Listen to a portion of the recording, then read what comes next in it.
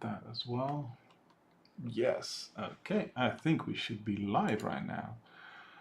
Let me copy the link and write something in all the places that I have to write them. Streaming Advent of Code 2016 Day 10 in C#, live on twitch.tv/nkcss and YouTube. Okay. So let's also drop that on Twitter and put it there. Okay. And then also let's drop it on Telegram. Oh,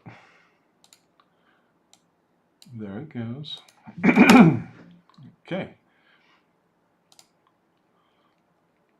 The installation has been completed. Okay.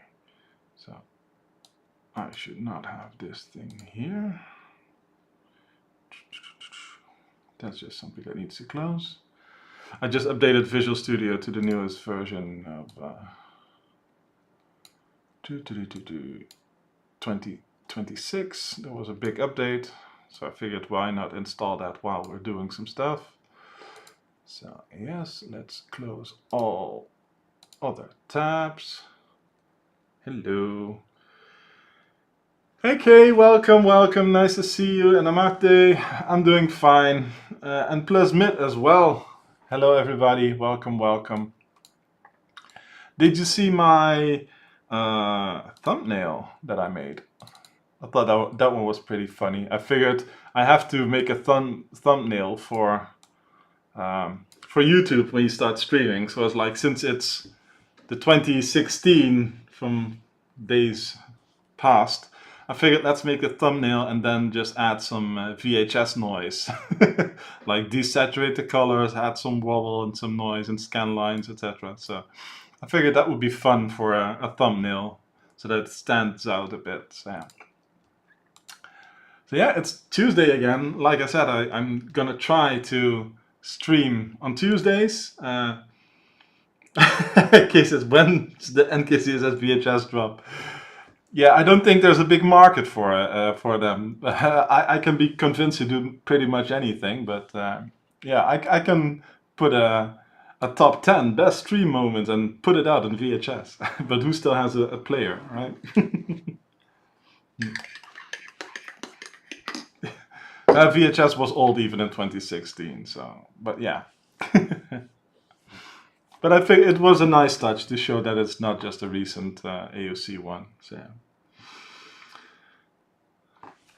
The Summoning Salts does actually sell some of his bigger videos in VHS editions. Speedrunning YouTube.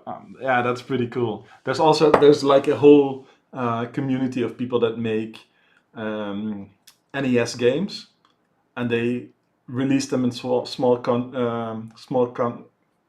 quantities. Speaking is hard. In small quantities on actual cassettes. So it's really cool to see stuff like that. They do it for NES, SNES, and I think also some of the Game Boy ones. So you can have them created on original cartridges and just release physical games like that. I think I still follow somebody on Twitter that does that, but I follow so many people that it will be hard. It's been like 10 years since I've seen something from that. Yeah.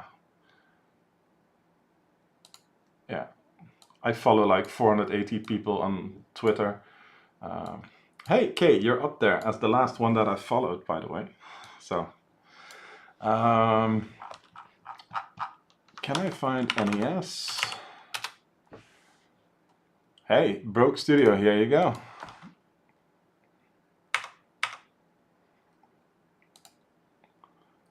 So these guys, let me drop the link in chat. They actually make recreations of physical hardware releases for small game studios, so that's really cool. I think Tapeworm was one of the games that I found through them.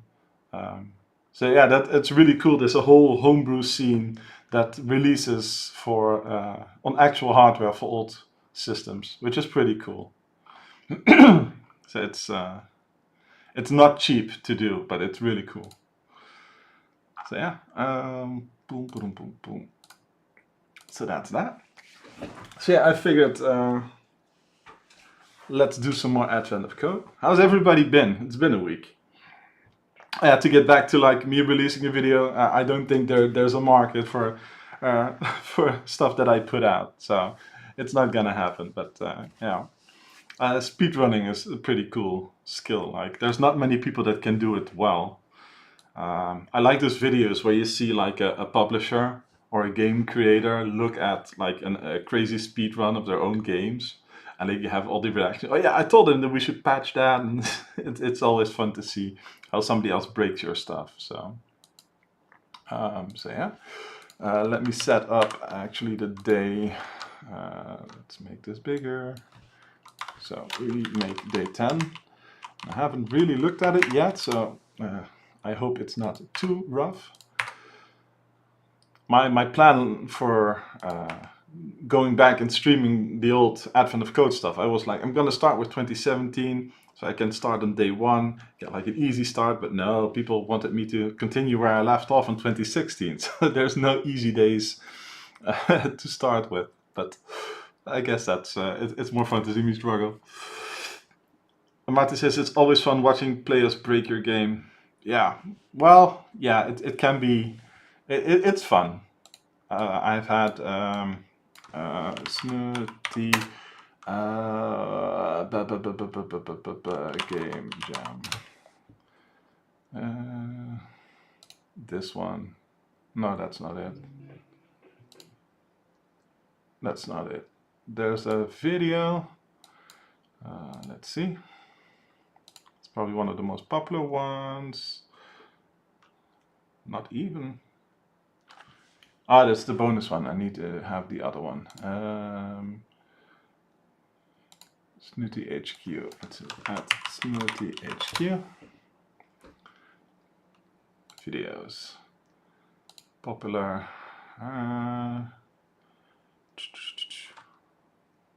This one. So this is from the game jam that I did a while ago with some friends. And I think that's me coding. And we had, I was in the Cherno's live stream back then, and I got him to play the game, which was fun, but also horrifying because it was still very early into the game. And the response wasn't that great. So having somebody with like a few hundred people or a few thousand, I can't remember how many there were live, checking out your game in a very early stage, that was pretty rough. What I did like was when it was finished, Danny played it, and he gave me some awesome shout outs. So that was really cool. And I think on for one of the early games that I made, well, one of the games that I published, I think. I don't even remember when that was. Oh yeah, here. There's no video, but there's audio. This is one of the moderators from Jonas Tyroler. I don't know if you know, not Tavares, but Jonas Tyroler. This dude who makes awesome videos and games, by the way. He made Islanders and Thronefall and Will You Snail, etc. And this was around the time when indie game dev was starting to boom, and I was very heavily into it. So I was in all the communities, and I'm a moderator on his Discord from just helping people all the time back then. I'm not so active anymore, sadly, but Riverforge is still active there, and he's one of the mods there as well. So back then, when I was also doing game dev, I made a game called Who Done It, and it's basically based off of a card game that uses powers of deduction to figure out who did a game. And as you can see, it looked very rough. This was just the first attempt, but it's playable, and it's quite fun. At least I thought it was really fun. I really enjoyed the paper version. So I made a digital version of it. That's what I usually do when I play a game. I want to make it myself and then maybe do a twist. So I made a playable version of the game, and I got him to play it as well. And that's really fun to see what people run into, where they struggle, and etc. So yeah. Which games did you make, Marta? Do you have something that you want to share? I'm happy to pull it up. I still need to go back, by the way, and finish that game. It's so much fun. I had so much fun with it. Let's see. Marta says, as long as project managers don't see it. Oh, okay. Don't share anything that can get you into trouble. So I will probably. I don't think I will have any time soon. Maybe if I don't stream, or maybe I should stream working on the game. Maybe I should pull it out of the bin, dust off the cobwebs, and go back and finish that game, because it's really fun, and I still want to go back and finish that. That's one of the things that I thought about, like after I've done all the Advent of Code stuff, maybe I can go back and take some of the games that I've made along the years and just repolish them and republish everything to have it out there. Because it's so sad that like my Shades and Hues game isn't on any app store anymore, because it was so much fun to play. Martin says, no, I mean, players breaking the game is fun to watch, but if marketing sees it, we get problems. Ah, okay, yeah. That depends, breaking in which way, right? But yeah, I get what you mean.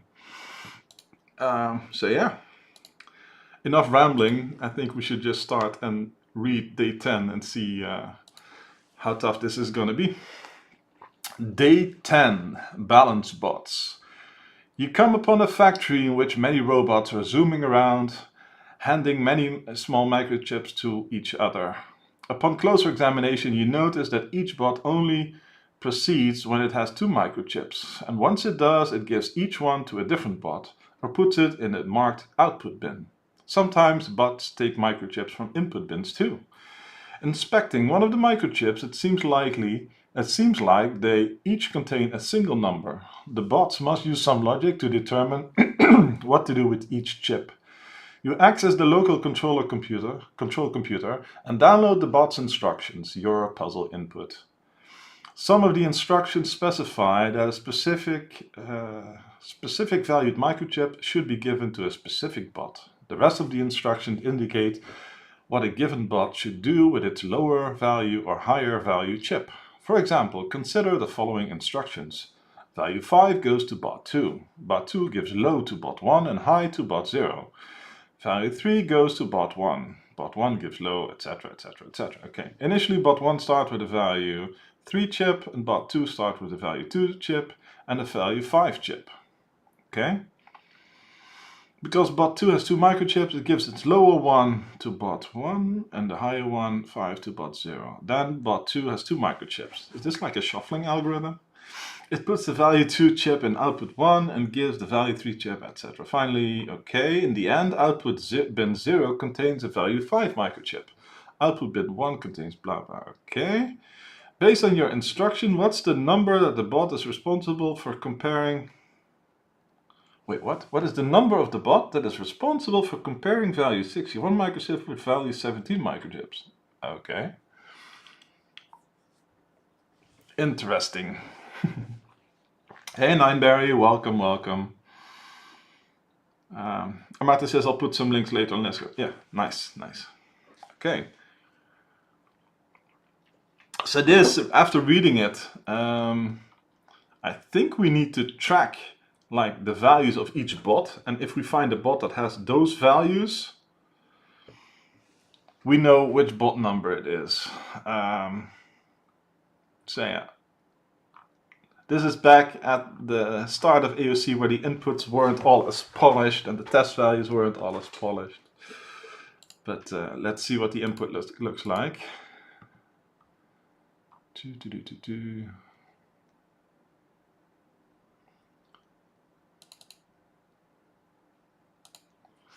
Is it just like So this one goes here, and then, okay. Well, it's fine, we'll just implement it all, but...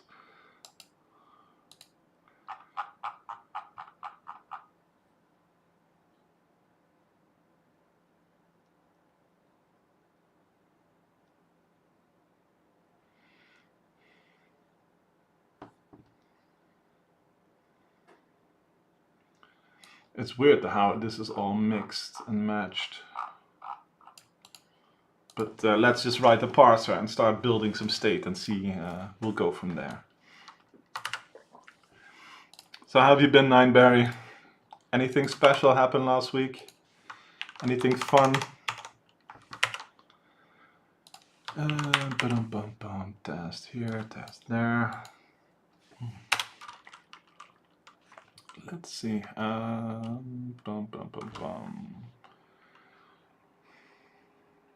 Should probably also mark these 17 and 61. Okay.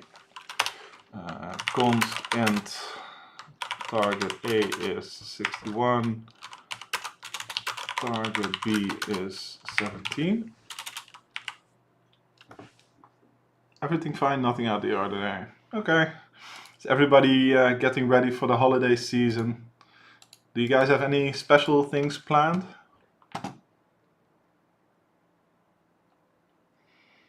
I'm still trying to figure out what I should do for the test case here, but we'll figure that out once we've written it.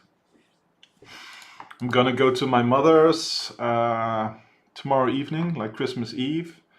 Haven't been there in a while because everything has been so busy with school and work and people being ill, so it's been nice to go and visit there again. Been a while since we've been there. And then the day after Christmas Day, we'll be visiting the in-laws, which are actually part of where I rent my office. They have like a whole house in their yard where my wife used to live, and I rent it now as my office, so that's really nice. And they're great people, so it's I'm looking forward to actually visiting family. I know not everybody has the same feeling when it comes to family and visiting, but yeah, I can say I'm happy that I have a nice set of in-laws. So. Nightbear says just visiting wider family one day, and Marta says been to the store 3 times today. Other than that, lazy day. Will do a lot of cooking tomorrow. Ah, nice. What are you gonna make? We'll have to go pick up some things tomorrow. I have a. I can probably show. Like this is a local baker, and I made his website actually, and they make like a very nice. Piece of cake for the holiday, so I'm gonna pick that up tomorrow because I'm gonna bring it as a gift, and then for the in-laws as well. We had it all ready like a few days ago, and it was really nice, so I figured let's order some more. So I'm gonna pick that up tomorrow and then get like some meat packages. We're gonna do it's like raclette. In Dutch we call it gourmetten. But basically everybody gets like a small pan, you put it on an electric heater, and then you bake your own food.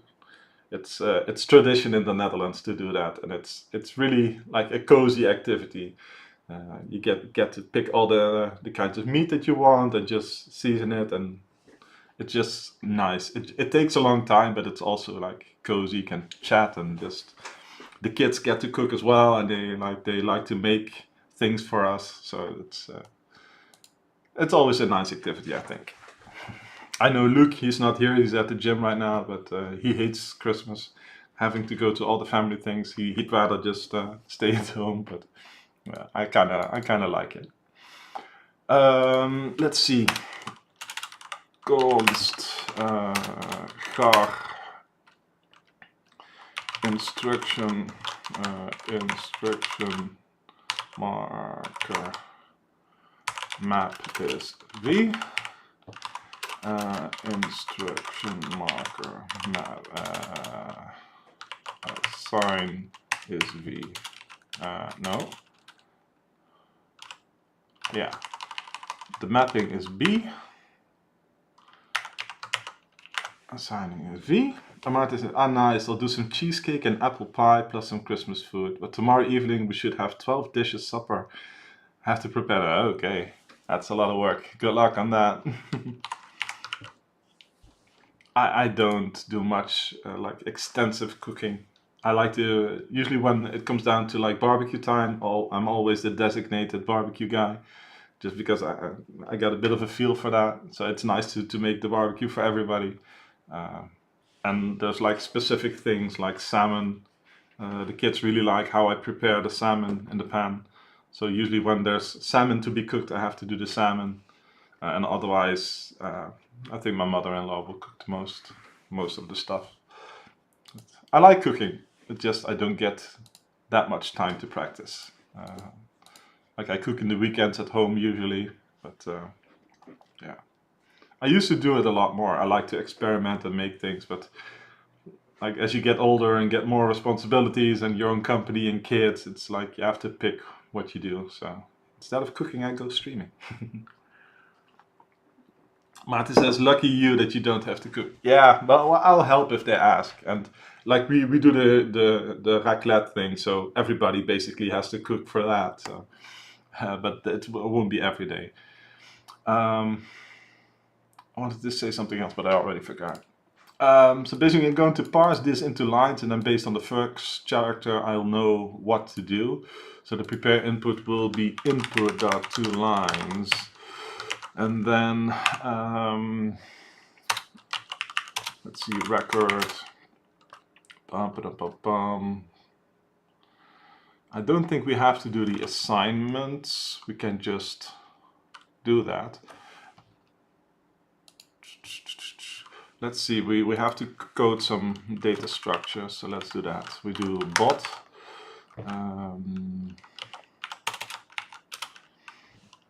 So we do public int val A and val B. They can hold 2. We can make them nullable, so they don't have to have a value. And then we can do public int map A. So this will be a reference to where the low route low, let's call it different, route high, and we have a public int ID.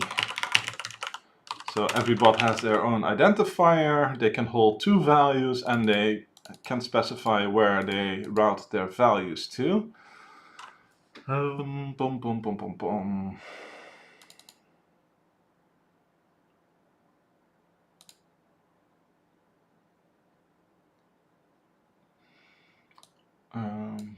Actually, these can be just fixed, because without this data we won't create an entry for the bot. So that is fine. So let's just order it from stuff that we know it will have into the optionals. Sure. And then public int count. So we can do val a that has value 1, otherwise 0, plus like this.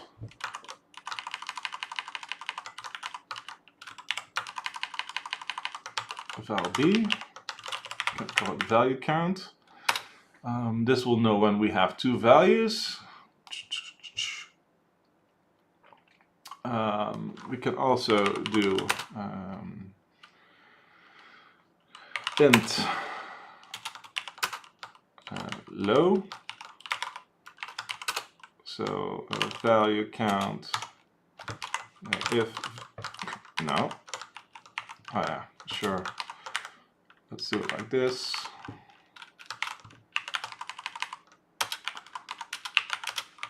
If value count smaller than 2, return null.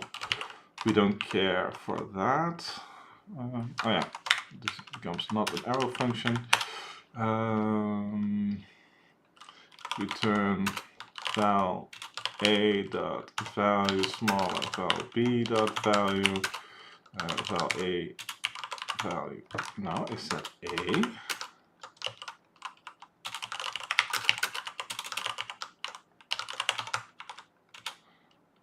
Like this.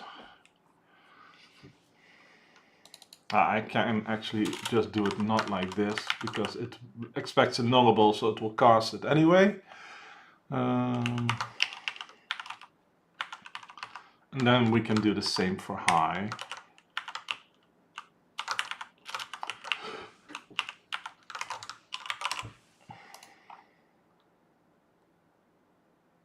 So we invert these.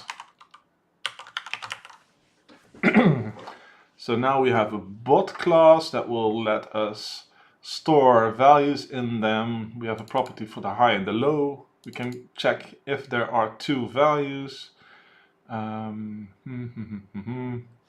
this could also just be like, no, it's fine, value count is fine. Because if this is 0, we can assign this one. If it's 1, we can assign this one, and otherwise we know that we have to shift them out.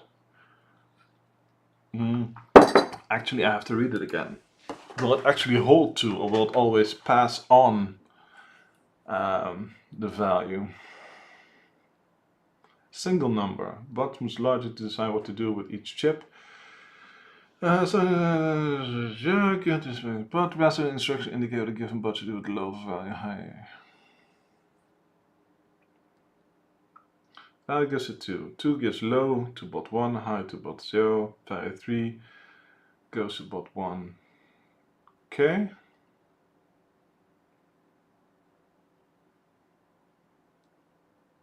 Bot 1, let's see.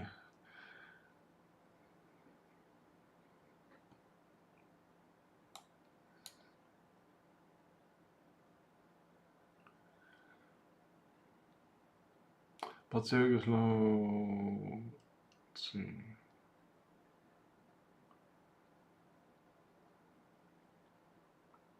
Initially, bot 1 starts with but this starts because bot 2 has 2 microchips. Where does it say that 2 has?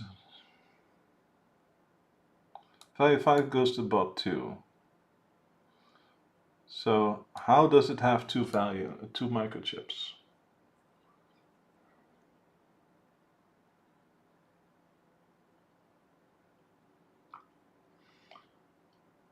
It starts up with, they start with their own value. Let me read it again.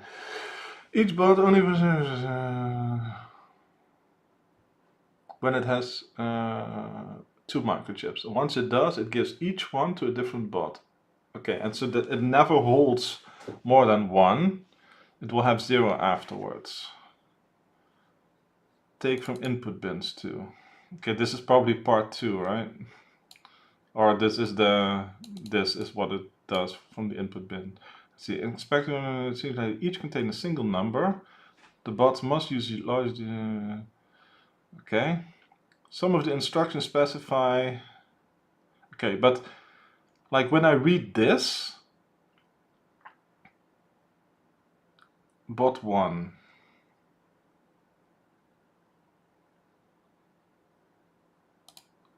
Like, what is the initial state of a bot? Do they have their own number in there? Or, like, it says here, value 5 goes to bot 2.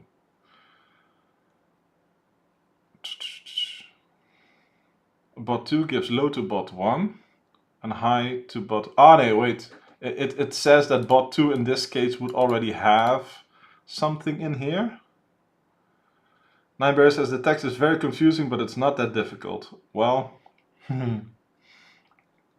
If I want to emulate this, if this is the action or is this the logic?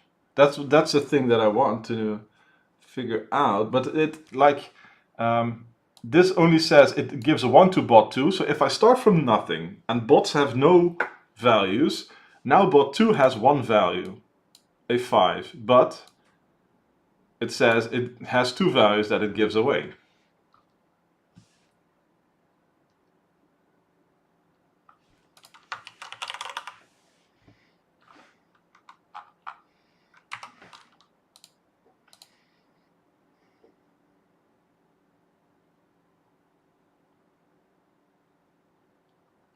So unless I'm missing something, I don't see like an initial state for any bot.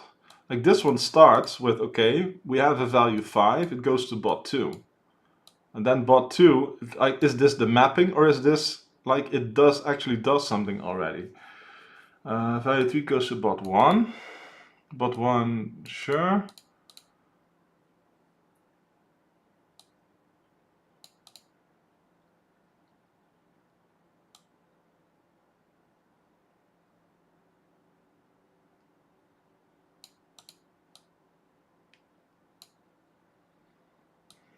Okay. Here, there's no, so I've read it wrong. Like, if these are just instructions, not do it at this time, then 5 and 2 goes to bot 2. Okay, never mind, I got it. So at this time, the condition of having 2 will trigger because it already has this. It will get their second one, and then it will do the logic. This logic. Okay, I got it now. Yeah, I was just like confused. I got it. Let's see, Nairi says, yes, the instructions describe what the bots do in general, the order of the instructions. Yeah, okay, now got it. So my class, actually, this one needs to be value. We don't care about this.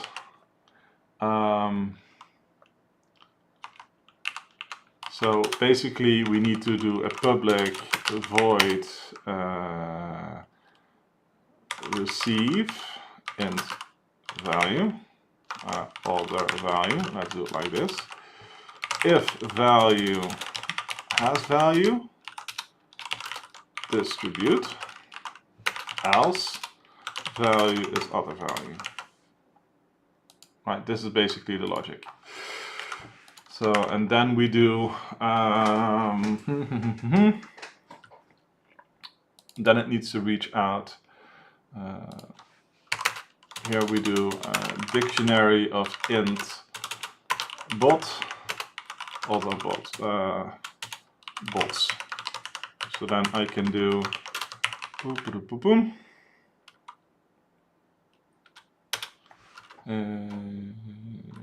bots, and I probably need to first process all the bots and then assign the values. So I will do that out of order, just to make sure that it exists when you do that, because that might be an issue. So then I can do if other value is larger than value. Then we do bots route low, receive a value, bots,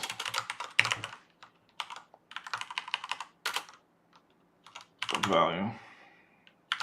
Basically, we need to do it like this.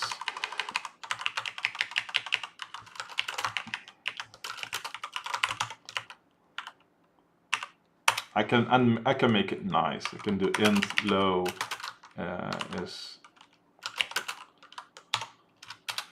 int high is, and that's what you get for having autocorrect.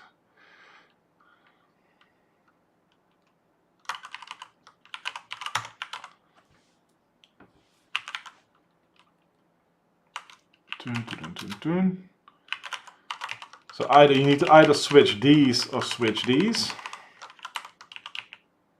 I might prefer it just the other way around, actually.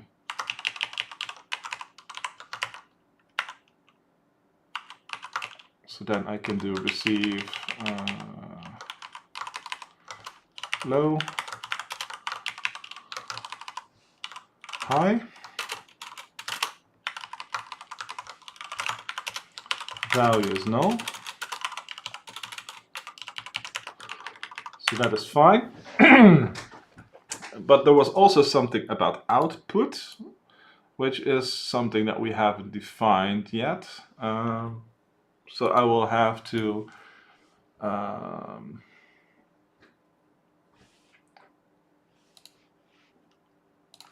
so I can do if route low larger equals 0, blah.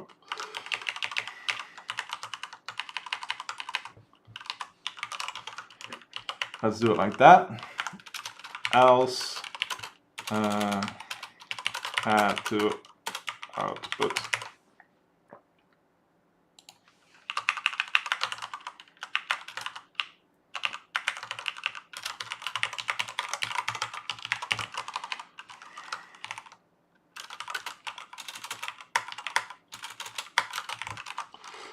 Route low like this.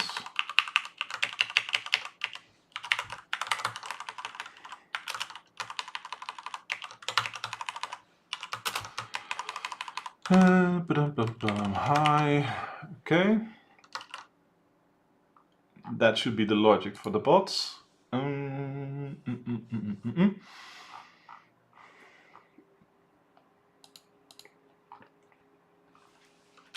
So we can do dictionary int values, and then we can do dictionary int bots like this. And we can do for each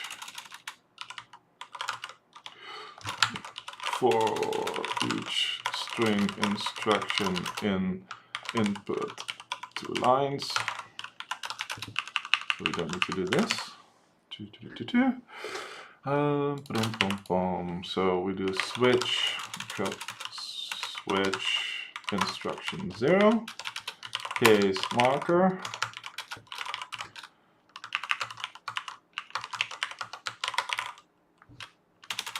Didn't I both call them markers? Maker. Marker. Instruction marker assign. Well, that's the whole reason why I had them in there.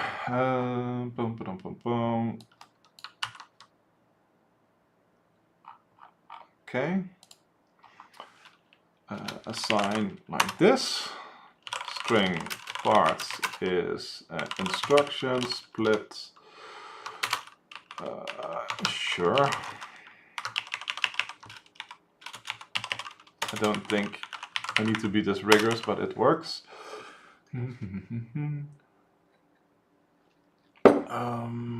So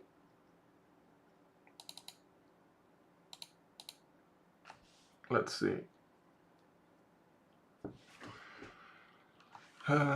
Int val is parts 1 to number. Sure. But actually it's fine. Bot ID is int parts 0, 1, 2, 3, 4, 5 to number. This is basically the char to int, so we save some of the int bars. Famizan, welcome. He asks, hi, how are you doing? I'm doing great. I'm doing Advent of Code 2016. I'm going back to the old ones. I've done I finished 2025 and I figured I'd go back and do some of the ones that I haven't done yet. So we're currently doing 2016 day 10. So yeah, have you done any Advent of Code? I always really like to do it. Smap says, it's not here, just lurking. Well, thanks for the lurk, Smap. I hope you're having a good time. And thanks for saying hi. It's always nice to see everybody in chat. No, you haven't heard of it? Ah, okay. If you're into coding, this is for you. Advent of Code is like an advent calendar. If you're familiar with it, it starts December 1st and then you have 25 days of programming challenges. This year is a bit of an exception, but normally you get 25 days and there's a part 1 that usually starts off pretty basic, and then there's a twist making it harder for part 2, and it's a lot of fun, and hundreds of thousands of people around the world do it every year, so I can highly recommend it if you're into coding. It's a lot of fun. So you can go back and do previous years. Just start out with day 1. Depending on your skill level, you can do start at day 1. They will get progressively harder as you go along. So if you enjoy coding, Advent of Code is really cool. There's a great Discord also if you get stuck, Reddit. If you get stuck, you can ask them. There are solution mega threads for every year and every day, so you can go and see what everybody else did in just about any code that exists out there. You can solve it in any code that you want. Everybody gets a different input. So you get your input, you write your code in any language that you want, or do it on pen and paper if you want, and then put the output in there, and yeah, that's it. It's just a lot of fun, at least I think so. Lots of people think so, but it's not for everybody, of course. But yeah, I think it's a lot of fun to do. Lots of people do it to challenge themselves, learn new languages, try it in something they haven't done before or something they want to learn. So it's always a great excuse to do some coding. So the challenge for this one is basically you have a set of rules for bots. There's a mapping for what bots need to do. They get a microchip from somewhere, and if they already have one, they have to decide, okay, the lowest one goes to one bot and the highest one goes to another bot. And I'm just writing that routing logic right now.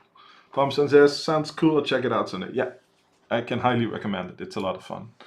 So I was just actually doing the instruction parsing. This is the test input. We do that before we do the real input. I've written a class that holds the logic. So a bot has an ID, a place where it should go the low and the high values. It can store a value, it can receive a value, and execute all the logic. So we've done all of that. Now we just need to parse the input and actually make it do some logic. So I'm using some of my own extension methods and helpers. So 2 lines just splits it into strings. It's not that complicated. I've mapped out, basically there are 2 kinds of instructions. Based on the first value, it's either a B or a V, and it determines what to do. So I've mapped those out as well. And now I'm just processing all the inputs. So I split them by any white space to give every word into a separate string. Index 0, 1 has the value, 2, 3, 4, 5 will have the ID of the bot where it goes to. So I will store all of those instructions first and do all the mappings, create all the bots, and then I will process all the values and have them execute their logic in order. But the mapping should go first, I think, unless they remap it.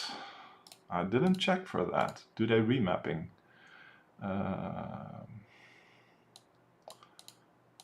I should write code to check if they remap the logic between steps. That would be nasty.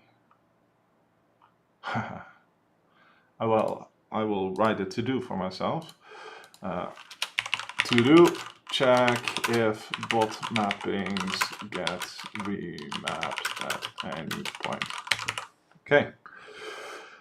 Boom, boom, boom. So this is that. So now we can do values.add bot ID eval. So we save this for later.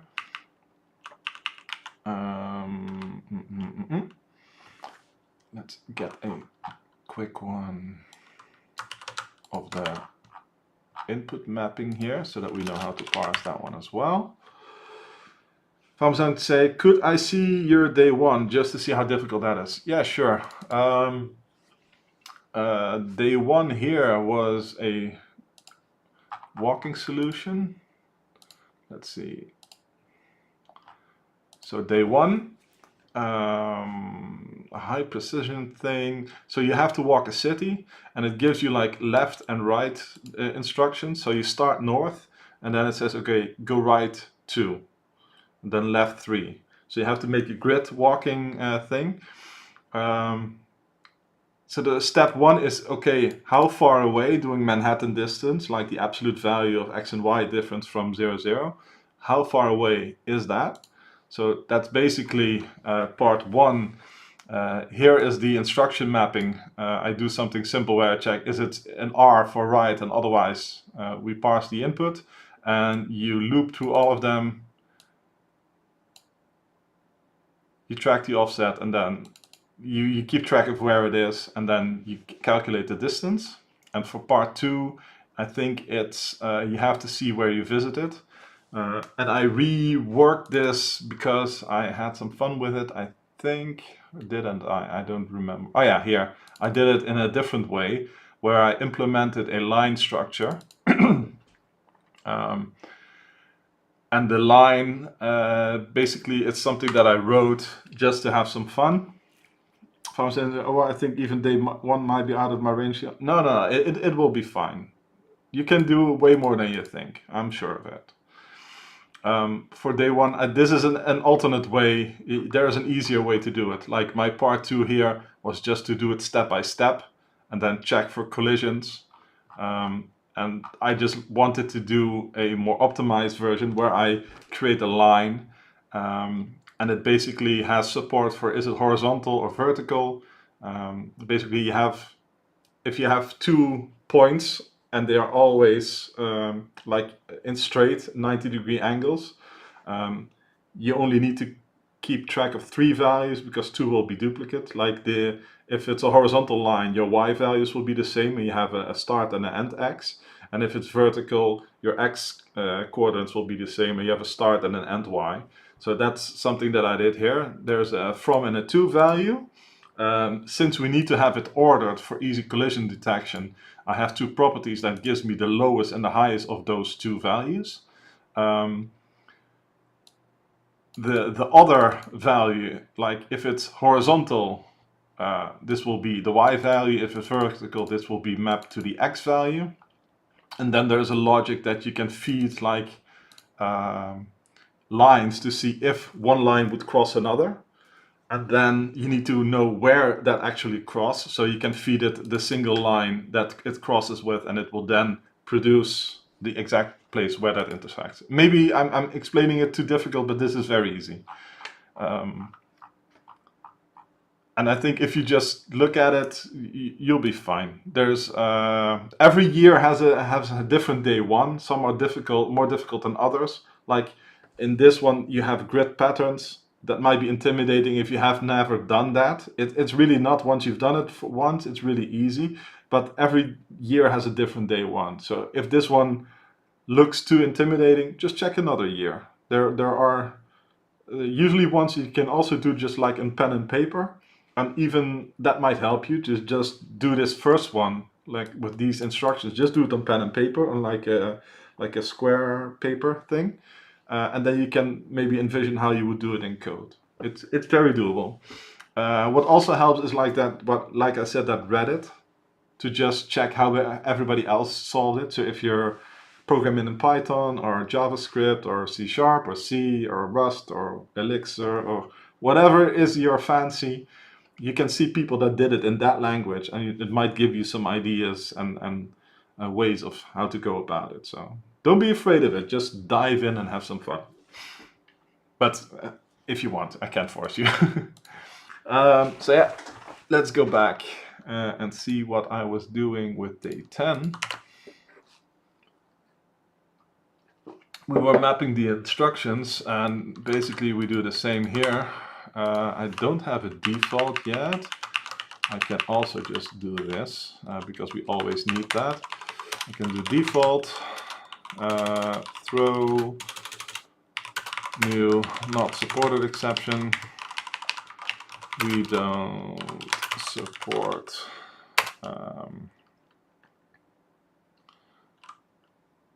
this type of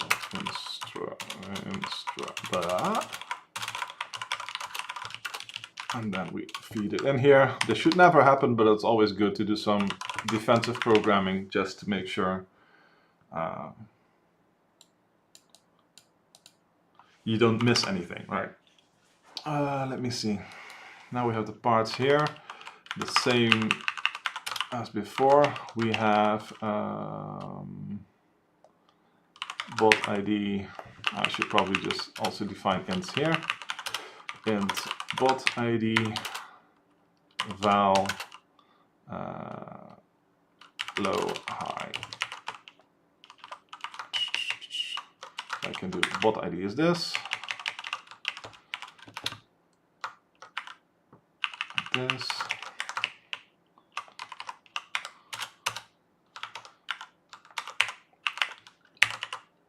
Hey Vika, 1904, welcome, welcome. How are you doing this evening? Have you done Advent of Code before? Let's see, you have the bot ID there, and then we need to have the low and the high. So we do low and hi.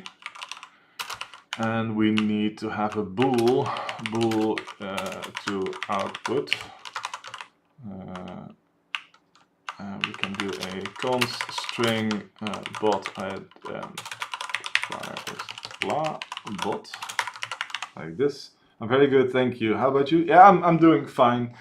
I always stream Advent of Code every December, and this year's Advent of Code has passed, and every year I get a request to continue streaming after Advent of Code. So finally I've decided to make sure that, I have to talk with the family of course, to try and do it every Tuesday. So this is my once a week stream day right now. So I'm having a bit of fun with Advent of Code.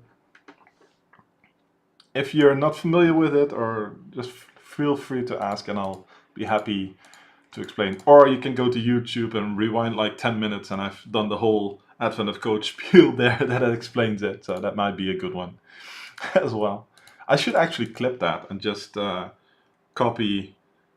put a good reminder for myself. I need to just clip that part that I did, cut it up and just have a link so that I can refer to it, so that I don't have to explain it every time. Not that I don't mind, but I think for the other people it might get repetitive if I explain Advent of Code every time. No worries, I've done Advent of Code. I finished it last year in Go and this year in Rust. Ah, okay, so did you migrate your normal coding from Go to Rust as well, or was this just your challenge to learn Rust? Let's see, bot identifier here. So 0, 1, 2, 3, 4, 5. Sure.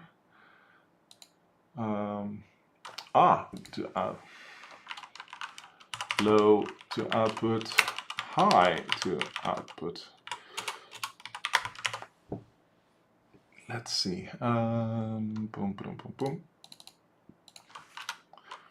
Const int bot ID identifier bot low.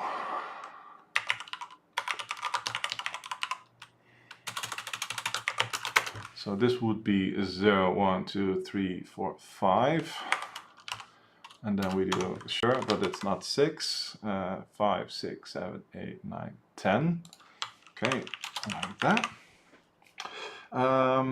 Figure says, I sort of dabble in both, can't decide which one I like better. Usually the one I'm not currently programming in. Yeah, the grass is always greener on the other side. Been there, done that, yep. Do you do it professionally or just for fun? So let's see.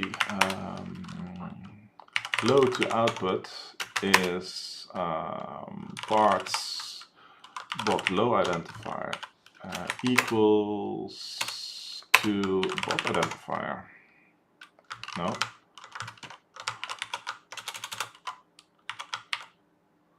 Why this?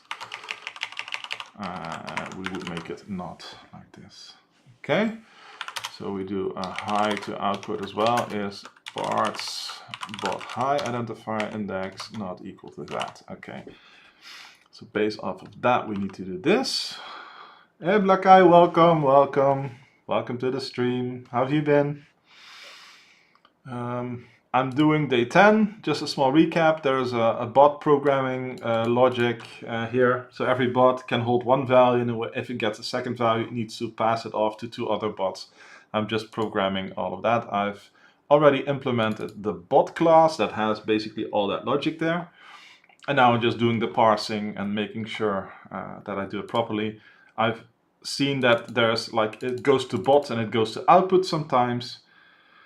So I've decided to detect if it goes to output, and if so, I will invert the bot ID so that I can pick up on that on the other side, so that I know what to do with it. Black Guy says, unfortunately very sick with flu. I hope you're all fine. Oh man, yeah. I'm not 100%, neither is the rest of the family, but I'm well enough to get hopefully a good holiday. So I hope you feel better soon. Vika says, just for fun. Professionally, I'm mostly administrating IT systems and maybe write the occasional Python script to automate something. That's the OG kind of IT admin, right? I like that. like it used to be part of your job as more on the management side of IT. Programming used to be a part of that job, but it's slowly moved away from that, I think. At least I know so many people that are IT administrators that actually don't know how to code at all.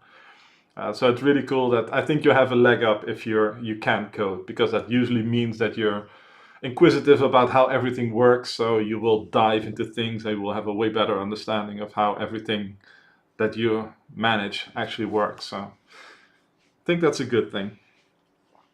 How long have you been doing it? Let's see, I was doing this. I'm not distracted at all. If low to output, actually I can do if low to output, I'll just do low is minus low. I'll just do it like this. It's not the nicest, but I don't even know if I need this yet, but we'll figure it out. So that's the mapping. Now I can create a new bot. So I can do bots.add new bot.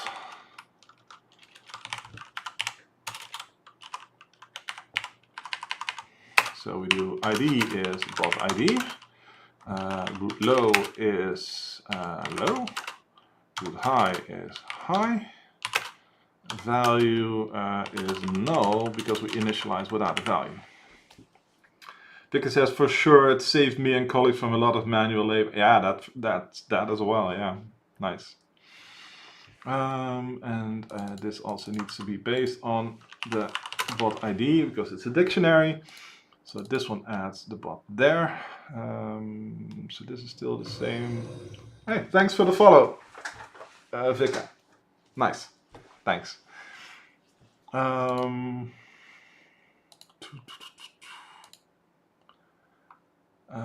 Let's see, what was I doing? Oh yeah, I wanted to actually, this will throw an error if this, my to-do here, this will throw an error if it already exists. So we'll find that out soon enough.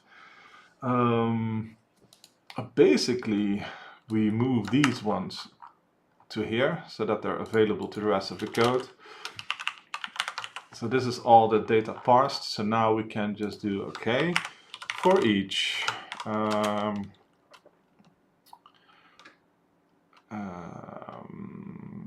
Int bot ID in values, and this might also, by the way, this might also give an error because it might be able to take this multiple times. So we should probably make this into a list.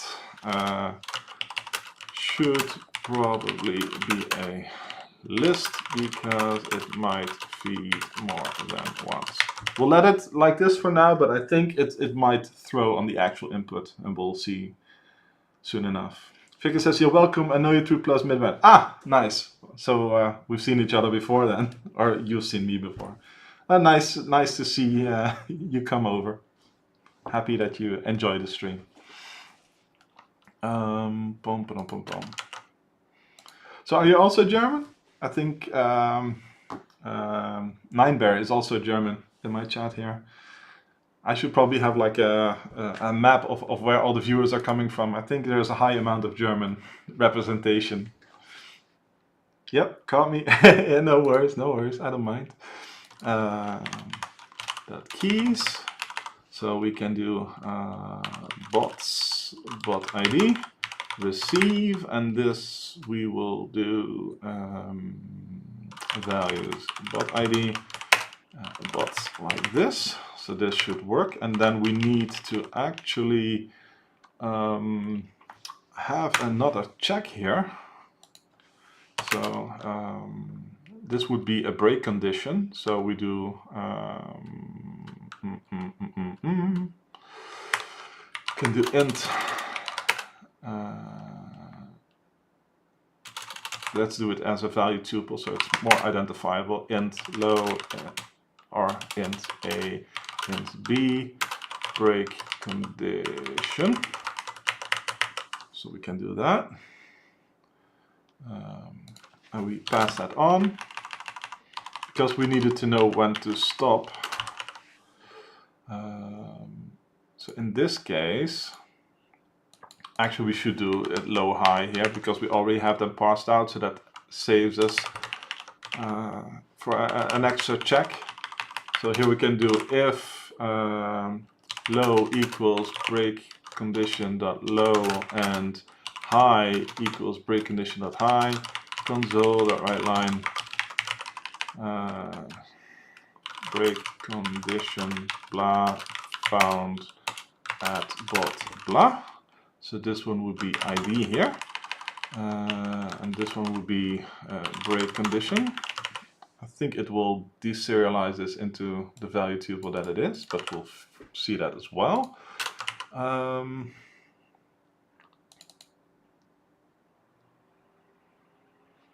Let's see. We don't have one for the tests, really.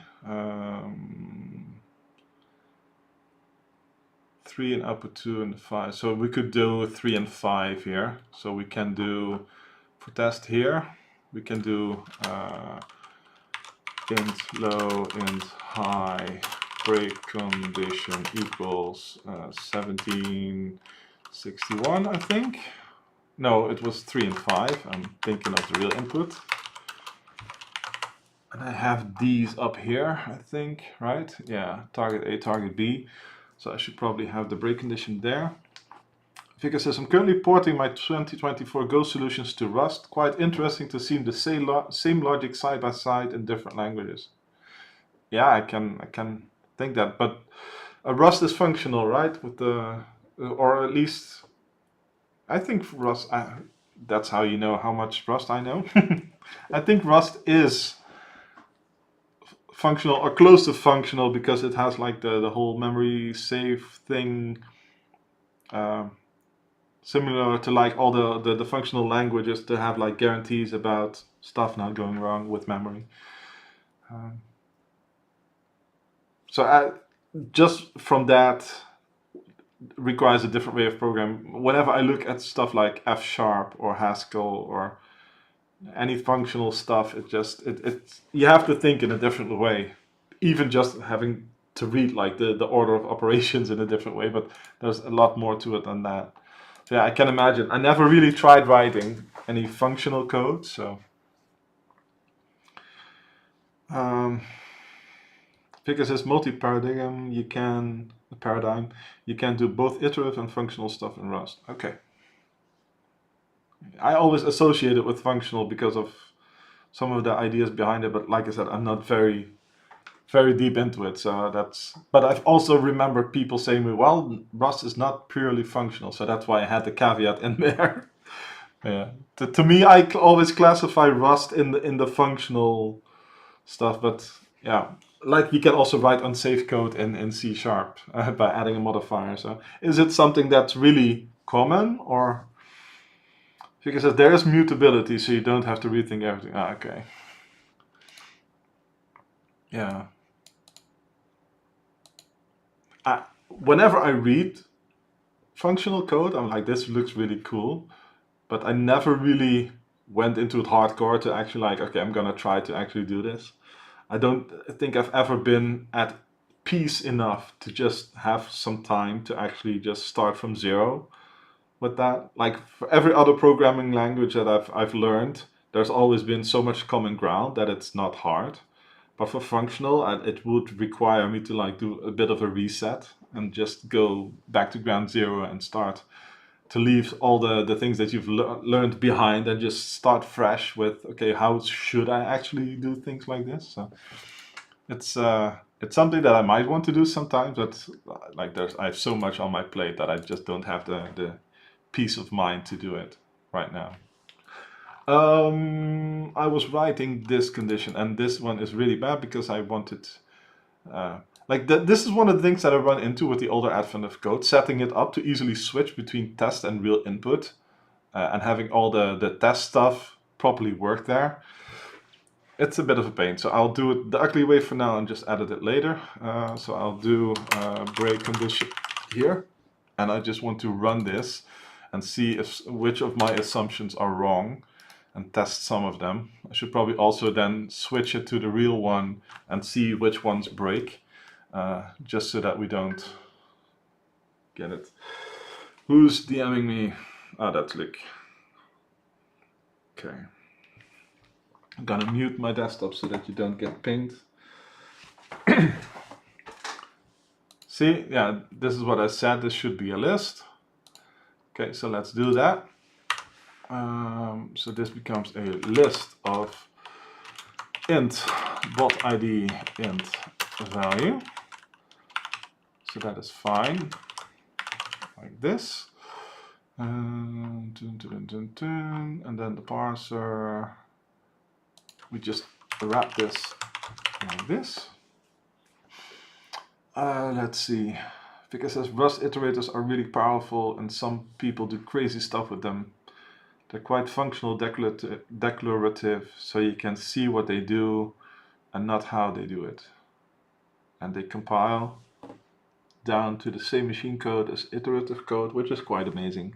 Rust iterators are a bit similar to C#'s LINQ, not the SQL style, I think. Okay. So we do this, var, so then we do this.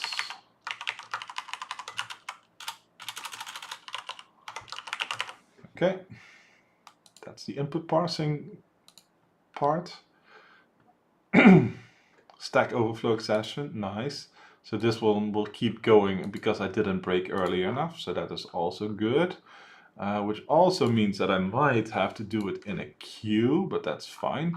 Let me first a list because it feeds more than once. Okay. Ooh, Stack Overflow. So why don't we detect? That's interesting. That's interesting. So let's run this. So the value is set.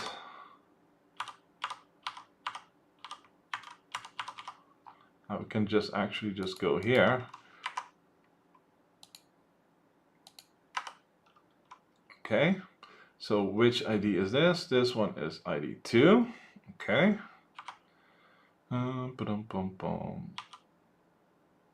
2 and 5. Oh, did I read it wrong?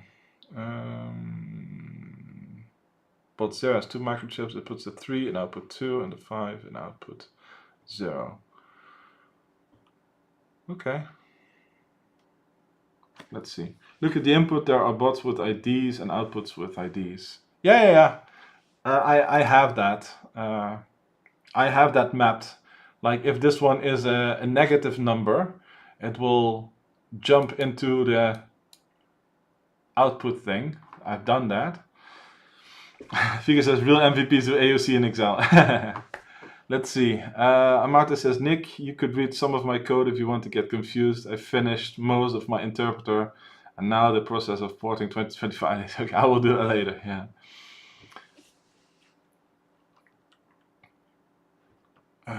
Let's see. Look at the input, but yeah. I've had that. I just want to check quickly the break condition. I think I've read something wrong, because if I look at all the bots,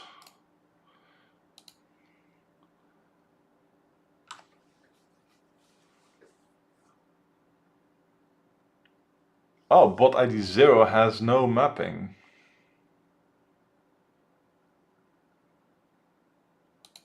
Wait, did I read that wrong?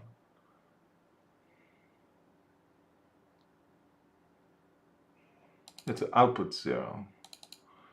2. So why does what it should be?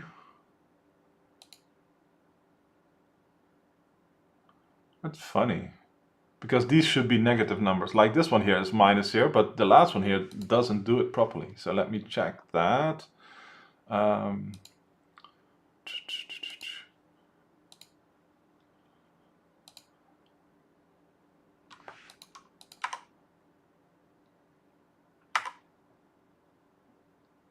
Okay, what's the instruction? 0, 1, 2, 3, 4, 5. So it says low and true, yes. Oh, I'm an idiot. I forgot to update these ones here. 0, 1, 2, 3, 4, 5. This one becomes 6. 7, 8, 9, 10, 11. So yeah, that was just me being stupid. I think I can run this now. Nice, still Stack Overflow, but now I should have the output. Zoop. See, break condition at bot 0. So that is fine. And I actually don't, I should probably stop actually running there. Ba-dum-bum-bum.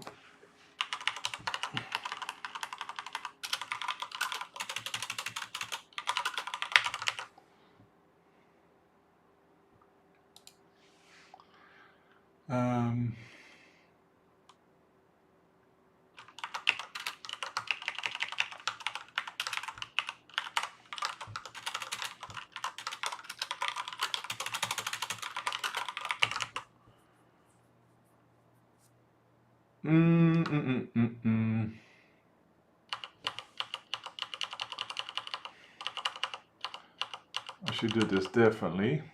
Int like this. Return ID.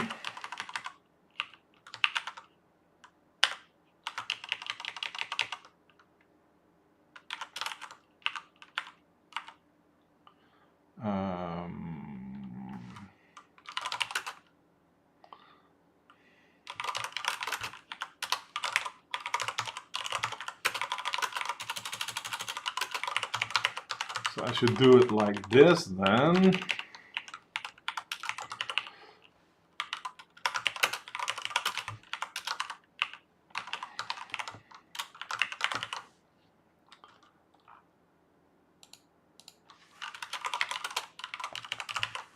Boom, boom, boom, boom.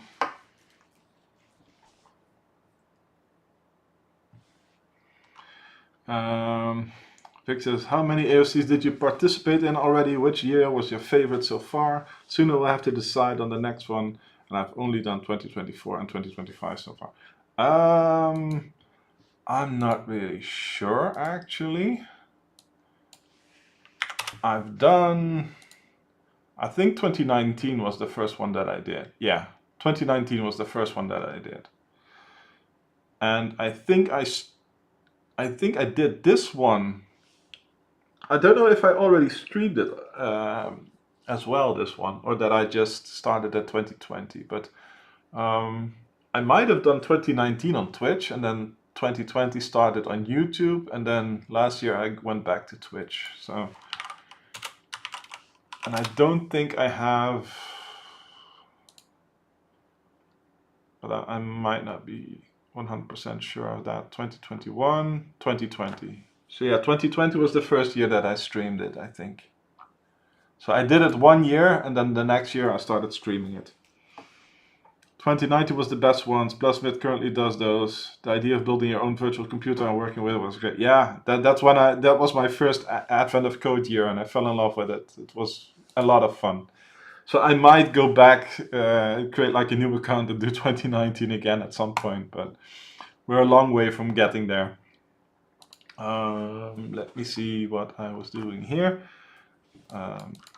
So I think we can do this, and then here, so we can do int result is null, result is blah, if result at has value, break, right? And then we can do p1 equals result value, console. We found our condition in bot result value. Okay, so if I run this again, it shouldn't Stack Overflow for now. We found a condition in bot 0. Nice.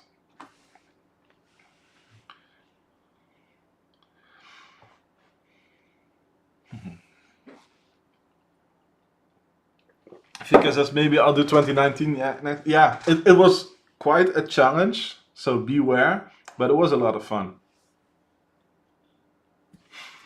Oh, I don't know, my nose keeps itching. So sorry if I keep scratching my nose. My skin was really dry, and I have like a cream for it, and my wife always tells me put it on, and I always forget, so this is my own fault, but yeah. Let's see, let's run the real input and then see if there's a reassignment there. Oh, Amartya said a lot of things. Working with ChatGPT wasn't great because it didn't have access to the code itself involved. It involved a lot of copy-paste and a lot of code errors, but once I paired with VS Code and used X-high modes, it was a breeze. I could say it was working as a coder to translate my high-level ideas, and I actually love it for that. Didn't make a lot of errors and was capable to fix them itself. Once pointed out. Nice. I haven't had too much luck trying to vibe code stuff, so I just find it slows me down, and I just went back to doing everything myself and just asking very specific things if I want stuff. But it gets better every time, so. Okay, it ran fairly quickly. No reassignments there, so that is cool. And now we need to actually specify the real one. So we can do test. And then we have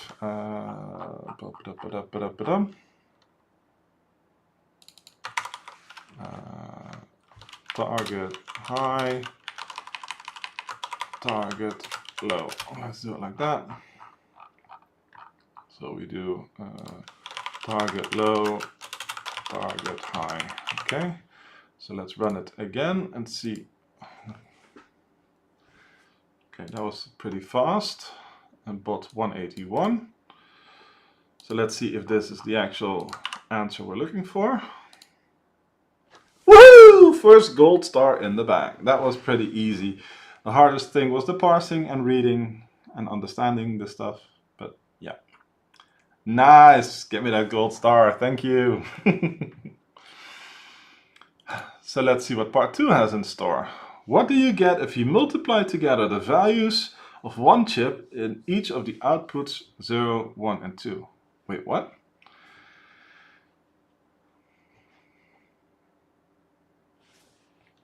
Okay. So we have stuff here. So now we don't break. So for part 2 we do the same, except we just don't break. Let me also record the actual value for P1 was, the test was 0, the answer was 181. And then Spec Hamster says, always makes me nervous when part 1 is easy on later days. Part 2 is like, lol, good luck. In this case, I think I'll be fine, because I coded it in a way that it should just be fine, because I already dump all the outputs. I already accounted for it, so I think it will be fine. But yeah, curious to see. I don't write it out. So if I run it again, does it write it to output more than once? To the same output?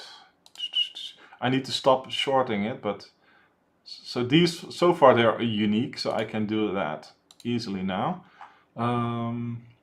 So for part 2 I will just do the same and just not break. So I can do break condition will be just int.min value. Int.min value. Boom. And this one becomes P2. This should never happen, so if we run P2, let's see if it infinite loops. No, it doesn't. Boop, boop, boop, boop. So now we should take input 0, 1, and 2. We have an input 1. We have an input 2. Do I have a 0?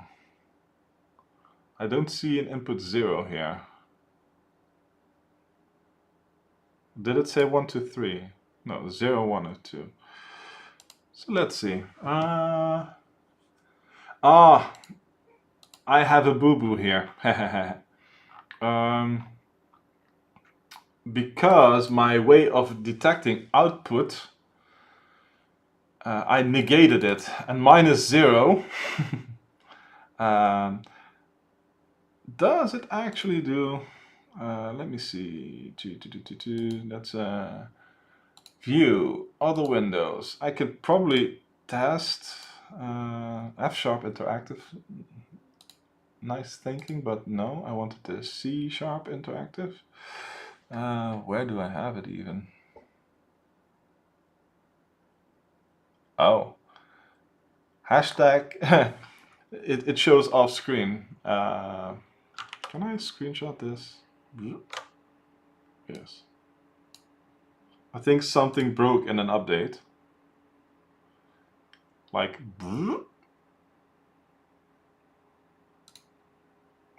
So I think I need that one. So the new update broke the C# interactive window, so that's fine. So you can do -0, right? No, they don't have a -0. That's annoying. Well, it's not annoying. It's if you want it to be a thing, it's annoying because there is something like -0. There are languages that support that. C# doesn't apparently, so I need to. 0 has no sign. Yeah, in C# it doesn't, but like in math, there is something that's called -0, and there are languages that actually support -0. But in C# it's not. I know.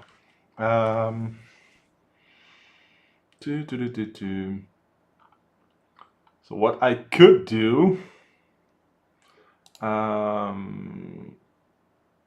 is to add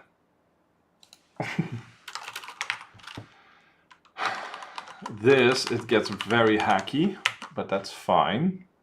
Just so that it works. And then I could do it.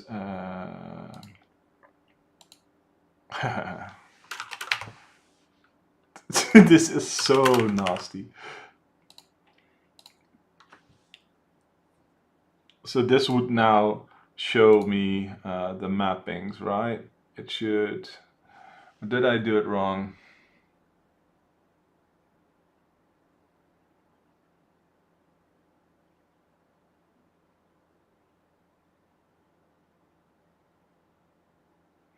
I see 2, 3, and 4.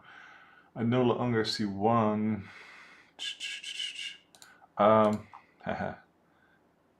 I do it the other way around. -1.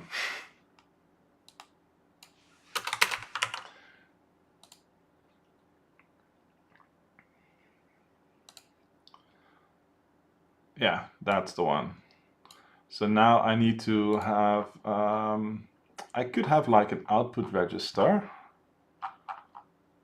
So that would be the nice way to do it. So I could do like a, I could feed it to the function. So I could do like a dictionary,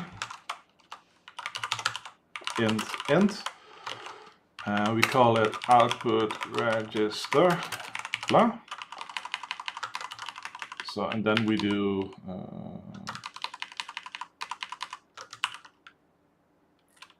something like this.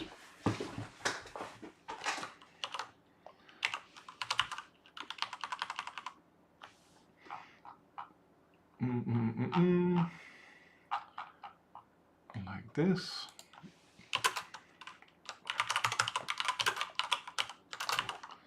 Output register. We feed that and loop it through. And in this case, we say like this.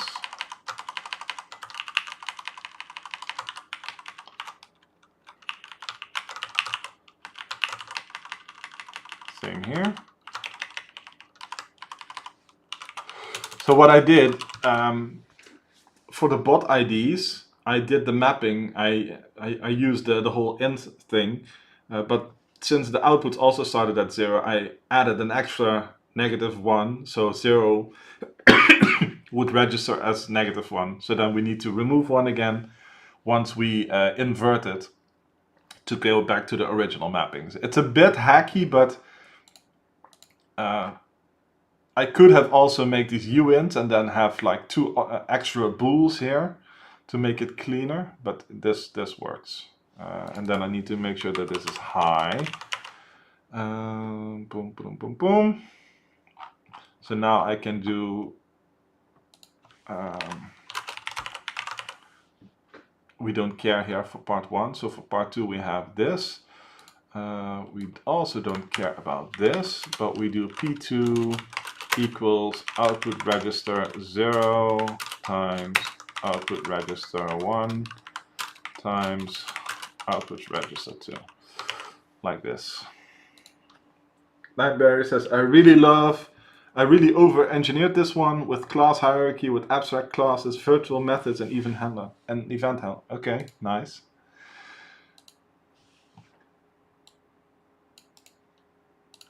I thought I already over-engineered it a bit. Ooh, answers too low. Okay. I guess I messed up.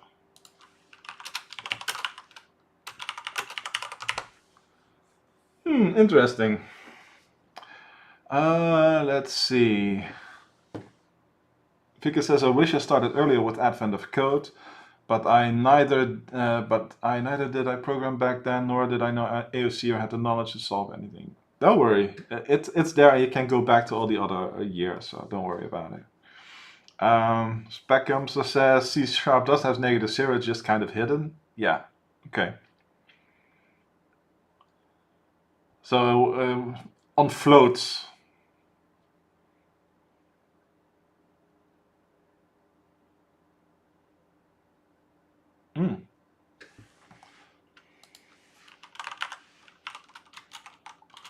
-0.0. Alright.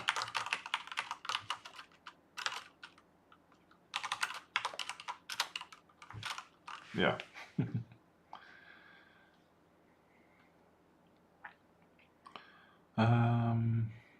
Mata says, given AOC is 12 days now, it may be a good thing. You now have more years and days to get back to. Yeah, exactly. Yes. I think it says, at least I don't have to wait on new puzzles. But that's actually like the most fun I've had was when I did the AOC when I just woke up every day. Like they unlock somewhere after midnight for me, I think. So what I would do is just get up in the morning, make the kids breakfast, send them to school, and then I would do my AOC. And once I've done that, I would look at what everybody else was doing. So we have the everybody streaming it on Twitch, so you can see other people doing it, and it's just really nice when so many people are doing it at the same time. So everybody is at somewhat the same mindset, and they will have like all sorts of nice ideas to pick up on. It's really nice when more people are doing the same problem. But here I messed something up, so I'm gonna check what I did wrong. And because they said 0, 1, and 2, right? Multiply the values. Yes, okay. So that is interesting. I wonder if my code overrides them. Root high, yeah.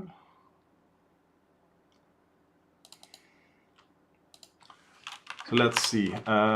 Int output ID is this. Let's just do it like this. Output ID. So I can also do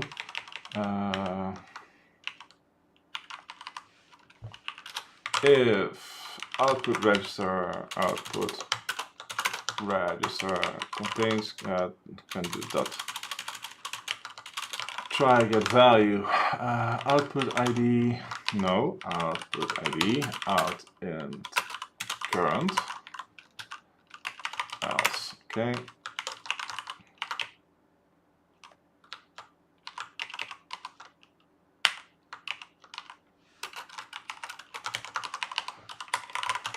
Like this.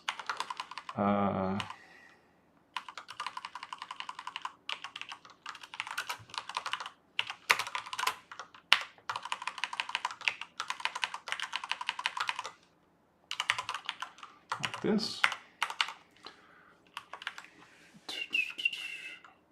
So that would catch any remaps there. Output register, yeah, that's fine.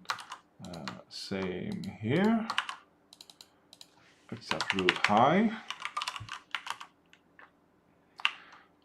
Let's have the same logic basically here.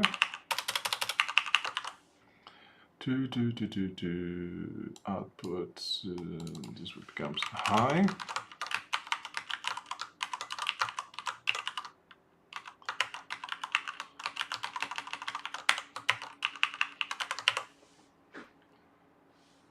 Curious to see what happens here. And let's not do part 1 and just do part 2. Oh, wait. Could that be a pollution thing from part 1? I forgot about that. That's probably it. I forgot. Yeah. I'm an idiot because I didn't clean up after...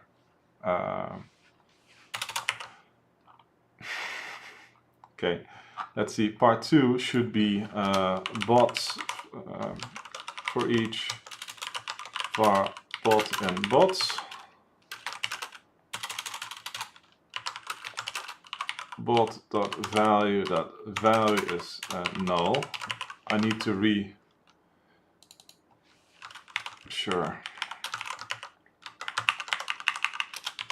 reset bots. That's something that I forgot. So now if I run it again, it will probably work. There's so many times where I've made this mistake. Yeah, I'm an idiot. Woohoo! Code worked, I just forgot to clear it. As soon as I thought about let's not run part 1 because it will mess up my output, I was like, oh yeah, it already messed up my input as well. It's really crazy how many times I've made this exact mistake, right? People that have watched me stream before, I'm pretty sure I've done this at least once this year already. It's such a stupid thing to do. So let this be a lesson. When you go from part 1 to part 2, sanitize your inputs again. Reset when needed. That was such a stupid mistake. Oh well. At least we got that. It was a fairly easy day in hindsight. But yeah, I'm making it hard on myself there. Thanks for the stars, everybody. Nice. So yeah, there's no overwriting of outputs here, so that's fine. And it also has a sane exit condition. I should probably like if output register contains key 0 and output register contains key 1 and output register contains key 2, break. Right?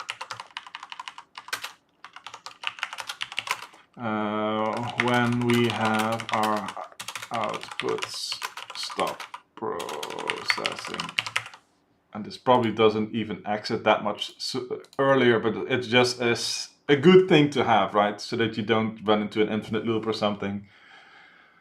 Boom, boom. So yeah, nice. I'm somewhat happy with this. Nineberry, do you have your code? I'm interested to see what you've done. Marte also shared Dreambeard.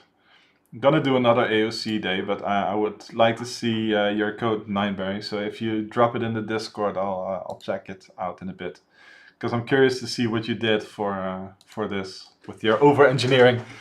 Let me just add. We track output registers by using negative IDs, but since output 0 exists, we extract another one and fix that in post. Oh, I minimized everything, that's cool. And there's Nineberry with the code, nice. Boom, live stream this. Okay. Let's see. Curious to see what you did.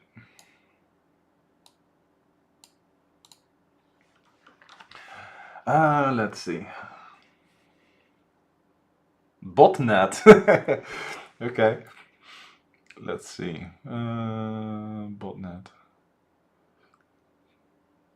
Did you have an attack in mind?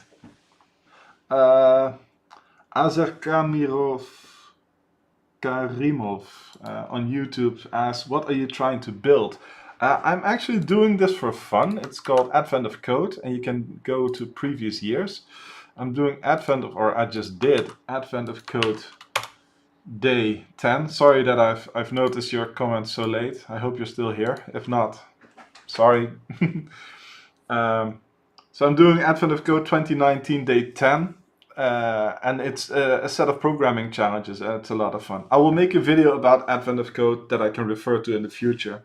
If you go back into the stream on YouTube, you can see me explain the whole thing right at the start, I think. Commander said, did you already do day 10? Yes, I just finished it. I just finished day 10. I was gonna look at what Nineberry did because they said they over-engineered it a bit, so I was curious to see how they solve that one. We already did 2025 a few weeks ago, so I'm now going back to older Advent of Code that I haven't done yet. Nineberry says, it's a network of bots, so what other names to choose? Yeah. Let's see, the instructions, parse instruction, part 1. Distribution event, okay, bot low high. If low number is distribution low, high is interesting. Okay. Setup instructions.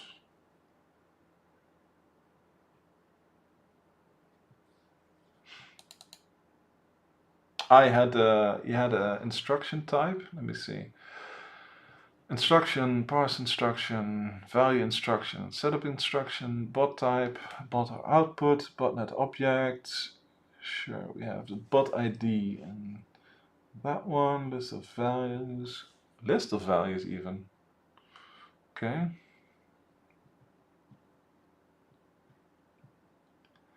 As I said, very much over-engineered. It's not that bad. Speckham said, okay, they win. I thought mine was a little overdone, lol. I've put mine in this. Okay, I'll check it in a bit too. Let's see. Receive values that add. Okay, so we'll just receive here. Get values in array, bot. Distribution event, sure.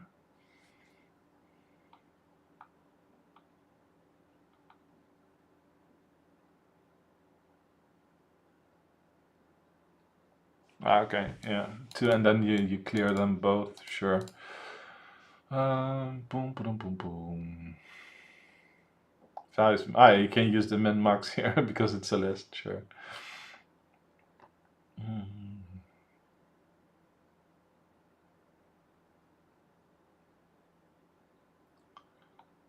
Okay. So you have the, let's see, abstract class extraction. Okay. So why the abstract class and not an interface? Just wondering.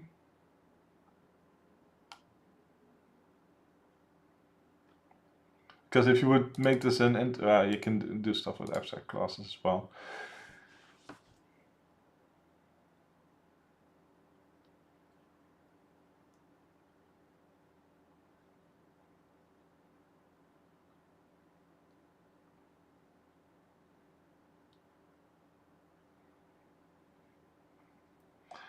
For instruction, it wouldn't matter, but botnet actually has implementation in abstract class. Okay.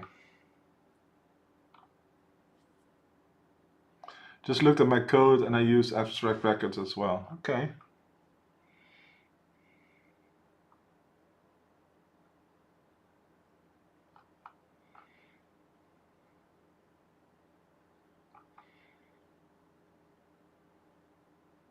Yeah, sure.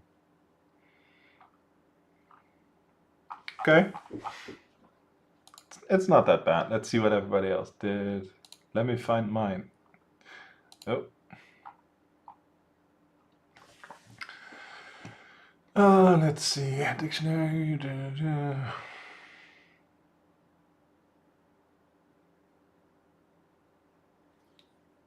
Wow, made progress. Okay. For each line, is it B?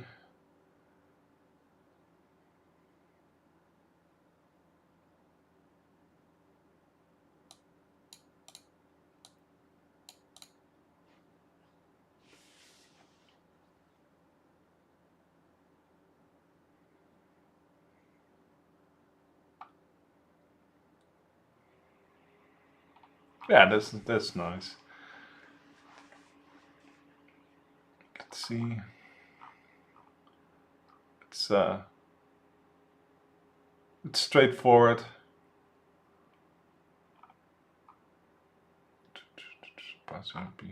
And SMAP. Look like I wrote this last year. Okay.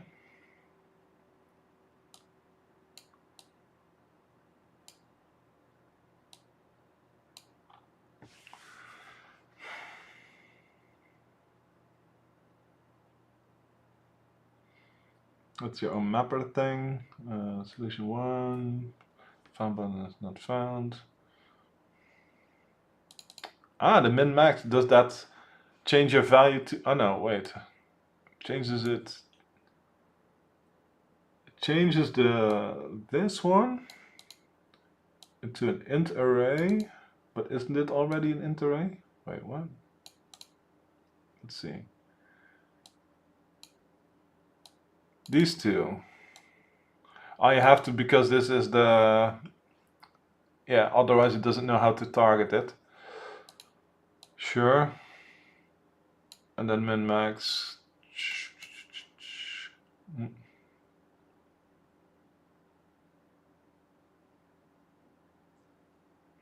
You might have wanted to implement this on like a value tuple as well.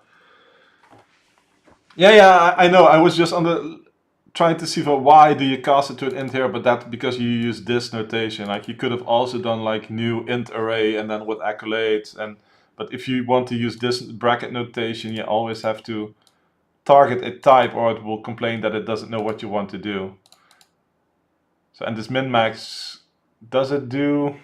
in theory, it could like take the min and max from a larger list there. So yeah, that makes sense. But I would probably have like an extra overload for the min-max that just accepts a value tuple, so that you can just get rid of this part having to cast it and just do like an inline value tuple to just get the min and max out of them.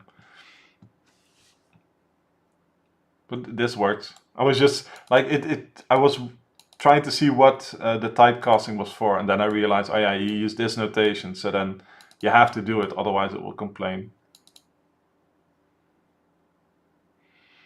In an ideal world, it would detect the output type and it would look at what this min-max could produce as output and take as input, and then take one there. But hello, Joy Services 7. No offense, but that sounds like a spammy name. No offense if you're an actual person. Welcome. We're doing Advent of Code and reviewing code. Smap says I might have actually done that by now. I haven't then. Yeah, no worries. Let's see, for each value instruction and instruction where that is that.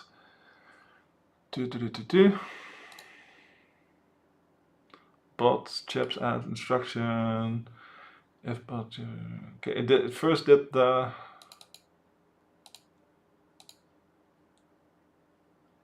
Did you map out the bots first? Let's see.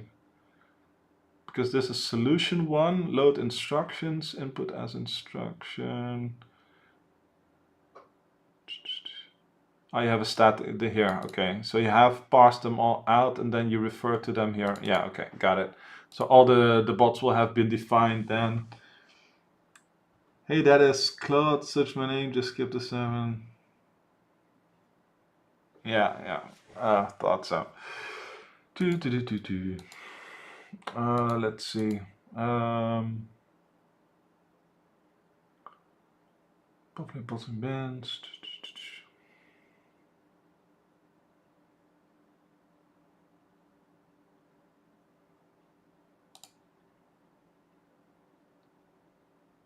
Execute rule. Compare high, compare low. Okay.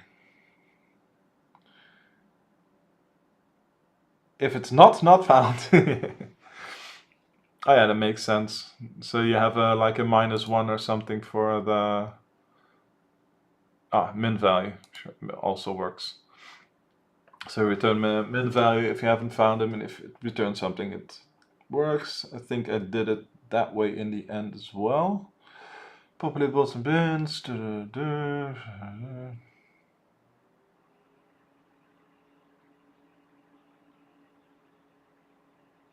Bins. Okay, output bins, sure. Yeah. D10 types, record bot, internal int execute rule. Okay.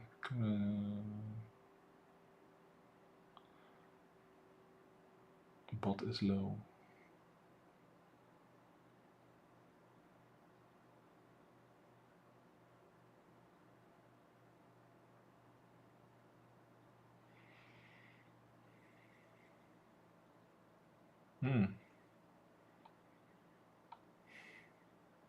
Okay.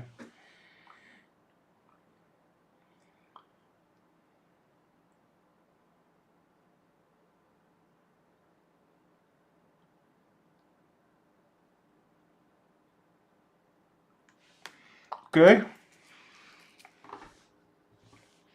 The populate.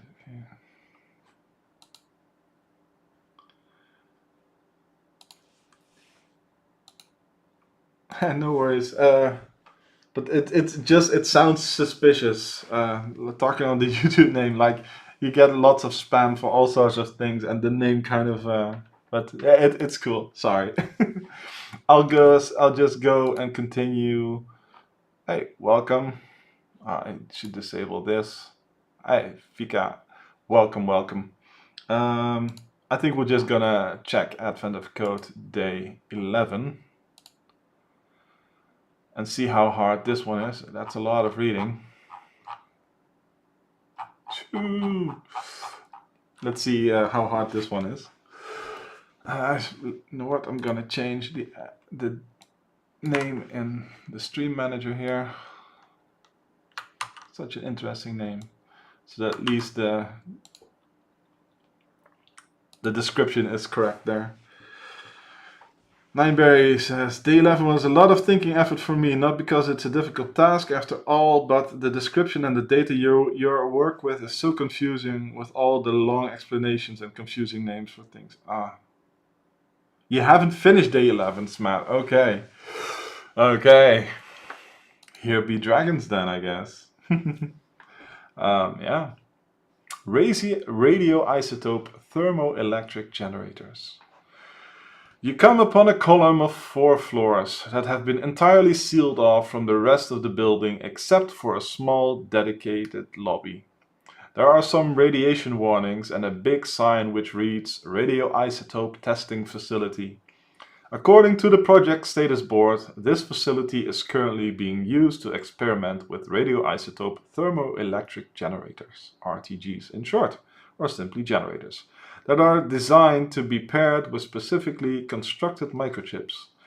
Basically, an RTG is a highly radioactive rock that generates electricity through heat.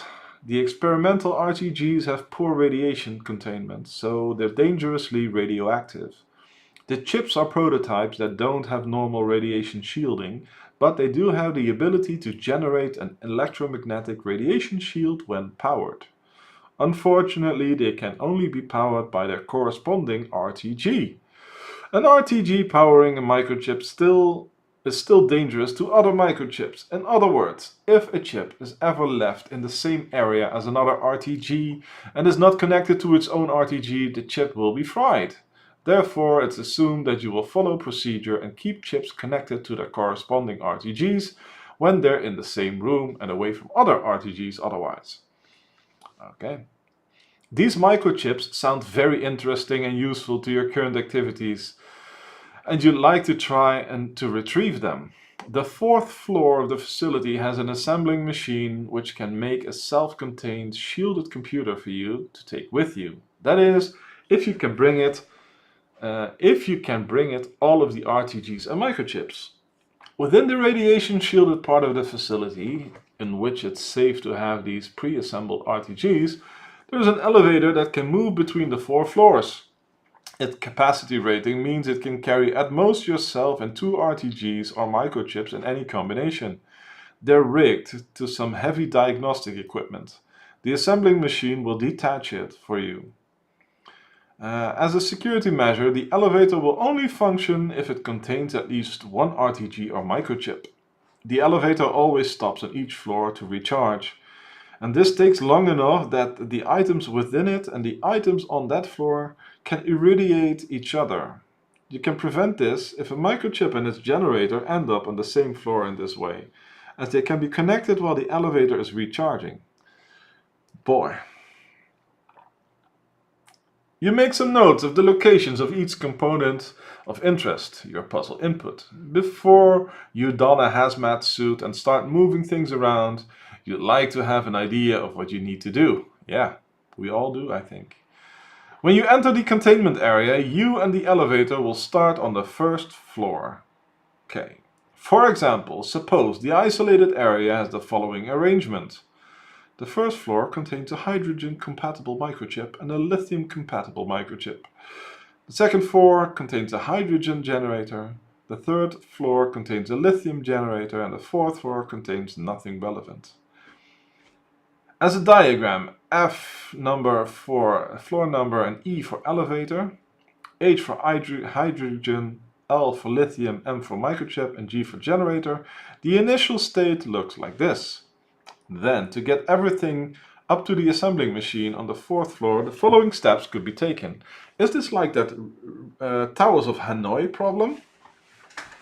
Sounds like it a bit, right? Then to get everything up to the assembling machine on the 4th floor, the following steps could be taken. Bring the hydrogen-compatible microchip to the 2nd floor. So let's see. HM on the 1st floor. You bring it to the 2nd floor, which is safe because it gets power from the hydrogen generator. Bring both hydrogen-related items to the 3rd floor, which is safe because the hydrogen-compatible microchip is getting power from its generator.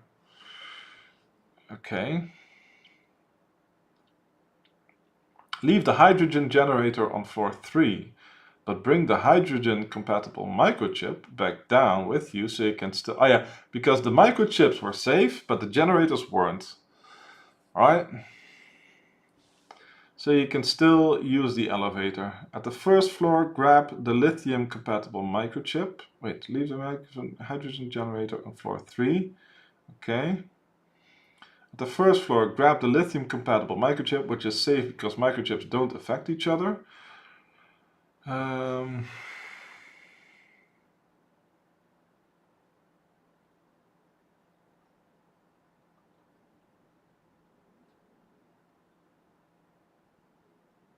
So you bring that one down.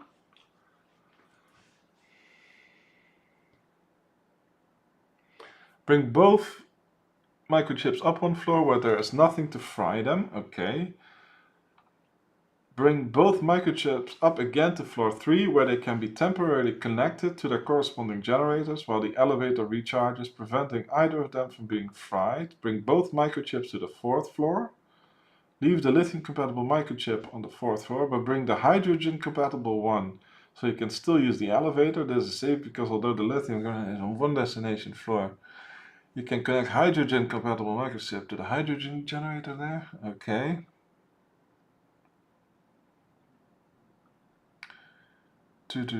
Both generators up to the 4th floor, which is safe. Okay. 11 steps.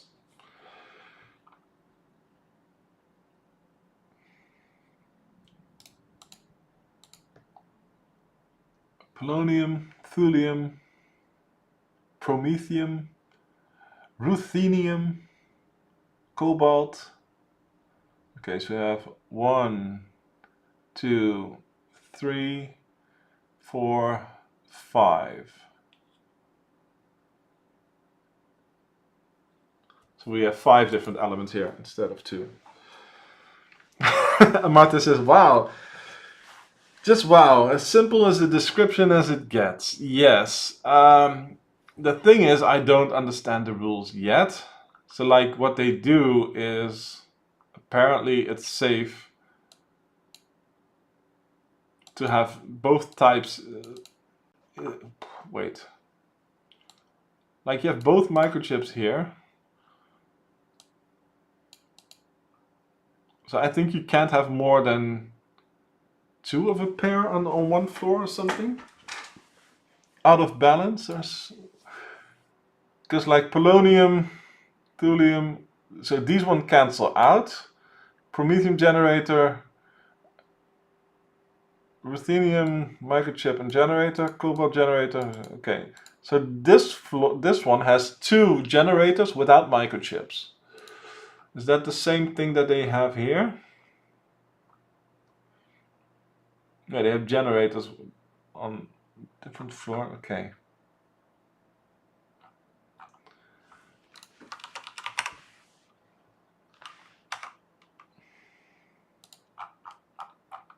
So like the exact rules of what the problem is, I haven't seen yet. Blah, blah, blah, blah.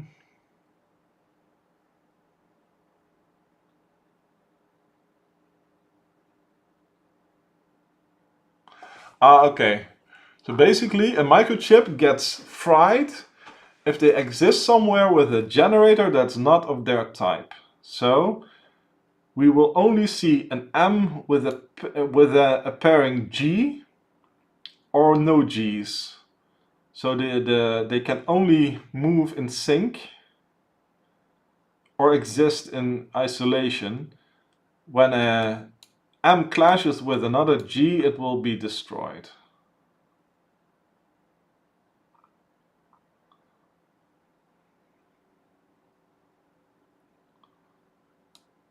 So that's basically the logic, right?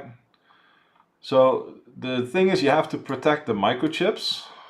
So here, second for polonium and promethium compatible microchip. So the thing is, if 2 of these chips exist on the floor, you either have to bring both those generators up to them at the same time, or they will fry. So now I wonder, will I code all the options, or will I just have a state validator and then just try everything?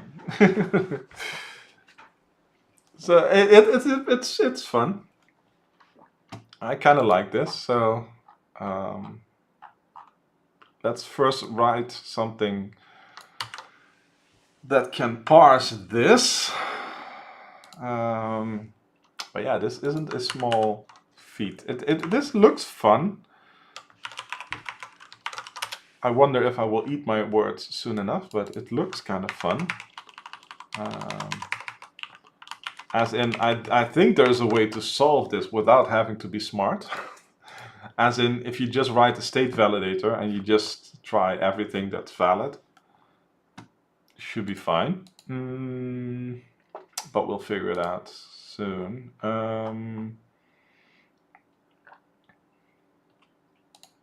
But right, the way the number of ways you can do this gets really hard. So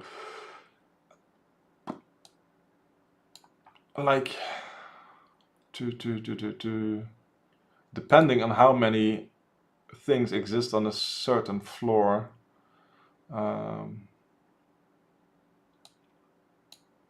like I think just based on this, the strategy would be to get the polonium and the promethium, those generators, polonium and promethium generator, move them up to the second floor, and then you just take, you do the same thing like you did here, right? What they did was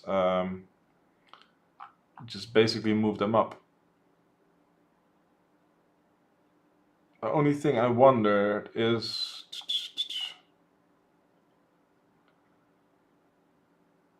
so when they get to this, why did they move the microchips up? And then the generators, they could have just done the 2 pairs. Or Or am I crazy? Like when you get to this state, why not take these two and move them up, and then these two and move them up? Or do you always need to have two? You can't move empty. I think that's the issue. No.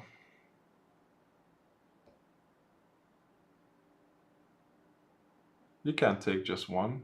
That's what they do here.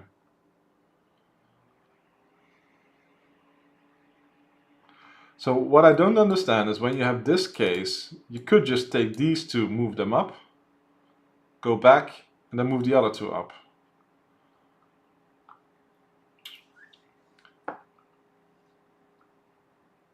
So like they go here, they take two, and they move them, and you have an equilibrium.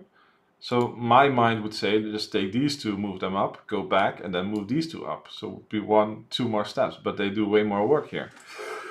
Why do they do that? So they say bring both microchips to the 4th floor. Leave the lithium compatible microchip on the 4th floor, but bring the hydrogen compatible one so you can still use the elevator. You need to always have a generator on the floor. Wait.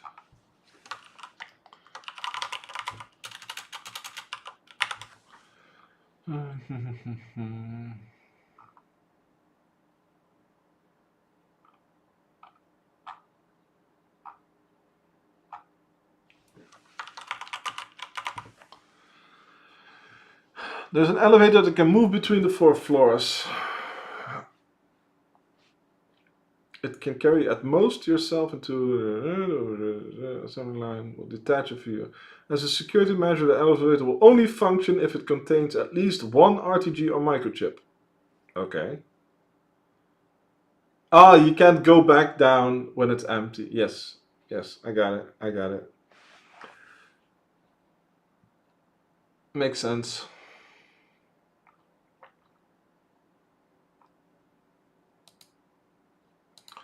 But that also makes this more tricky because you always need to take one with you.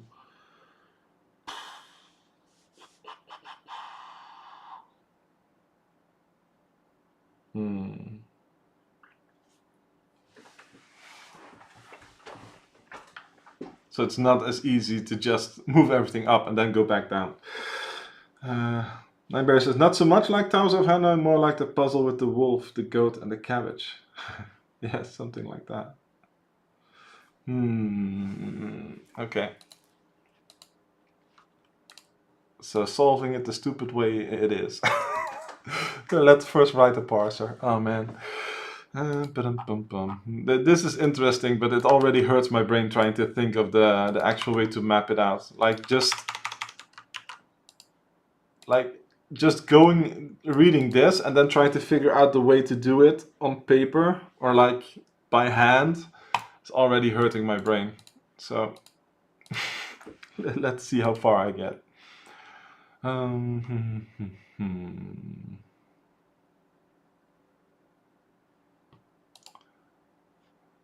then this format here.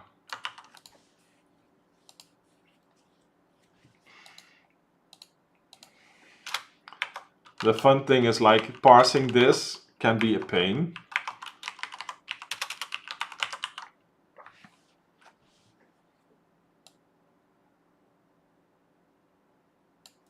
But it should be fine.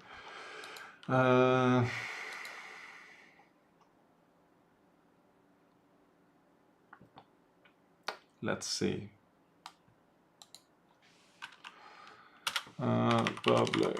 I can just do record item. Public bool is generator. Boom. Public string name. How did you know?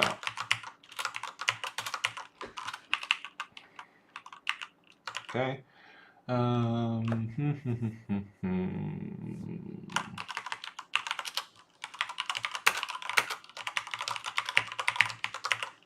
Something like that.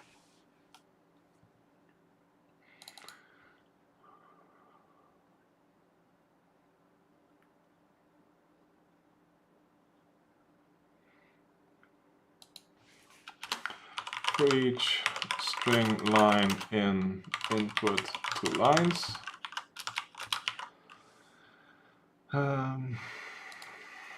With indexes.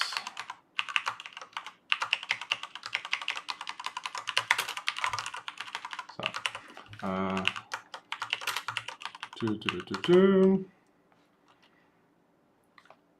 so we do boom. String parts is line dot value that's split by ask white space. Actually, we want to find 1, 2, 3, 4. We want to find this is more interesting.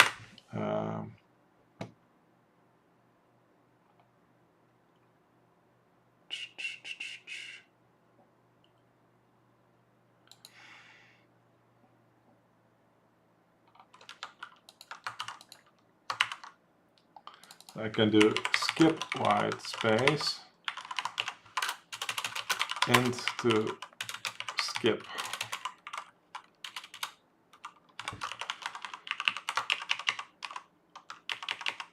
So I can just return a string here.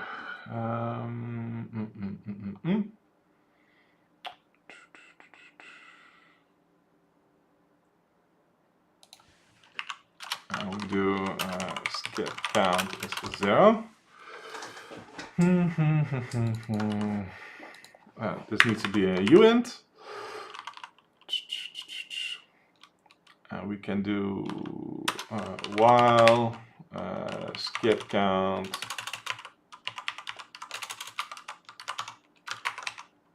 not equal to skip.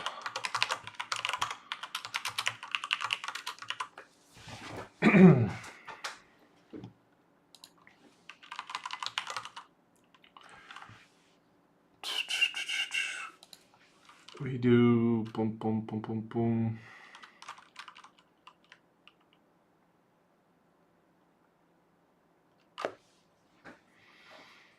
This is not the way to do it. Can do if to skip equals 0, return contents like this.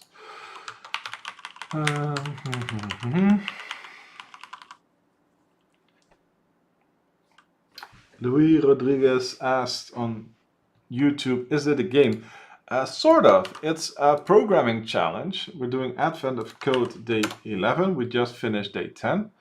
And it's programming for fun. So there's a big challenge text here. You get an input and then you have to write a solver and provide the output. And it's a yearly programming puzzle that lots and lots of people do, and I do it for fun. And it's this is the 2016 one. I went back because I finished the one from 2025 and then going back to do older days now. So yeah, it's a bit of fun programming. I highly recommend it and a lot of fun. Let's see, that's Discord. We don't need that. We need to go back to coding. So what I want to do is write a helper function to just say, okay, skip this many white spaces and then give me the rest of the result. So why doesn't it like this? Can I return from a... It's not an iterator. That has been changed. It's a string now, not an iterator. I still have yield stuff here. That's fine. Similar lead code? Yeah, it's similar to that. Let me see. For trim the start if need be. Sure. We can skip all of that. Boom.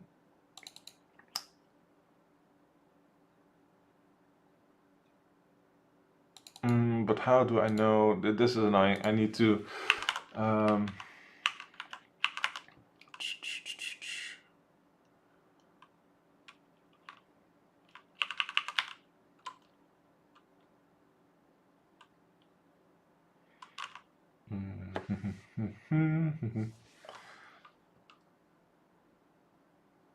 it will skip any and I won't count this, so this will be the first one. So I'll do if ++ to skip equals to skip, and then we do this. And we will start at actually substring of index +1, like this.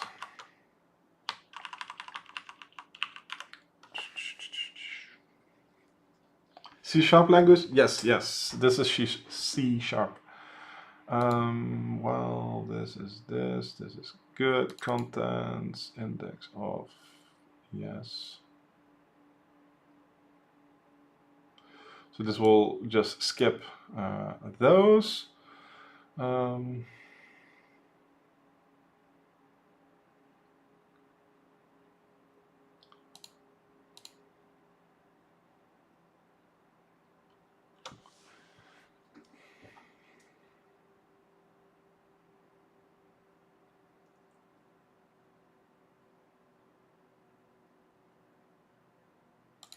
How did it, what did I have here? Yeah, this one will keep doing that.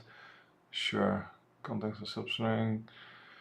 And it doesn't update there, that's fine. Yes.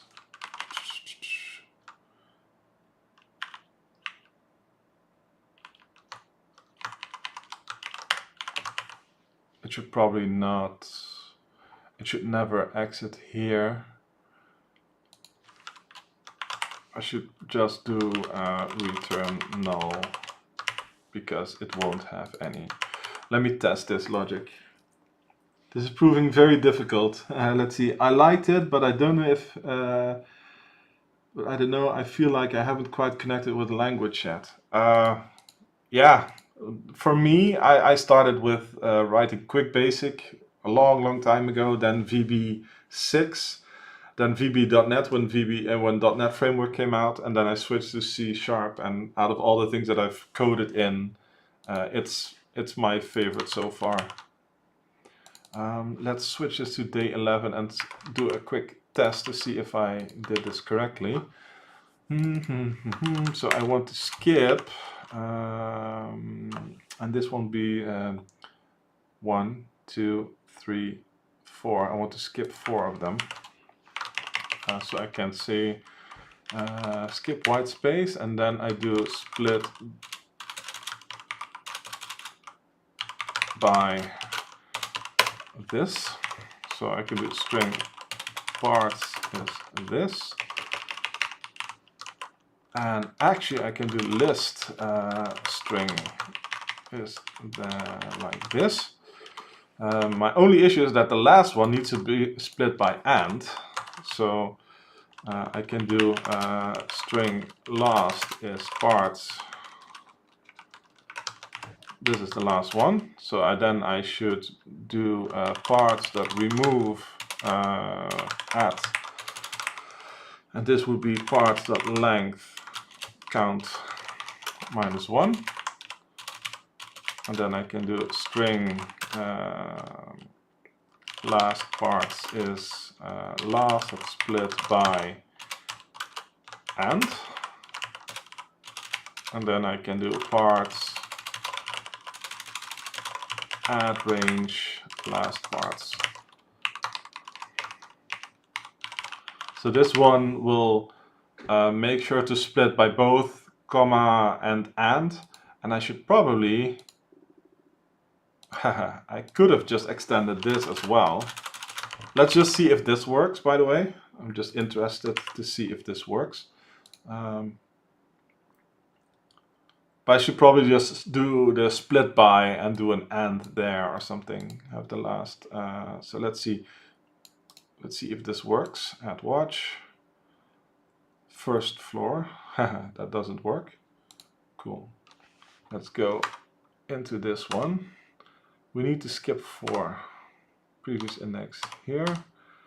This starts at 3. Okay, so we have, oh, never mind, nobody saw this. Let's try this again, shall we?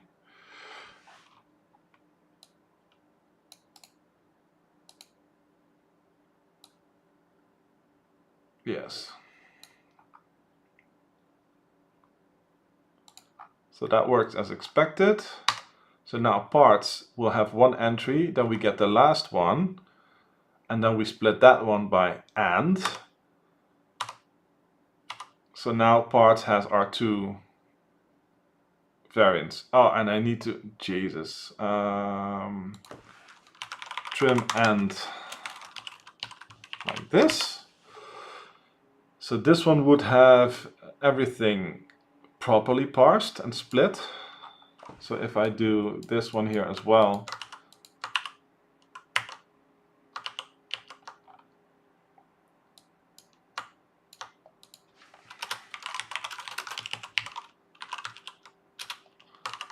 if I do it like this, I can check.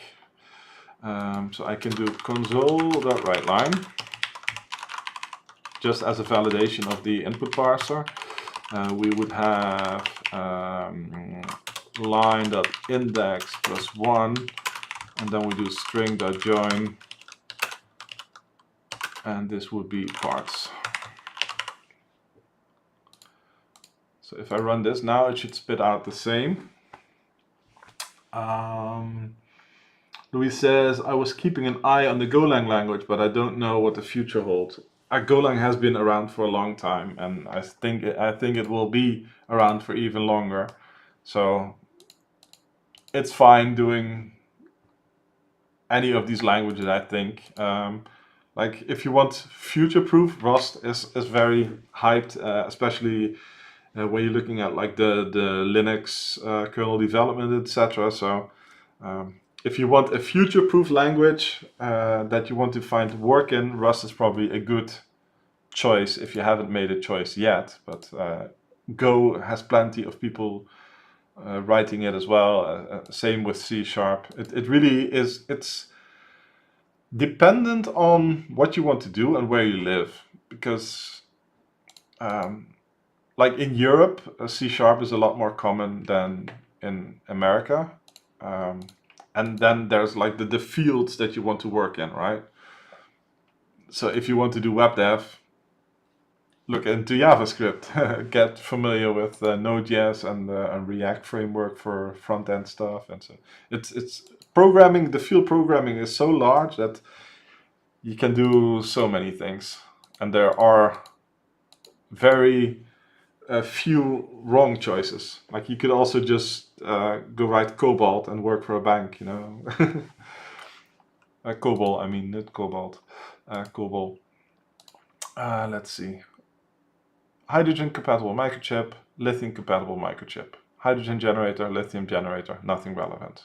Okay, so if we run the second one, it should spit out the real input. So everything is just separated by a comma. And it goes on forever. And here it says and a, so I should remove that. I thought the split by would take care of that, actually. So let me check why it didn't.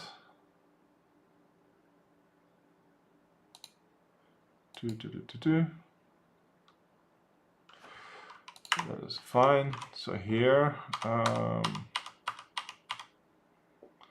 the line was this. So the parts. Oh, they have a comma after. Here they have a comma. Okay, that's annoying.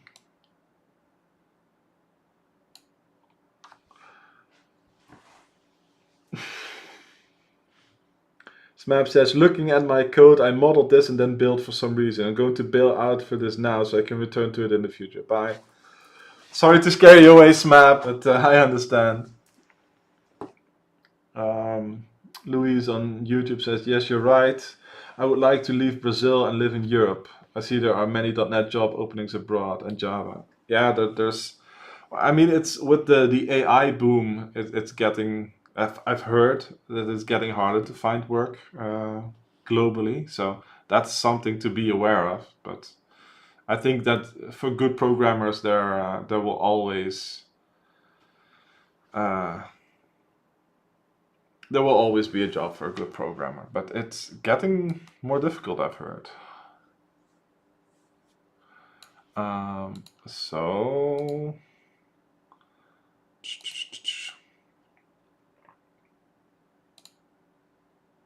let's see.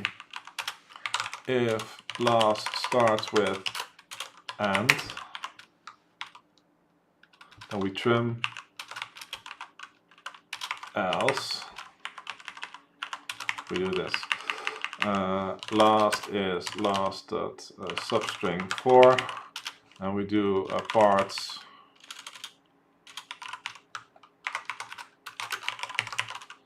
I think this one would be fine.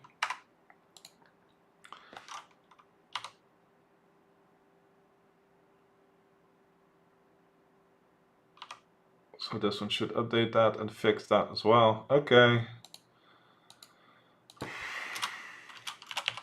In the real input, I don't even want to explain, it's fine. But now it should be at least in the same format.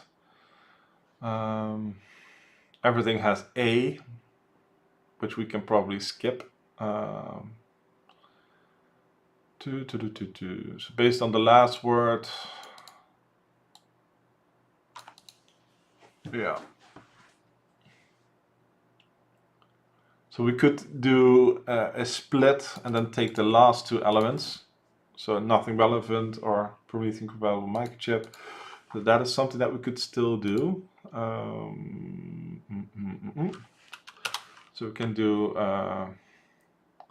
for int I is 0, I smaller, len is parts of count. Yes, except I like to prefix them. I can do parts I equals parts I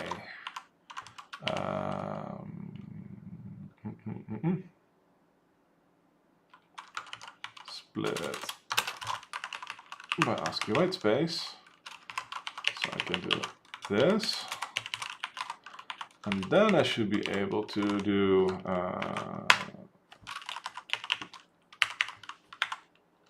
like this. String.join.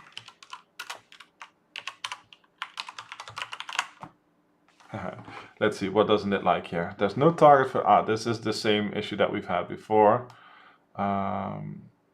So I need to do string parts subparts equals this.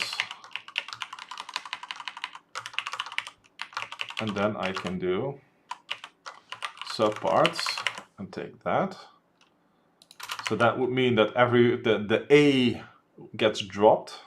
I'm not sure if this is the most efficient one. I could just do like trim start.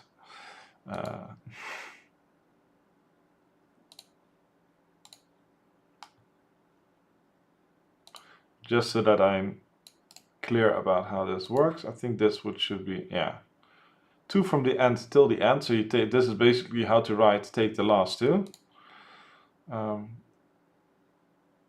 So then we update them so that we have an ID and a type. And this is something that we could parse. So we could do that here as well. We never do that here. Yeah, that's fine. So this is everything transformed into basically a 2-string pairing of a element and a type, and this is nothing relevant. The element is nothing.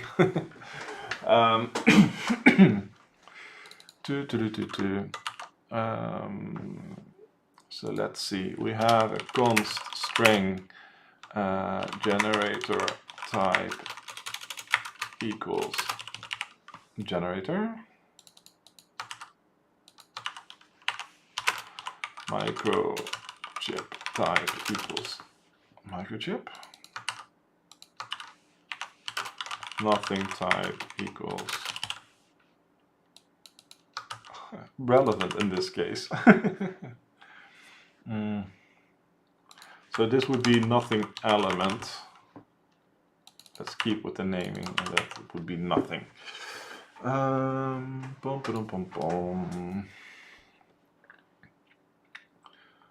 So now, did I make a class for it? Yes. So let's have a list of items.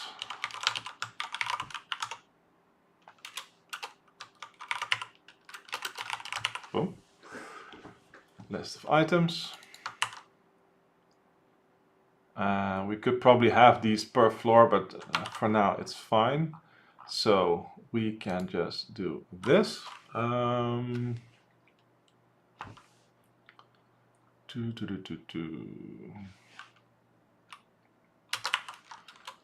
Items.add new item. Is generator equals to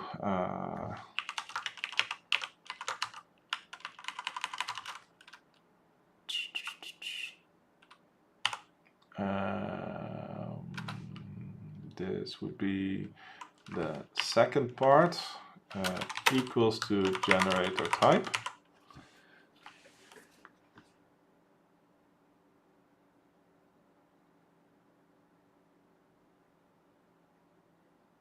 Oh no, I need to do this. I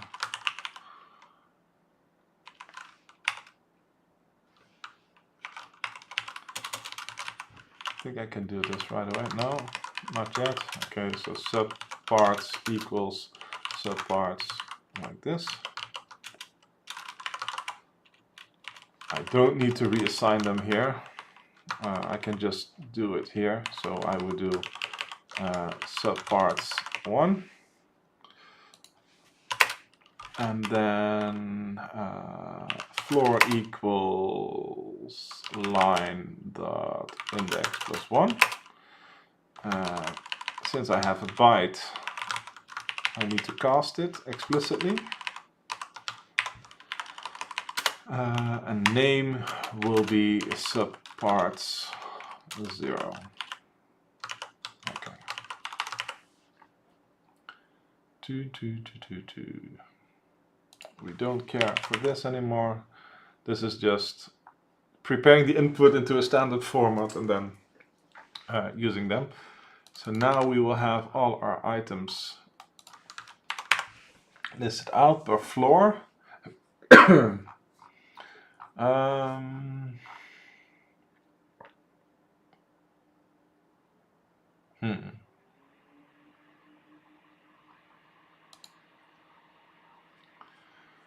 So now I can do bool is valid floor state.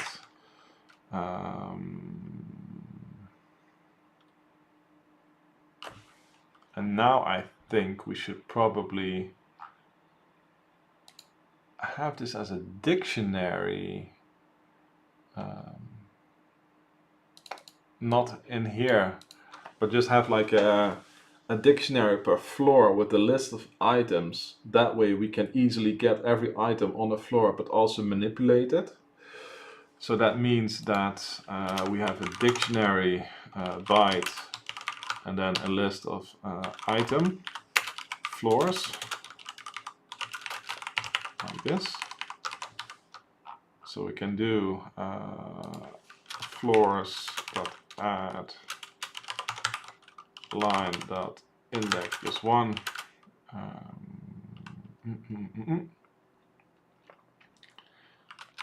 Just do this.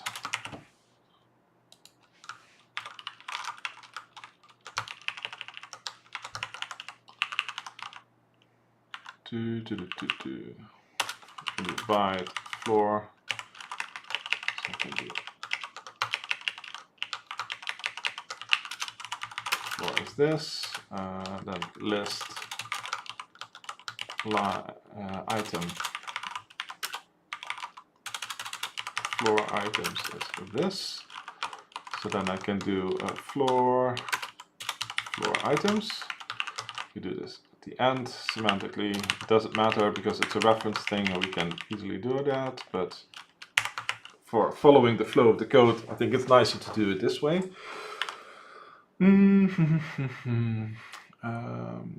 So we need to add this one, floor items add, and then we do this.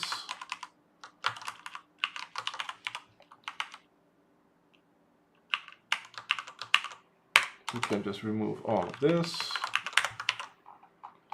We remove the items list here because we don't care. And we remove even the floor designation from the element. Because like we said, that makes it easier to reason and manipulate and do things. So we can do is valid stores floor state, and this will be a list of items like this.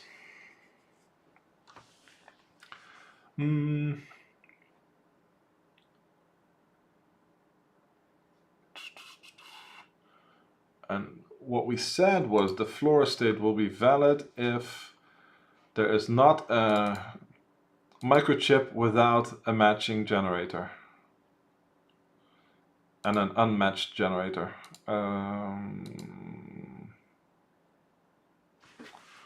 So let's see.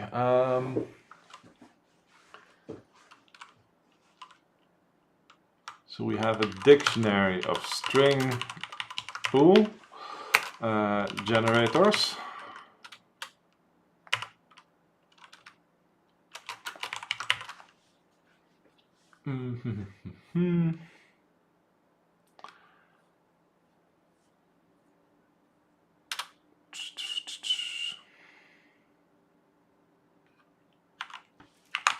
No, dictionary string for element and then bool generator bool microchip like this. Config blah. So do for each item then items.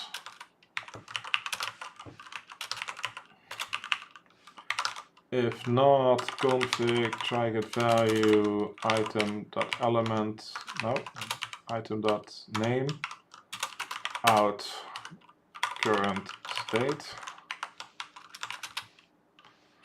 var current state is item.isGenerator. Like this, else current state is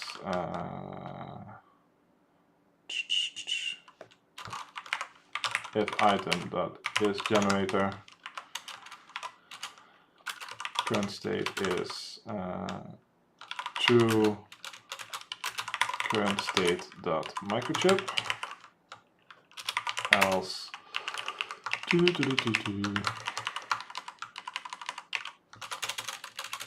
current state dot generator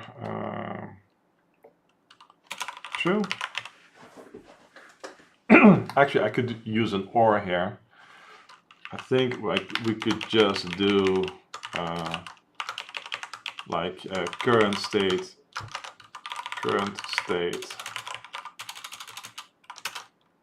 come on, current state dot generator or item dot is generator. And here we could do or not item dot is generator. I think this one should actually be fine. So this one will take the value that is there, and if it's the current thing, it will return true for that. And now we do config item.name equals current state, like this. So this one builds a config of all the elements. and then we return config.any x dot value dot microchip and not x dot value dot generator.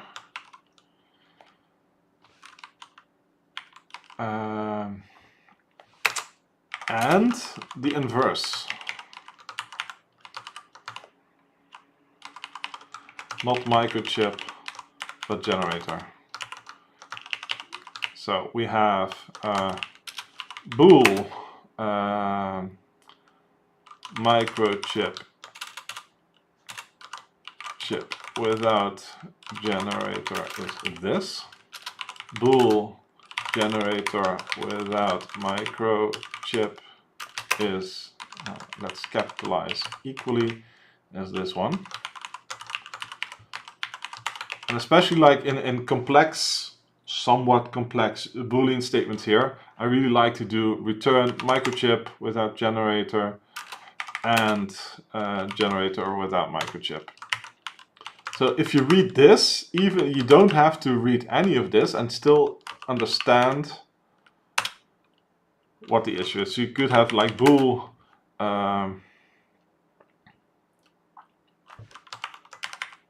you could still even describe this situation better, but yeah, just reading this last statement here will tell you what this is trying to assert. Like, is valid floor state equals microchip without generator as well as a generator without microchip.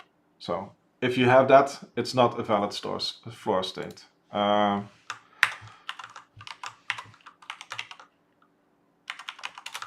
Here. Bool invalid floor state that will fry microchip. Bloop. And then we can do, let's return, it's not an invalid floor state, because that is what we want to do. Is valid floor state, it's not invalid. Right? Short and simple variable names. So yeah, now we can do for each byte floor in floors.keys console, the right line, floor blah, floor is in a valid state, is valid state floors floor. Right. Okay, so now we should be able to run this, and it should tell us that every floor is valid. Cool. That's at least something. Let's do false here. I need to remove all this junk here as well, and not do the prepare input twice. Same thing here. Okay. It says floor 1 is not in a valid state. Nice. I also wonder if my floors have the. I need to run it again. I didn't account for the nothing relevant thing yet, so that is something that I still need to do. Like here we'll have generator name is nothing, so yeah. I need to do that. If nothing element blah blah blah blah blah. Here, sure.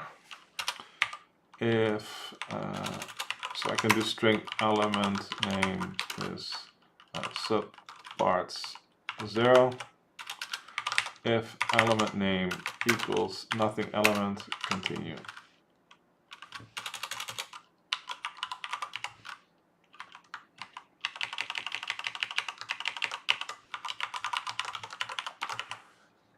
Like this.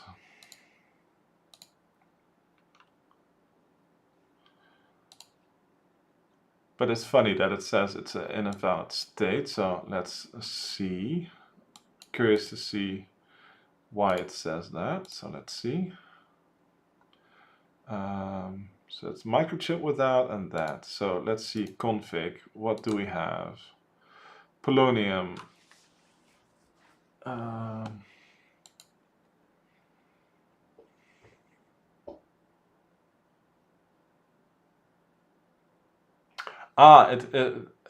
The dash compatible needs to be removed because the matching is wrong. Yep. So here, element name is that dot split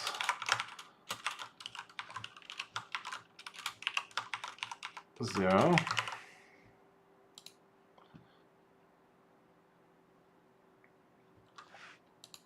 And I think now it works, okay, because now config is properly mapped.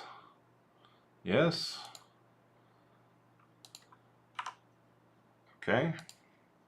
So nice. Now the parsing is correct and the matching.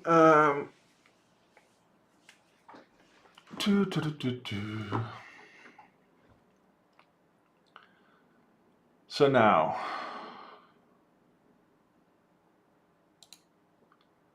I'm gonna take a quick toilet break because I need to pee. So I'll just show you the matrix for a bit and I'll be back in a few. So quick pee break.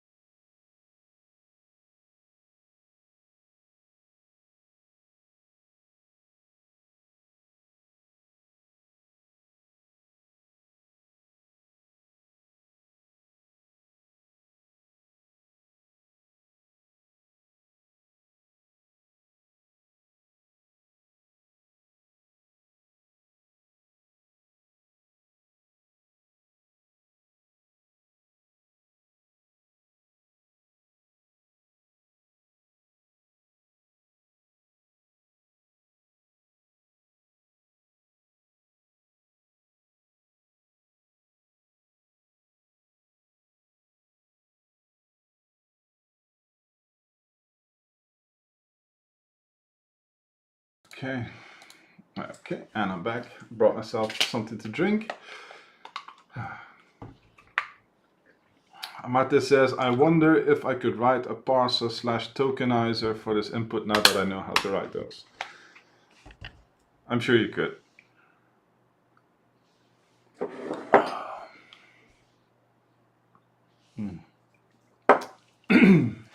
But now the actual tough part. I'm trying to figure out, because like the goal is to have everything on the top floor, right? And then to collect all of the objects at the 4th floor for assembly. Each elevator stops count as one step, even if nothing is added to or remove from it. In your situation, what's the minimum number of steps required to bring all of the objects to the 4th floor? Okay.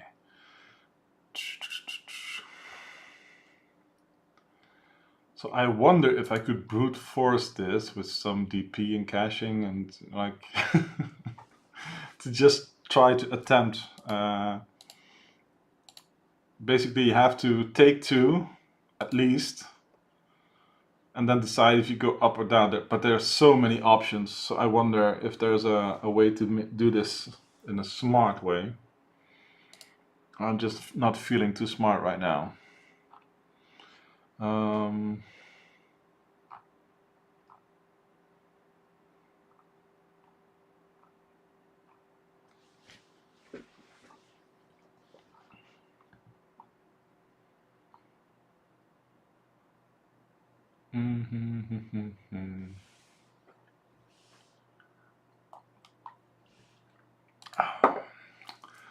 So you would have to like byte elevator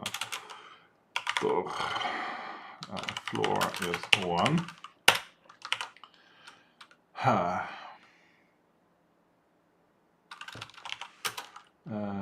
Can take 1 or 2 items to a different floor, count move with 0.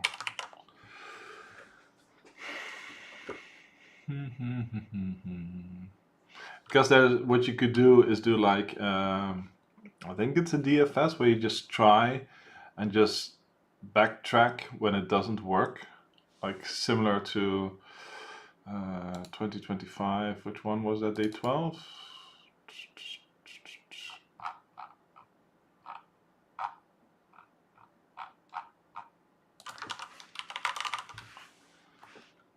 Yeah. So like you could do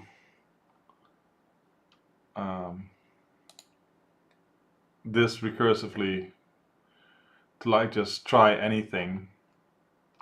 So the basic flow is okay. In here you check if it's the exit condition, you return true. You go through all of your options. You add it.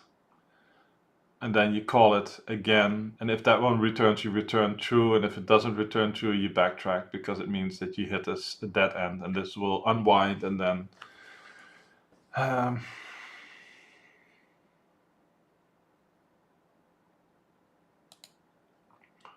but this also branches. It doesn't matter, because you would enumerate both up and down.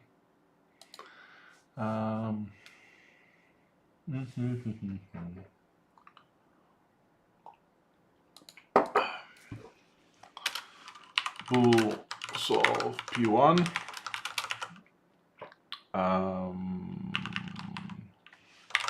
If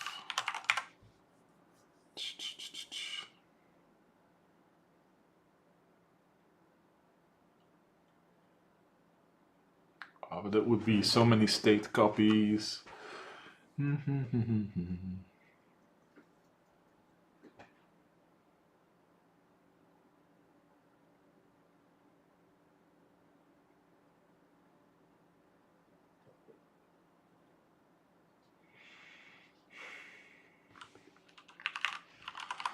So that would be dictionary, byte, and then list of item. Floors. So if floors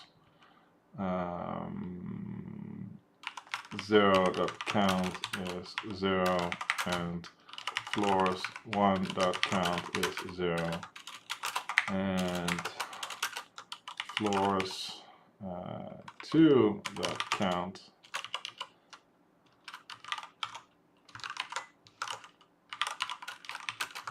I can actually just, let's do int total element count 0. can just, in here, we do like this.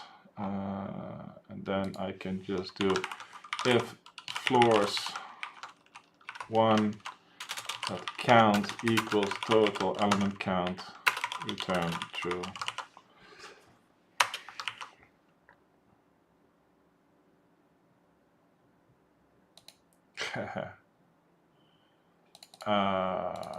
Sure. Const byte last top floor is 4. Let's just do it like this. That's fine.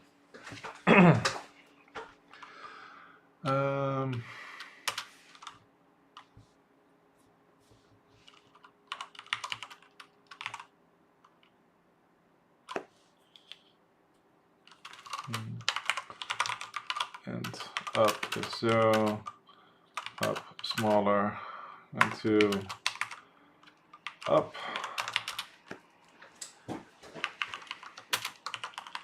And ba-dum-bum-bum.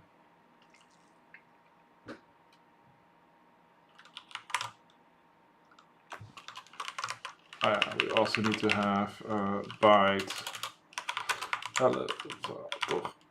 floor.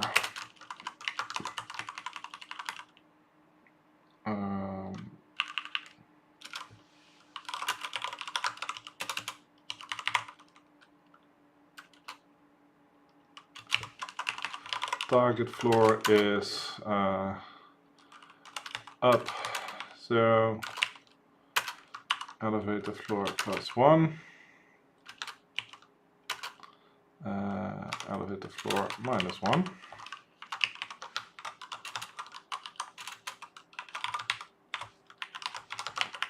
That is fine.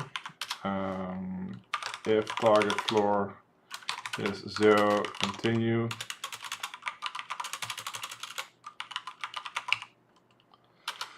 If target floor larger than top floor, continue. And dun dun dun.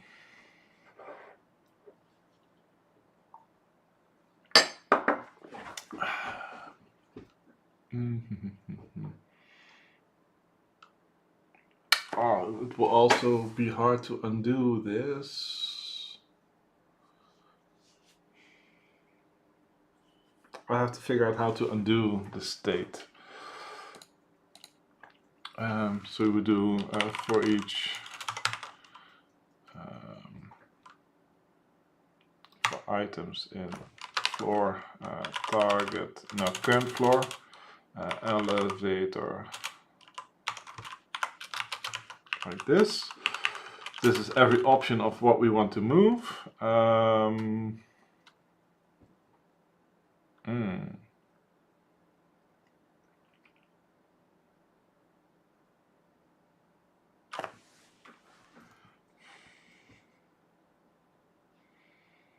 I have to think how we create an alternative version of that with backtracking.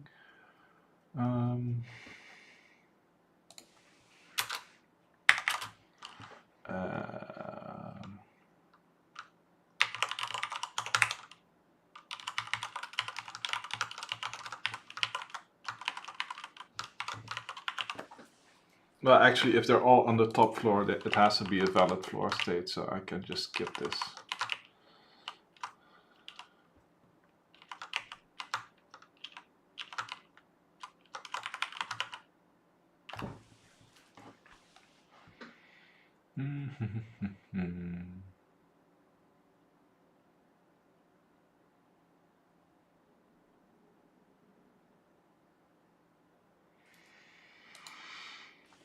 So now we would take like an augmented version of the floors. It will be so much memory copy though. Let me see, because you would do like floors to dictionary key.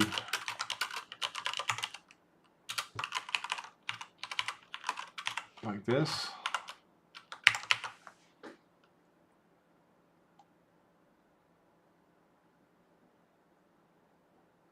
the value selector. Wait, what?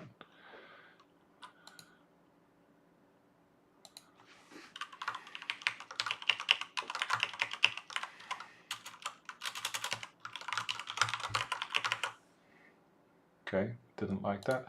So this would be the copy. Our copy is this. And then we would need to do a copy elevator floor. No. Elevator floor. Remove item. And we do copy target floor, add item.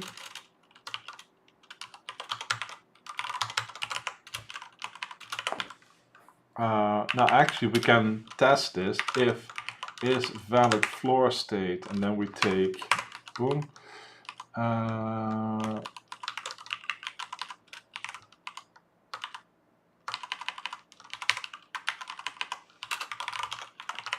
like this.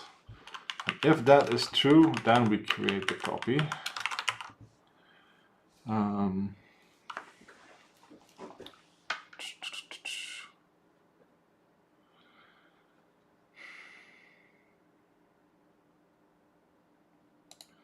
So then we can do bool success is solve p1 elevator target floor copy.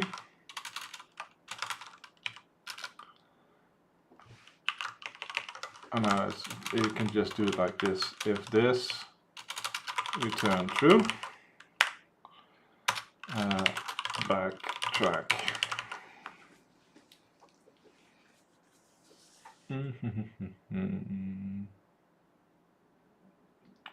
We create a copy, so it doesn't matter. And then here we do return false. I think this one should try all the functions. I just need to, let me see, we add that. If it falls, we backtrack. Yeah, I think this is fine. This would be the brute force way to do this, depth first search. We need to keep track of movements, int move count 0.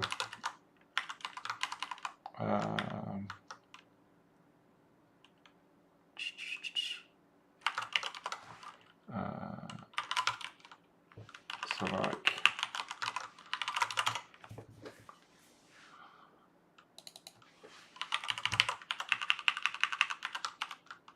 we can do int result is this. If result has value, return result of value. Otherwise, we backtrack.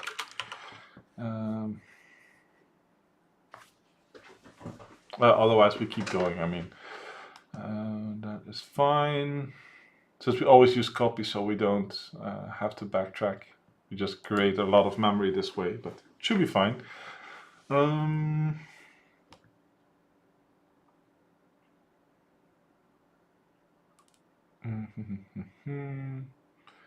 We need to increment.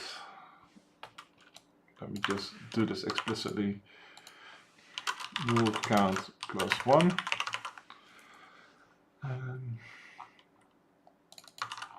So then we do P1 equals solve P1 elevator floor, and we can just elevator floor floors and then 0.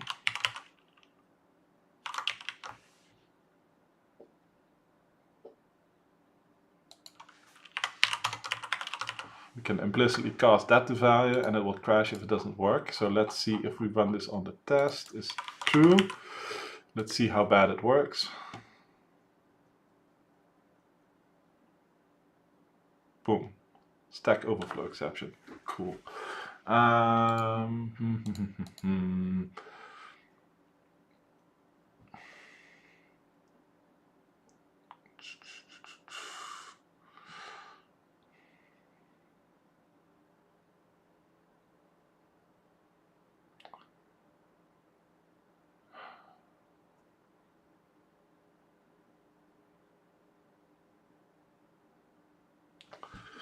Okay, so now I have to rewrite this into a queue. That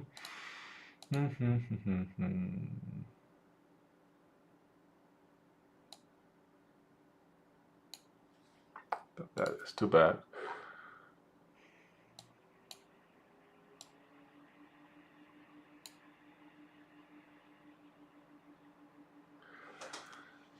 I should probably also account for certain states and not try them again, because that's one of the issues that you'll have. There are many ways to get to a certain state, and if you keep doing them over and over, you don't want to do that.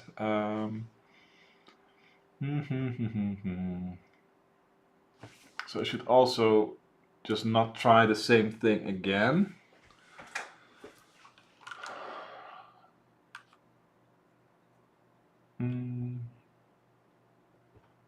Is that true though? Yes, probably. So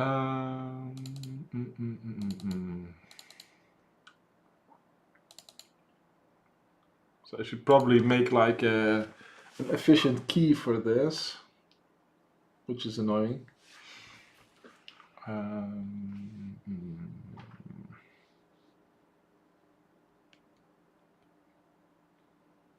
Let me see.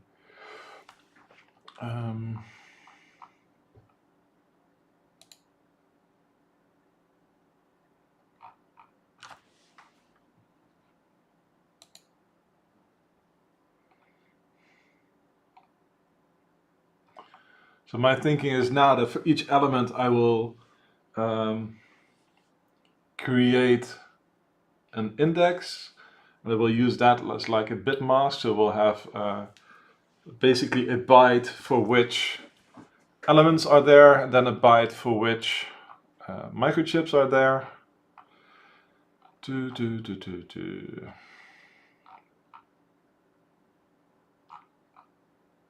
So let me just do a dictionary string int. Well, yeah, let's just do int because shifting it over is annoying. Element ID lookup blah.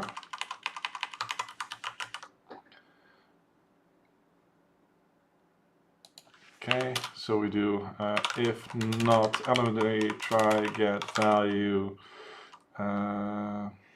Actually, in this case, it contains key. Element name. Boom. We add element name, element ID lookup.count plus 1 actually. So we want the first element to be, so index 0 will be value 1. That means that we can have at least one bit at least for every one, so we can shift them over.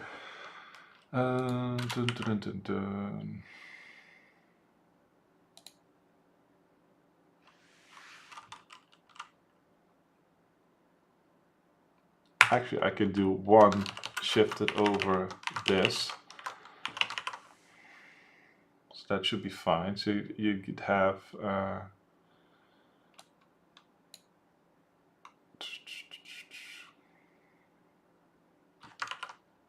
yeah, I think that's fine. Let me run it and check out the values. I think that should be fine.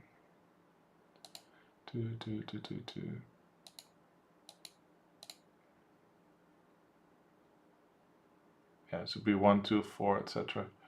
Oh, there's only 2 here. Okay, fine. Then Stack Overflow.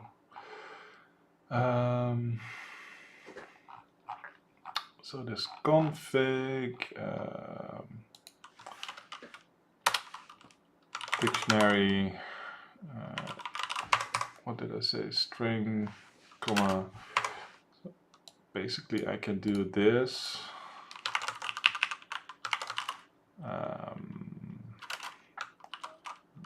Build floor config.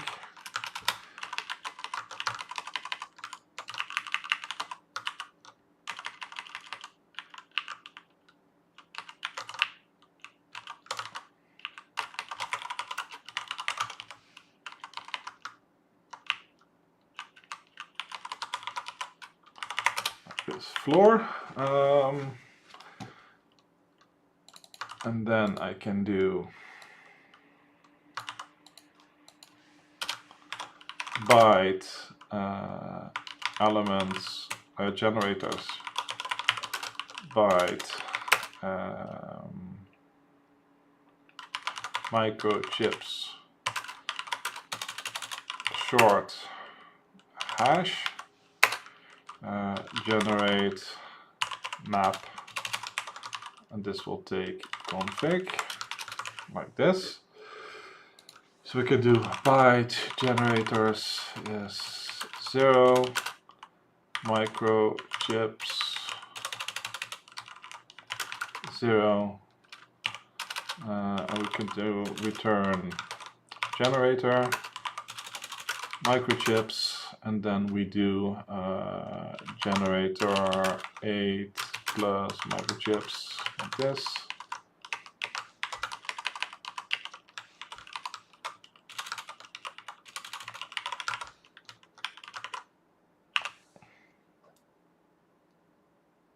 What's the problem? Then I need to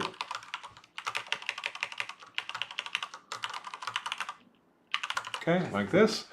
So we combine the two into a single short value as our hash state, and then we could probably combine those into a single 64-bit number for all 4 floors.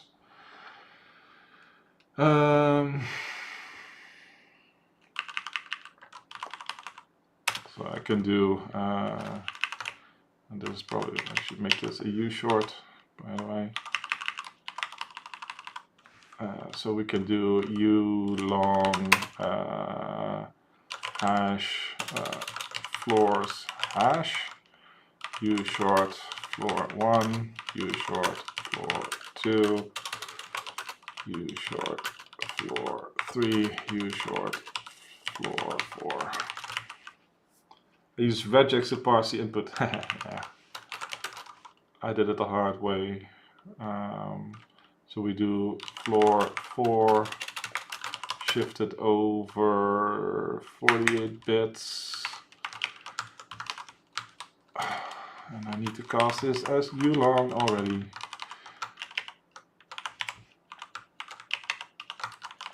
Plus 3 with 32. Plus floor 1, and this one will be 16 over floor 2.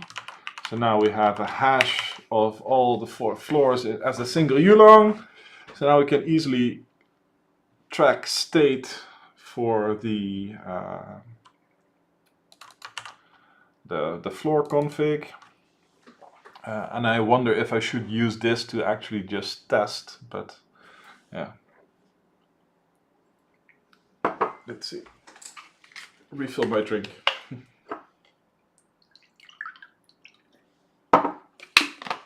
How's everybody doing? Are you still with me? Still following along?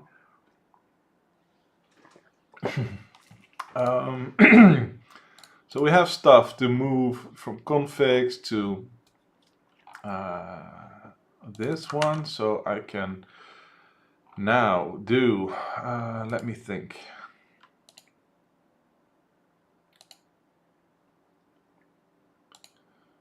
So would this be like a hash set of U-long tried, something like that? Tried. So now we do var config is map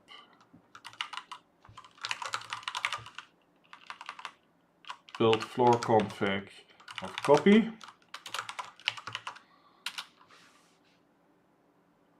I need to do that for each one. Okay. Var C1 is build. This is so inefficient probably, but floor 1. floors. No, it's copy 1. And these don't change if it's not one of the target floors, so that's interesting. I should probably optimize for that as well, but let me just make it work now and make it better later. So we do the 4 floors, and then we do var hash, var h1 is hash, floor hash of, yeah, that's later. What did I call it? Generate map, I did that. What was my function? Oh, that was generate map. Generate map, build floor count, and then you generate map. So this would be map from generate map from C1. Oh, C1. Okay.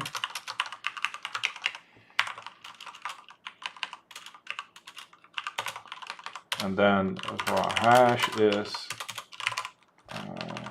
floor hash, and this would be m1 dot hash, m2 dot hash, m3 dot hash, and m4 dot hash. Okay. If not tried contains hash, boom.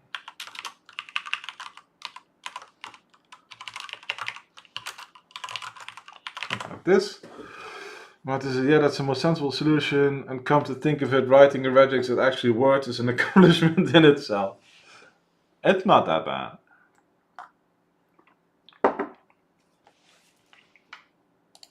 I think I can write one.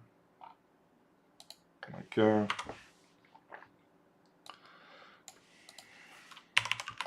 so the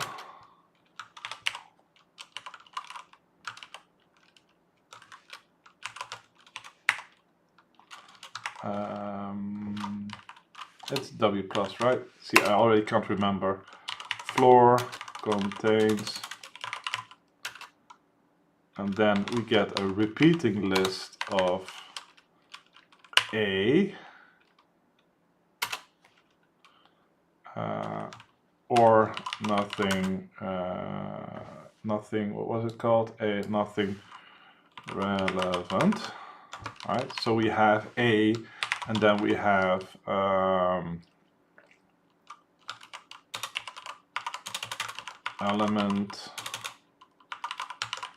element name, which is basically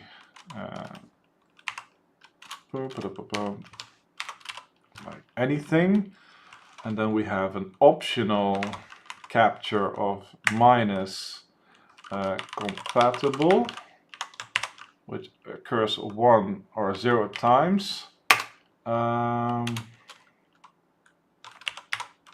Like this.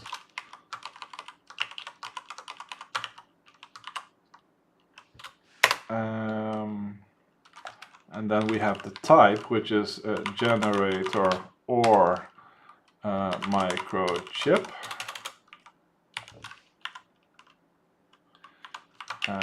And it's prefixed by an optional comma like this, or comma and.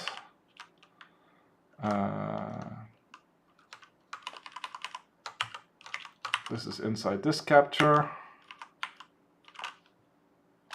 backslash period. I think, oh, and it's partly off screen, but I think this is the regex.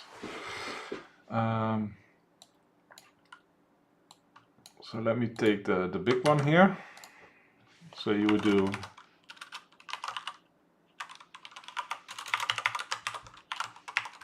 something like this. Okay. It's much simpler just looking for the interesting bits. And I made a mistake somewhere.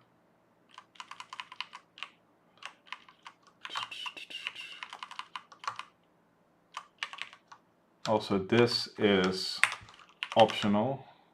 Oh no, that's at the right nesting. I should do this on like the online regex thing. Where am I wrong? Let's see. Unmatched parentheses. The nth floor contains... Oh, do I close it too early? Do I need to have another one here? Let's see. Does not match the subject string. Yeah, that's fine.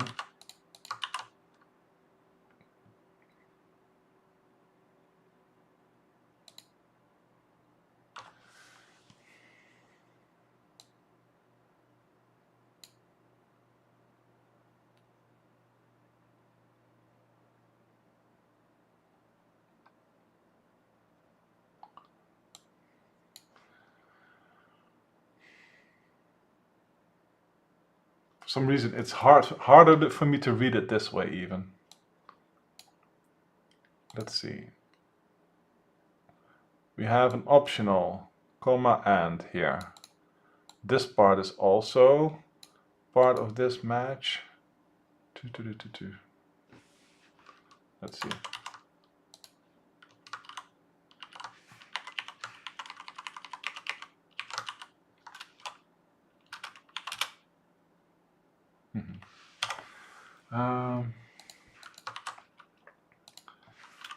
Like the nesting is a bit of an issue here. So this one is optional. Then this capture, where does it go to? I think I've made it harder. I wonder why they don't color it properly here though. If element name, so this is the the non-greedy match.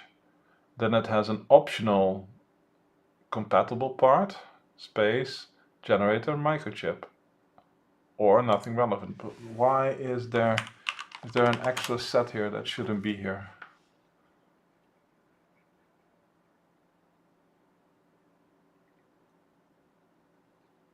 I think this should be it, right? But it doesn't take the polonium part, that's why let's see.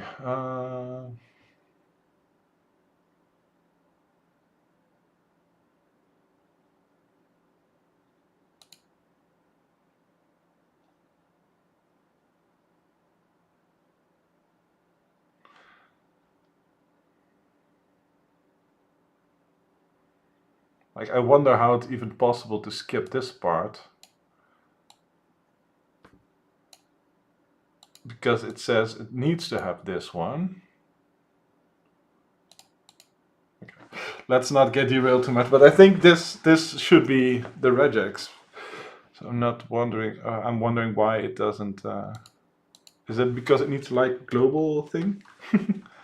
No, okay, I have something called a very old tool that I wrote, C# regex demo. I have it somewhere. C# regex demo. It should exist on one of my drives. Let's see. I'm gonna find it now.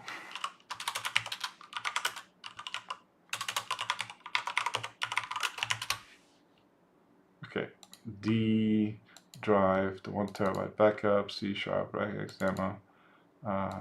Let's see. Okay, this tool is the one that I would always use to write my regexes. Believe it or not.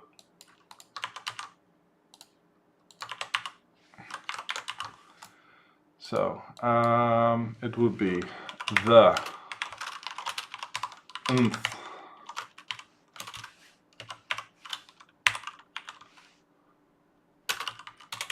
floor. So I would do this first match, and then see it would work. Next match, next match, next match, and then keep going. So floor contains after this one. So we have either blah, a something, or nothing relevant. Okay. So this one should match it to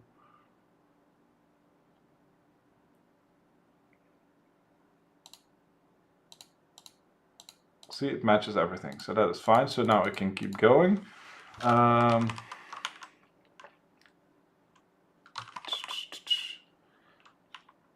I need to do this one, and now it should only match the two nothing relevant. See? And now we can build this part. So here we would have element name. So this would match anything. So a non-greedy match here. So now it will match till the end of the line, just so that the matches work. So fine, we move from there. Then we have the optional stuff that we want to skip, which means compatible.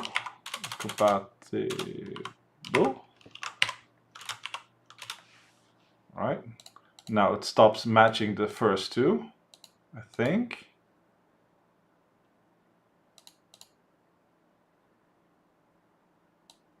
But this is the thing that I would always do to build regexes. And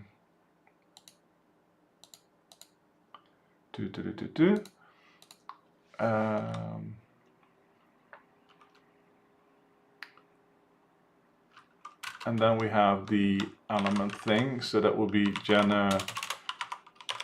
generator or microchip.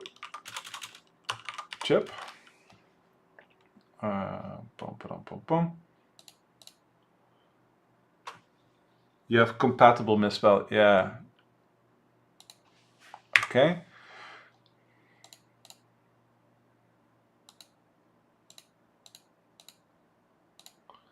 Okay. But then it won't match the next one, and this would be yeah, that's the reason why this is a pattern in and of itself that will reoccur more than once. So it's this plus versus nothing relevant there. And then we have at the start of this A, we have an optional, we have a comma and an optional and. Like this. So we have this one is optional and this one is optional. Like this.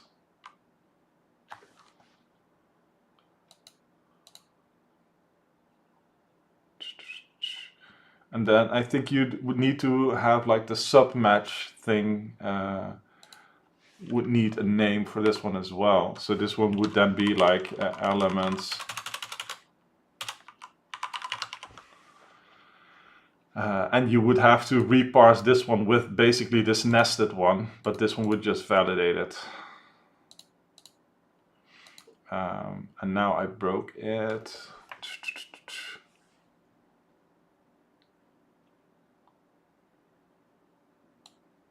Can't I name this capture here?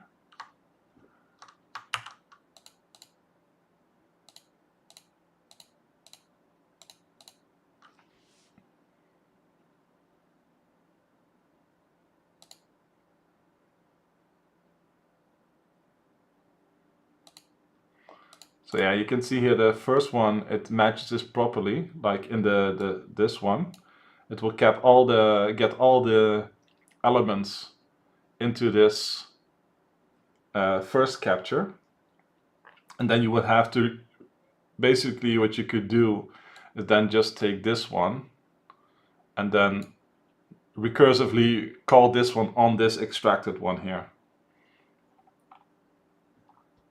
Because you can then take that part out of it. So it would first validate this, but since you don't really care, you will probably do it in two regexes and just parse out anything after contains that isn't relevant, and then use the second regex there.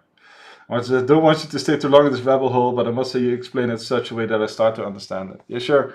If you want to ask, feel free. But basically what you want to do, if you really want to do this, is you take this part that I've written in here and then do that only on the second part. But you would basically just do like, I don't want to have the one that contains this.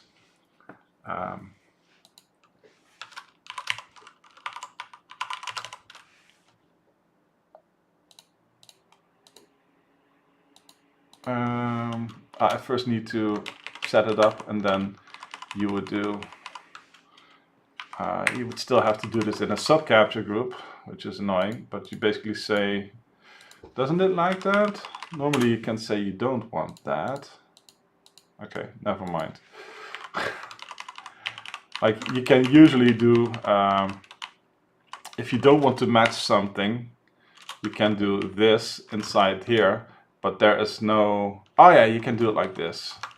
You have to put, I think you have to put it like this, right? Doesn't it like that? Because this one means don't match the things in here, and then you put this, because if you put anything in square brackets, it just treats it as a bag of characters. And then I have to close it here again.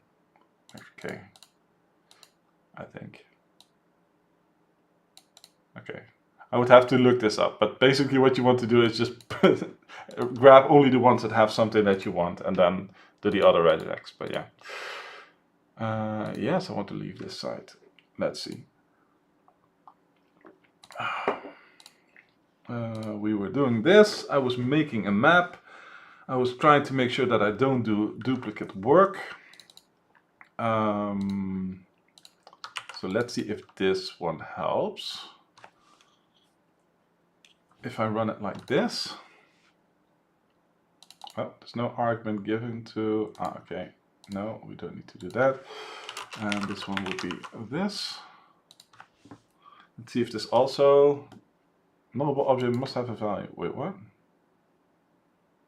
Okay. It works, but it didn't return. Okay. So now it exhausted all the states.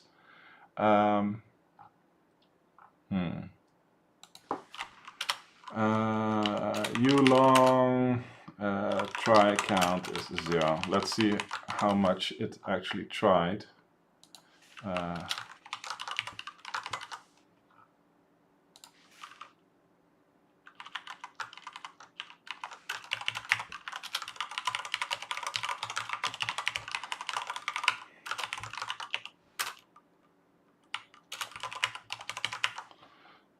So let's do this.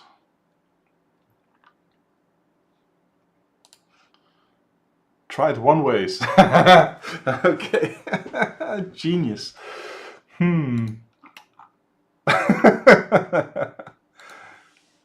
Okay, maybe I should have tried this logic here, because I never did that. Let's see if all this code works even. So lithium, hydrogen, lithium, nothing. Was that the internal state?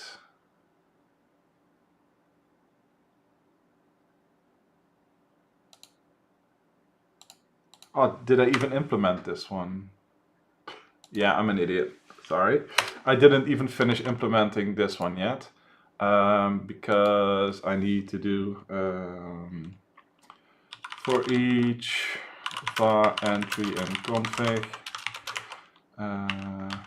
if entry dot value dot generator, we do generator plus equals lookup entry dot key, and it will be 1 shifted over this.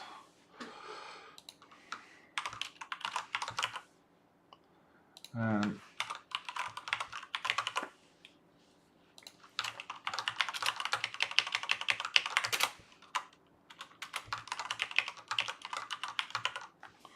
like that.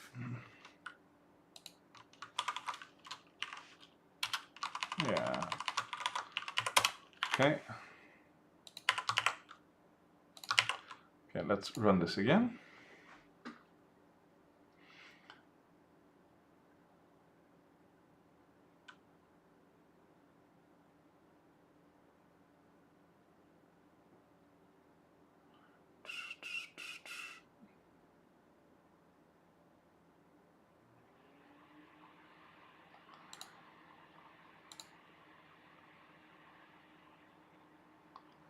4 ways.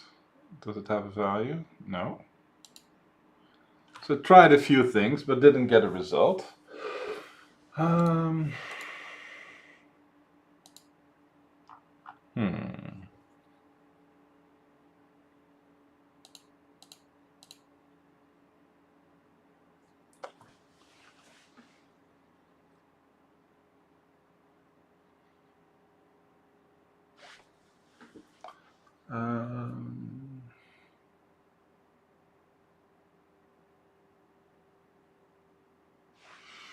Okay, let's say we recreate what the test input is doing, just to see if we can validate all the steps and assert that everything is correct.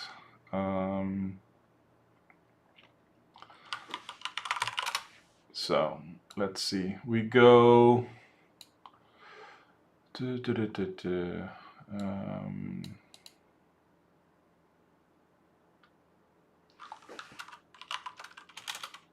so AM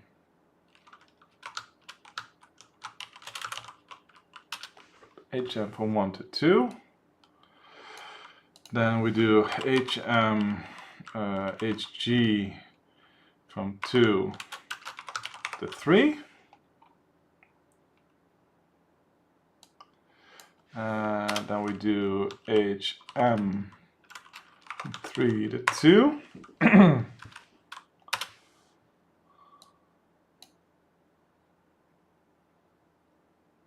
Wait. From 1 to 2. Then from 2 to 3.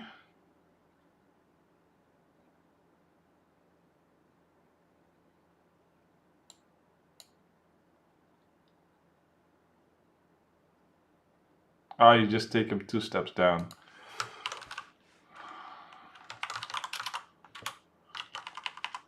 Like this, it's fine. So that's its step. And then HM LM from 1 to 2. 2 to 3. Oh, I never tried actually taking 2. That's my problem. I never tried 2. Let's see. 9berry, nice, very clean. What did 9berry do? Let's see. Ah, parsing. I think I can do parsing code.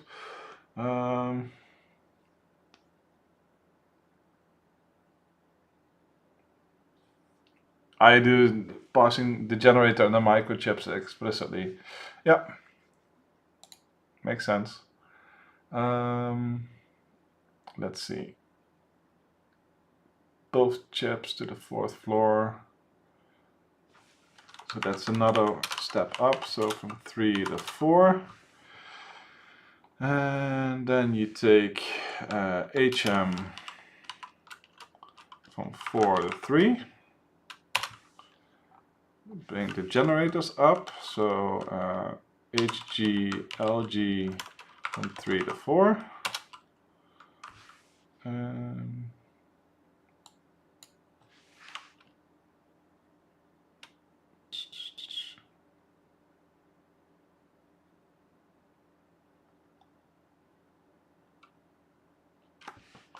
Then LM from 4 to 3, and then LM LG 3 to 4, right? Both microchips, LM and HM. Okay. Okay, so these are the steps that it does. 1, 2, 3, 4, 5, 6, 7, 8, 9, 10, 11. Okay. Okay. So that's 1. Boom, boom, boom, boom. To do validate test case.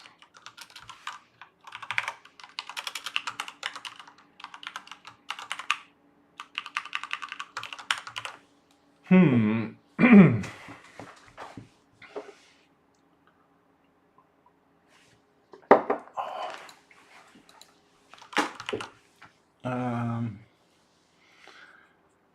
We should probably be able to do that.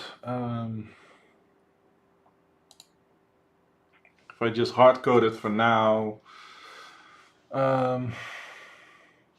which is annoying. But I should probably do it. Internal static class elements public const string hydrogen.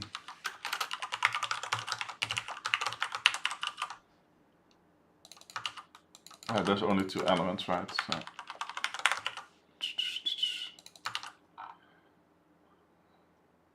There's only 2 for test, so that should be fine. So do void validate p1 test. Okay, let's do this. Okay.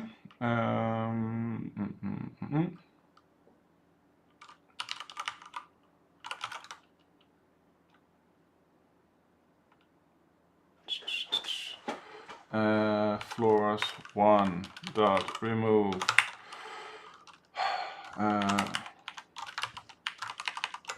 first x dot not is generator and x name equals elements. Come on, elements dot hydrogen. Actually, it should be single.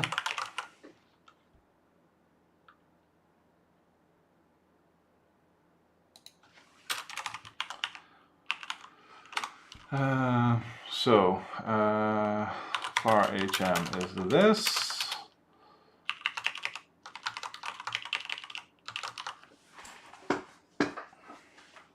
So now we do floors elevator floor dot remove hm, and then we do floors elevator floor floors elevator floor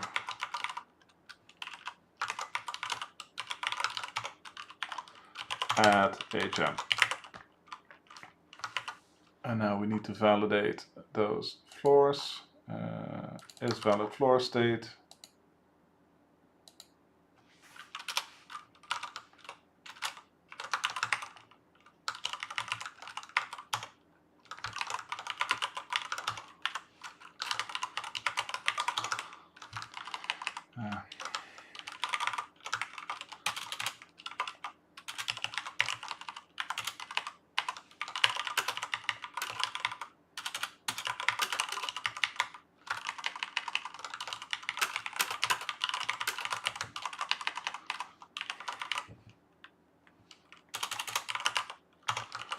Okay. So after every step we need to validate this to make sure that it's fine.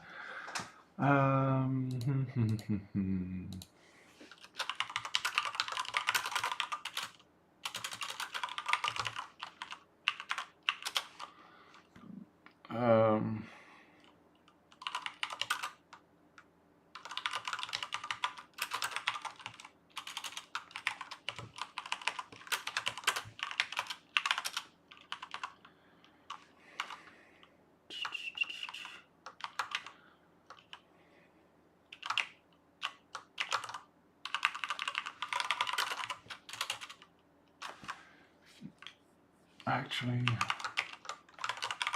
I can just do this.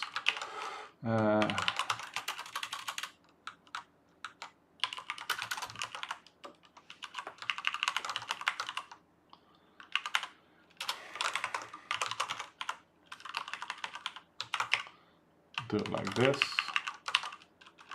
So I can just call check floor every time.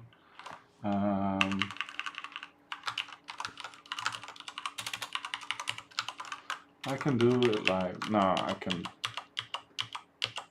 can just keep it an action. So I can just do it check floor. Every time just call check floor. Boom.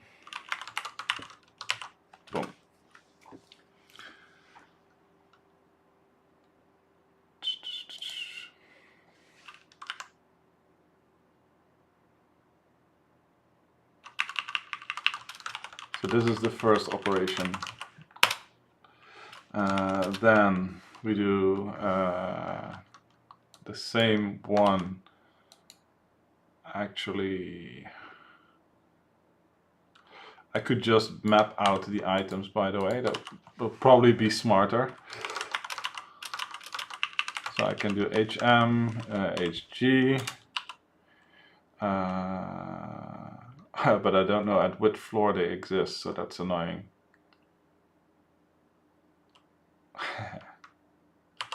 Okay, I'll just do it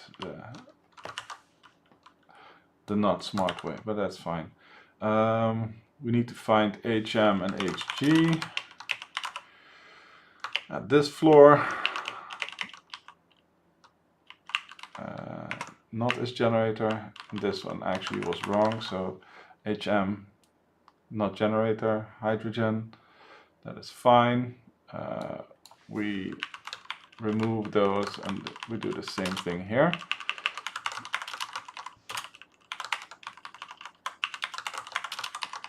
HG. So we remove those two, check the floor, move it up, check it again. So that is part 2.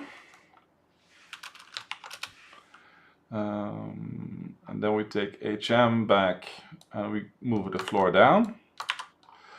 So the target is actually just move it down. Then we do that again.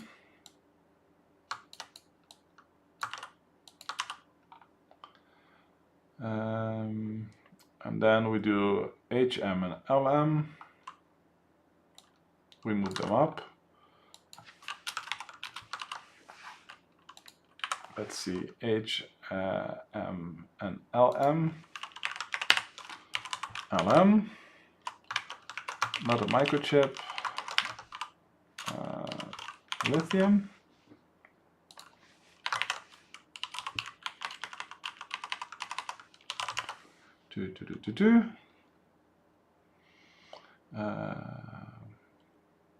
We need to do that twice, 3 times this, so this once, twice, 3 times.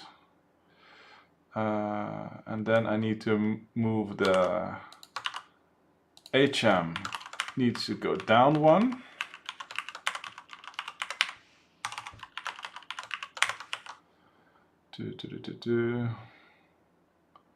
And then we take HG and LG and go up 1. So let's see, HG and LG, which means the generator versions, like this.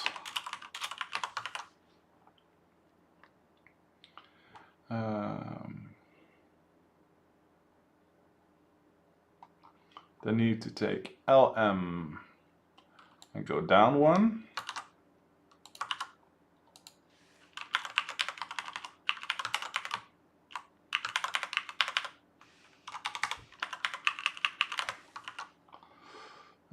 LM goes down 1, and then LM and HM goes up 1. Okay.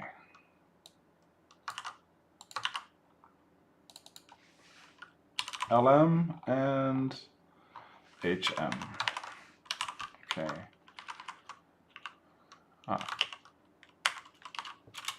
Let's reverse them. These are both the chips. Okay. And now everything should be on the top floor. So let's run this and see what happens.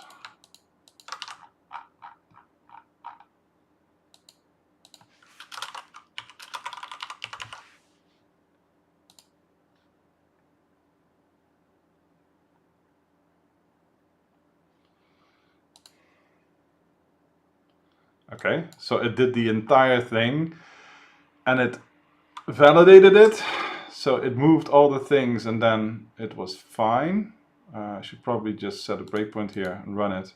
Then make sure that everything is on the top floor. So floor is here. Everything is on the top floor. So that is good. So at least our logic works. Right, this is the entire test case written out, done step by step, doing integrity checks, every move, every remove, and every shift over. So at least that part of the code is all correct, it seems.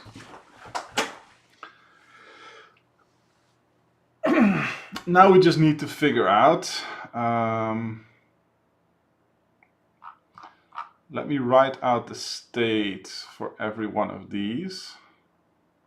So that might be interesting to see. I have my logic here, right? The parts that in solve here. So this one builds basically a hash from a floor. I should probably make a function that does like ulong build hash like this. And basically it would be this one, config, floors, copy, it was called copy, floors like this, and then I can do return hash, okay, so I can feed this and get, so I can do var hash is build floor hash copy, and not do all of this every time. It's the same, it just reads a little bit cleaner. So now what I can do is console.writeLine build hash floors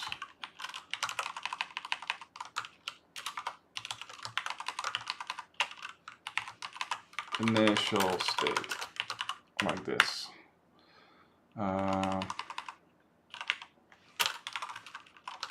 Might be fun to do like toString. What would be the format for this again? Is it? It's not x2. It's b2. Just b probably. b64 actually. That's the one I think. Yeah, I think that's the one. Thanks for the follow, Dimitri Maximov DevSex. Welcome, welcome. Thanks for the follow, it's appreciated. Boom, boom, boom, boom. So let's see how this would look.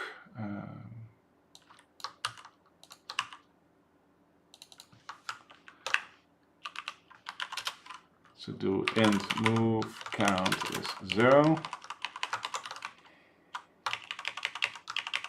So we can do this. Now we can print it out after every move.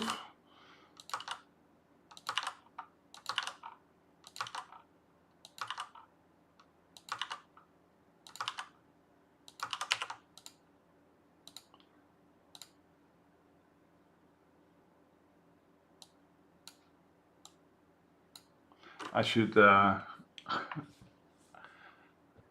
should have aligned this better.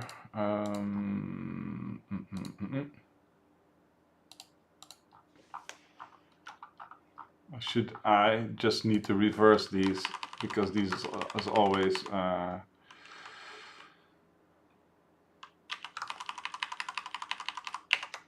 I can do it like this.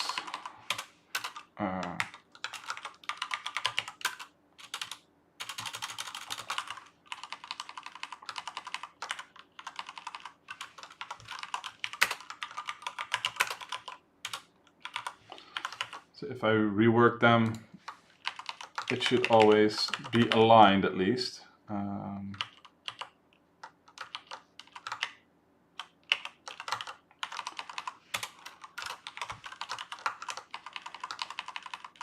I do it twice here. It's very inefficient, but it's not a problem because it's just a test case here.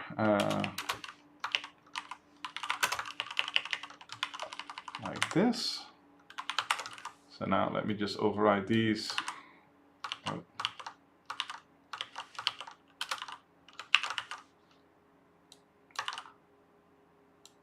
So now you should be able to see the bits move over for every one of them.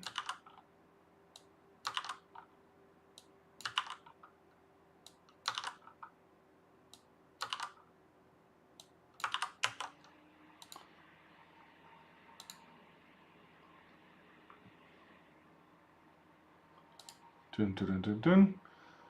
So here you can see all the unique states, and they should all be unique. No, here.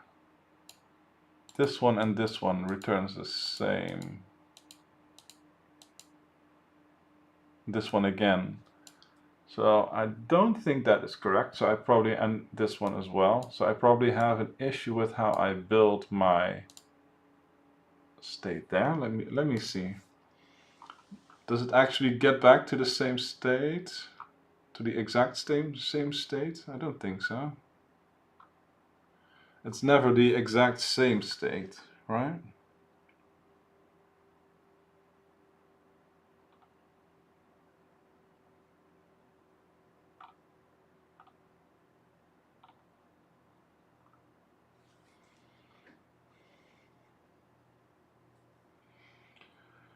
Then it wouldn't be the fastest way.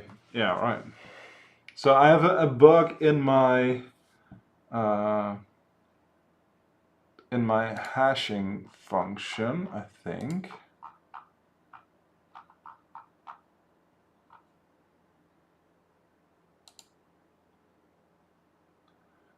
Let's see.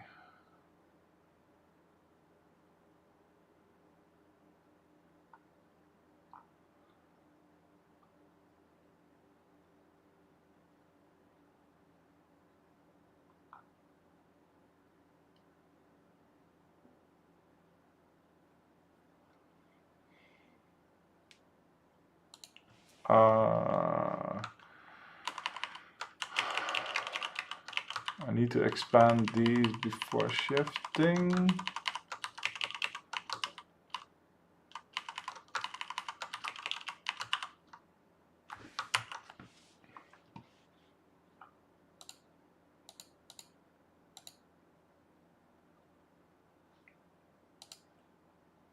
Yeah, that was the issue. I forgot to expand. Okay, so a quick recap of what happened. When you do bit shifting, where was my bit shifting code? When you do bit shifting, you need to make sure that when you shift, like this is a U short, which is 16 bits. So if you shift a 16-bit variable by 16 or more, it will just be all zeros because they will all fall off at the end, right? So pretty sure most of you will be familiar with the bit shifting, but let's say you have like a value here with 1, 0, 1, 1, 1, etc. If you bit shift them over, everything that goes past here will just be erased. So what you need to do is first cast them into a bigger type before you start shifting them, so it has somewhere to go. So if you don't do this, the value just becomes 0. So, and that's what was happening here. I forgot to cast them to their target type so that they have enough size to shift it over. And I think this is the only place where I didn't do that properly, because this is an int already, so that will always be fine. Yeah. So that was my bad. Let's see. So that also could be why the logic didn't work before, because it would detect duplicate states and not try those. So we could just try to run the actual code again. Where is it currently braked? I never can do this. Let's see how many times it tries.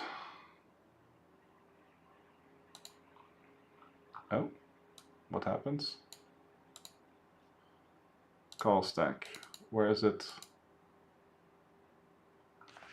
My breakpoint here. Never mind. Okay.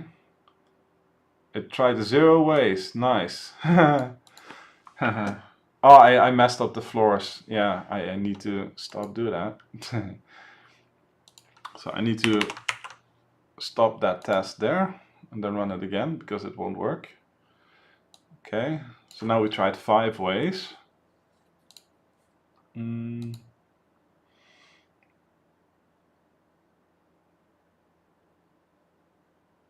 Wait. It continued because P1 was 0, so yeah. That's not good. At least it's better than before, but I wonder...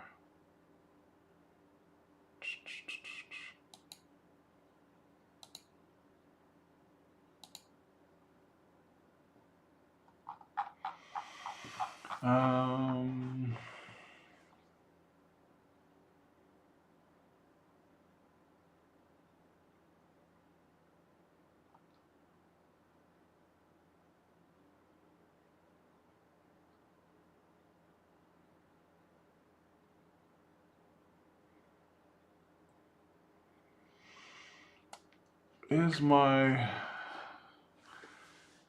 logic here flawed? Might be.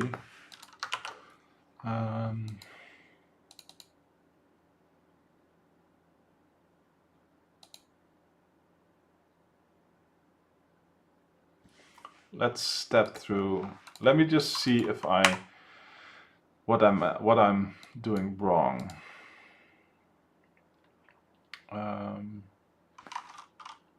Because basically this is the logic that oh yeah, I know what I'm doing wrong. I never try moving 2 at once. That's why this doesn't work. Because I've exhausted all the options there and never get there.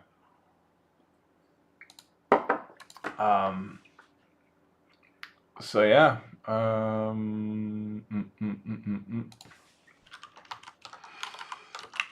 This is interesting. So we need to do that get permutations to false. But we also need to have the versions of 1.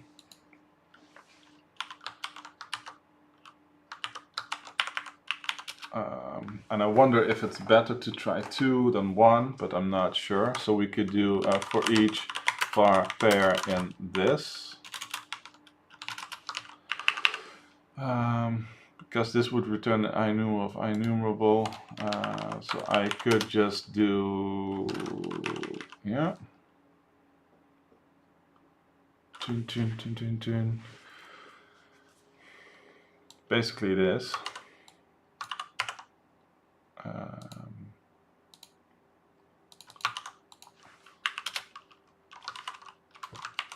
So as value tuple var pair is, I just call it P here because this is a more exact way. I know that only 2 values will be here. So now we need to do yes. We need to get, this would be pair dot item 1, pair dot item 2. Pair dot item 1.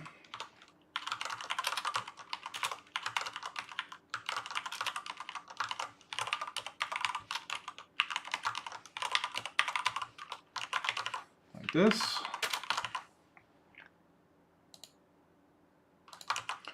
So let's see. Oh, casing.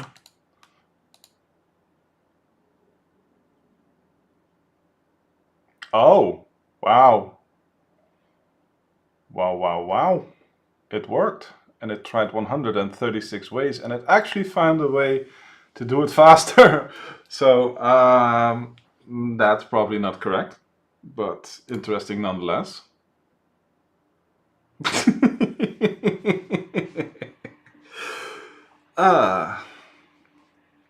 So it found a way to do it in 9 tries, so at least the code does something now. And it said it was all valid.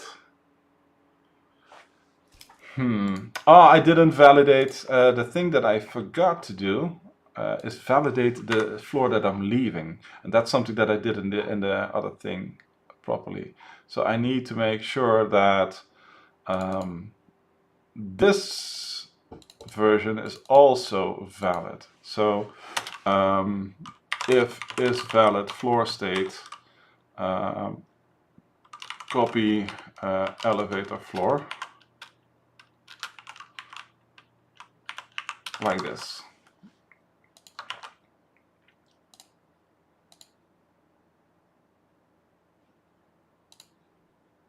Still 9 ways, so I will need to write out what it does and see why it's invalid, but we're getting there,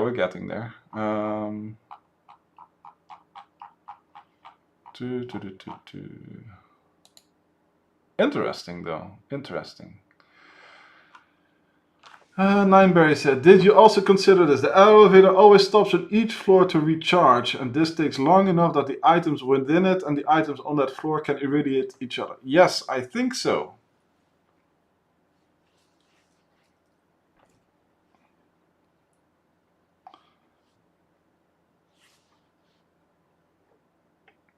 So that's why I check the target state. So what I do here is I take the target floor and I check where we're going to, what it would look like if those 2 items were there.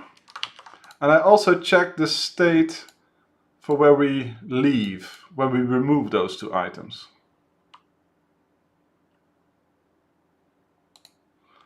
So if you think I'm missing something, feel free to be very specific, because I think I do exactly what I need to do. Like I create a new copy here, and actually I can do this before creating the copy, because I can do this and save some memory there, but not that it matters for the solution here. I will probably try and write out all the moves it does just to validate here. Do I also increase the number of moves here? Do I do it the same way? Yeah, I think so.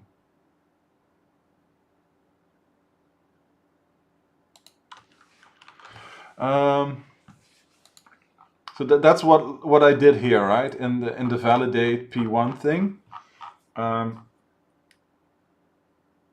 I took an element that I wanted, the elements that I need to remove. See, it only goes up 1 floor or down in a spot area. Yes, that's exactly how I do it.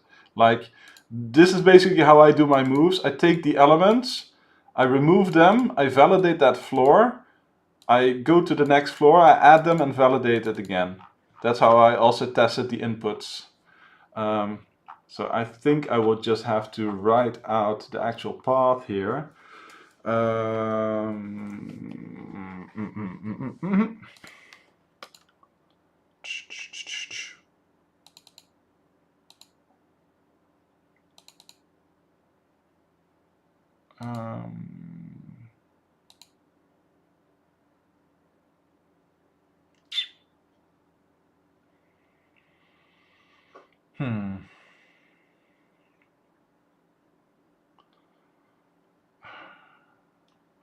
If I start to backtrack here,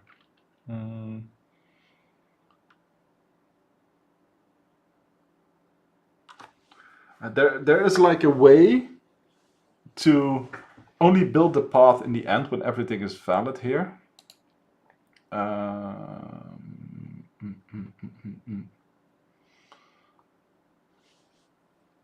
So I think I could do with that.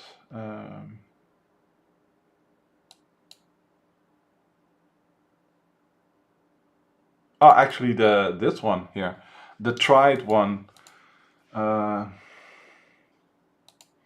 will, the one in the end, also like the tried thing is the move count.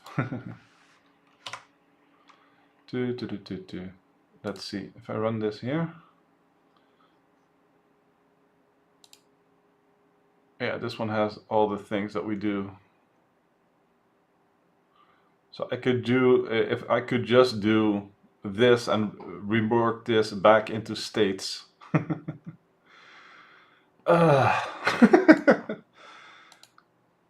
Okay, so I can do, and this is not ordered. This is not ordered, so I would have to make it a dictionary or something to get it ordered.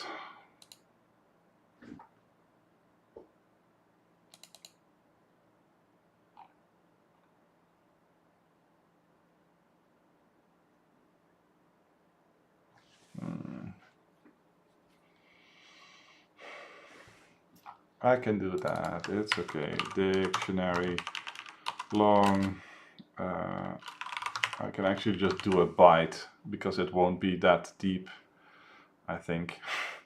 It was 130 something steps. Contains key like this, and then we do try it to dictionary var try copy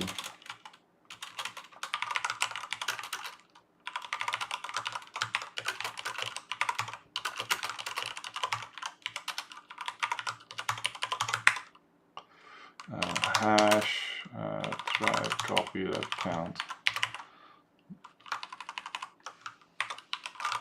like this.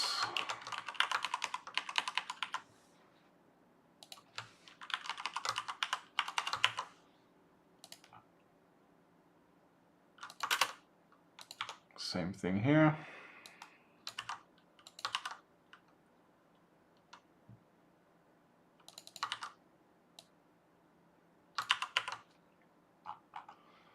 So now we could do tried order by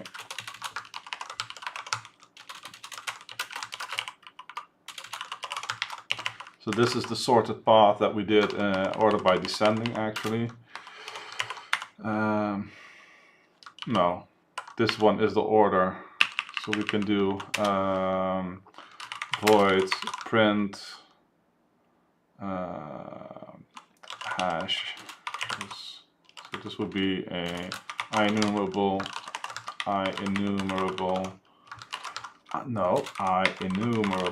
of u long steps for each step in steps like this. Then we can do this.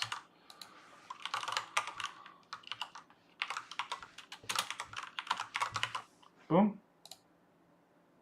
This is an enumerable.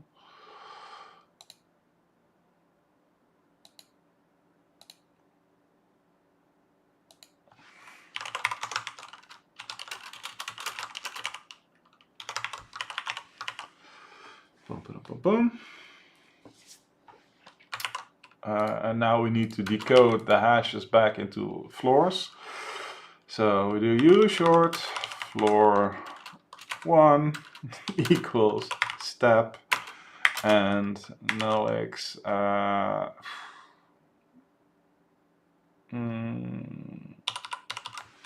think it will be this, right?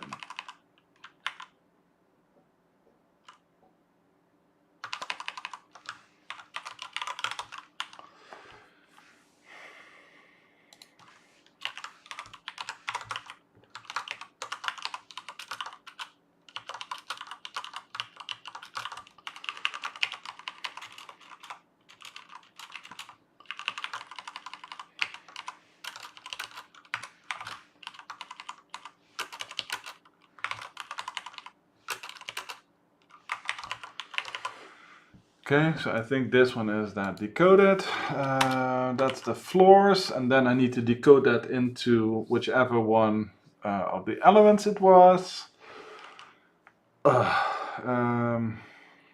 So I think it was, what did I do?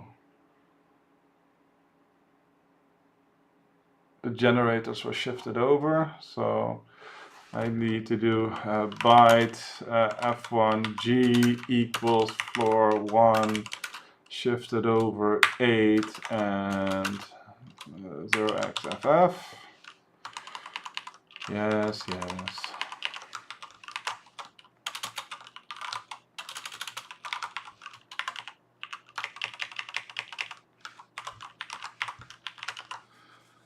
Like this. I wonder if there's an issue if I do it this way. I never know if I need to wrap these. I think for security I always do it like this. But I'm not even sure if I need to, but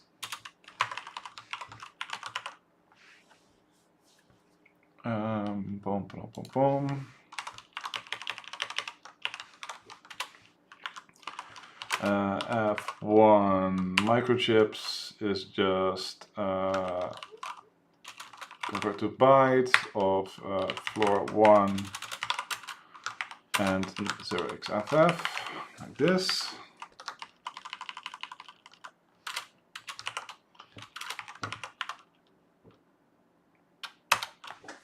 And now we need to do that for all the other floors as well. 2, 3, 4.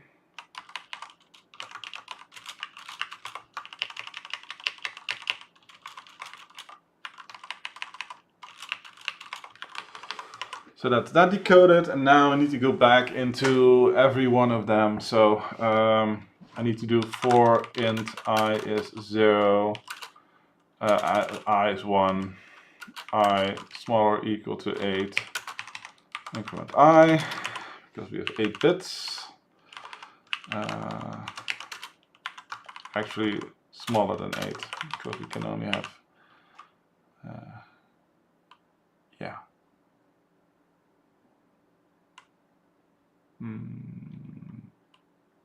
Yes. No, we need to do 0 to like this, yeah. Never mind, because the ID will be 1 shifted over by this, so that's fine. Being 1 the first bit, so we have 7 others that we can shift over. So we do string element ID is I, no, it's 1 shifted over I. Byte, of course. Okay. And then we do if F1G and element ID, come on. Element ID, I miswrote element ID equals element ID, element ID. Basically, this is a hash flag operation. We can add that one to the list. So let's see.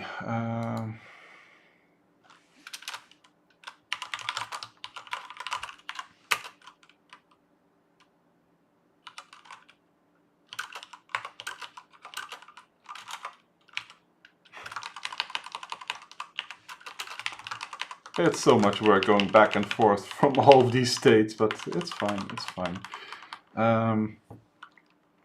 Then I can do f1.add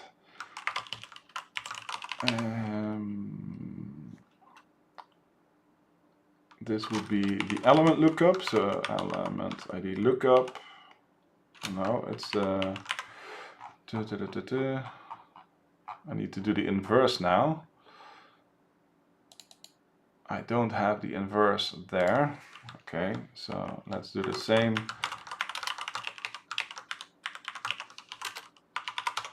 String name lookup.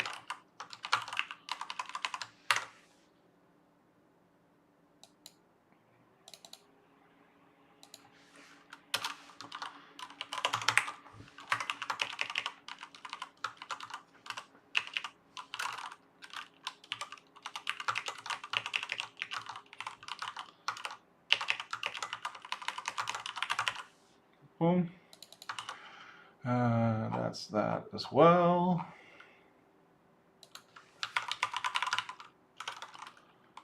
So I could probably just do a string element name equals element name lookup element ID like this. Element name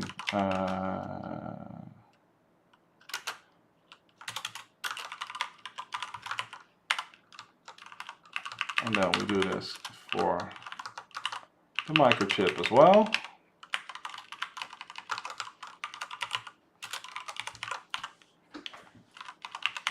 Let's make this actually just or just like this, colon, and this one becomes G colon. That makes it at least easier in the printout later. And now we do this 1, 2, 3 more times.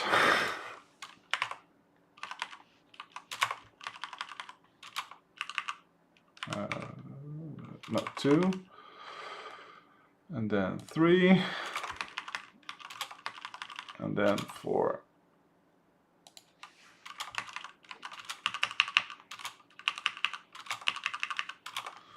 And this all just to get the debug output based off of a hash. So now we can do console for no, let's just console the right line for 1 string the join comma f1 like this. Okay, and here I probably want to do f1.count is 0, something like this, and then we need to wrap this again in this, because an inline if inside a wrap inside a string interpolation thing doesn't work. So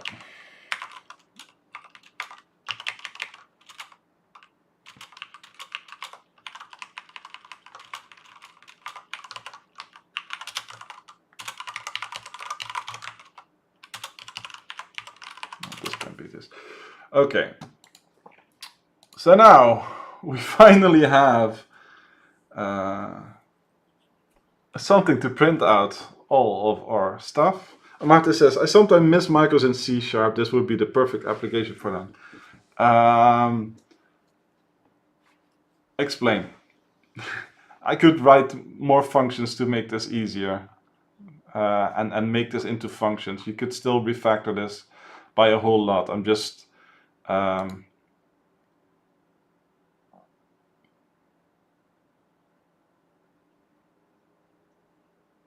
keyboard macros? No, C++ macros. I could just bind the things that change here together, right? So you could say, okay, I connect F1 and then 2 bytes, and each byte has a character map. So you could do like list. So this would be a list string output. Byte generators byte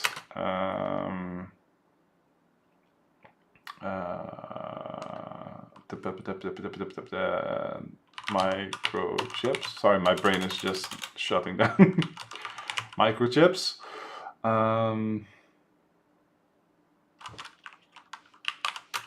Q is blah, and then you could do for each var x in q, and then you could do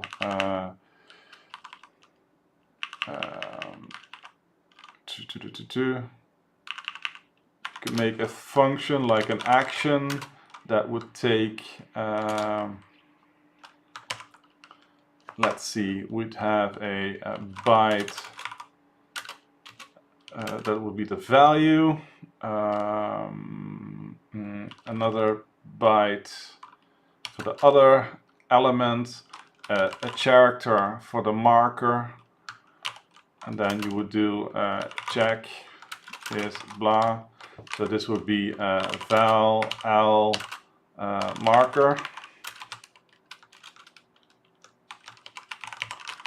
and then you could do like this, and then even once again this, right?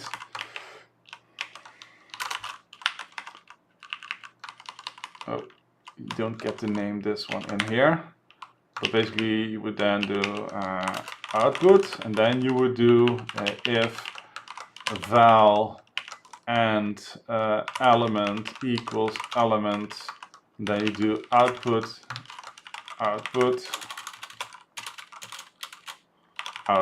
dot add.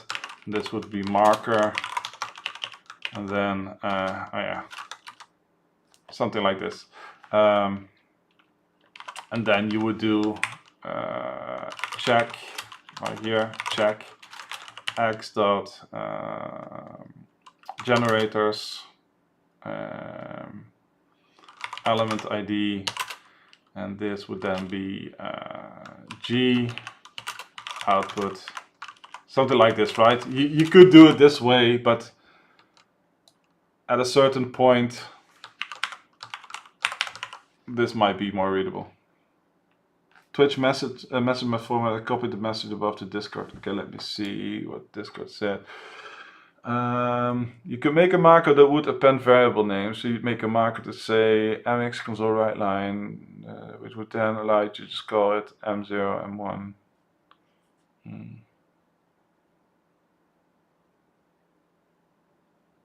Without caring about variable names, which could be error prone in this case. Yeah, sure. But I could make local functions that do that in here as well. So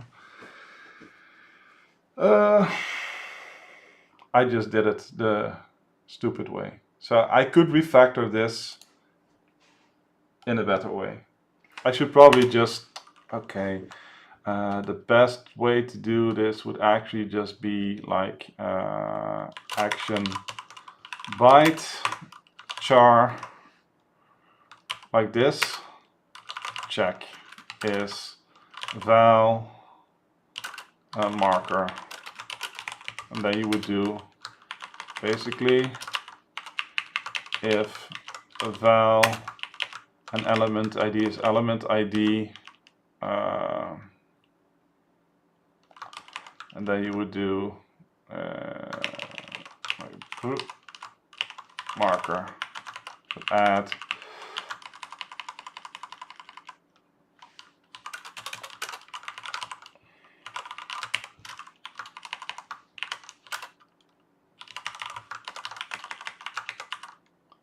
so then you could do like check F1G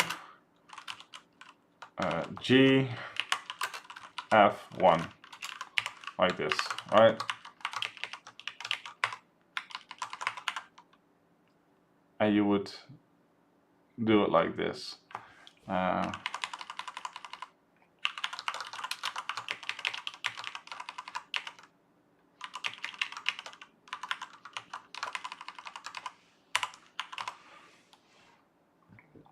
And you could even do like a different pairing, or of like you could wrap them all together. So you would have like a list string output byte generators byte microchips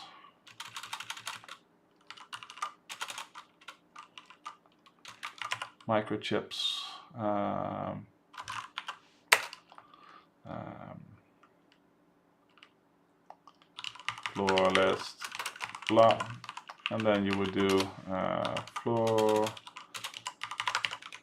add F1 F1G F1M. Either way, you have to connect every one of them together, right? Something like this.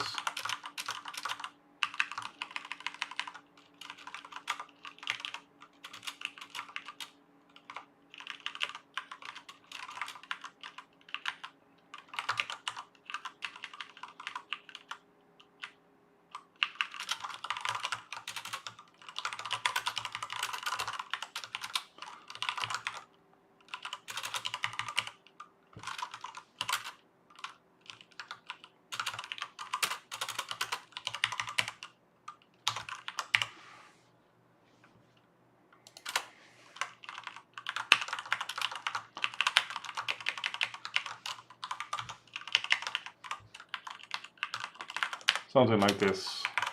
And then you can just take this away, and the benefit of doing it this way is that you have all the numbers closer together, so it's somewhat easier to spot a mistake here, because something that's out of line will be easier to see. So if you put all the things tightly together, it's easier to spot than if you have a mistake in this one. So, but yeah, it's let's see what it actually tries to do and see if all of this code works.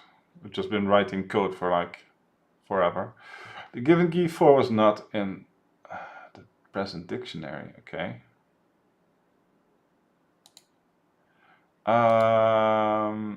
Yeah, we don't have this element ID actually. So if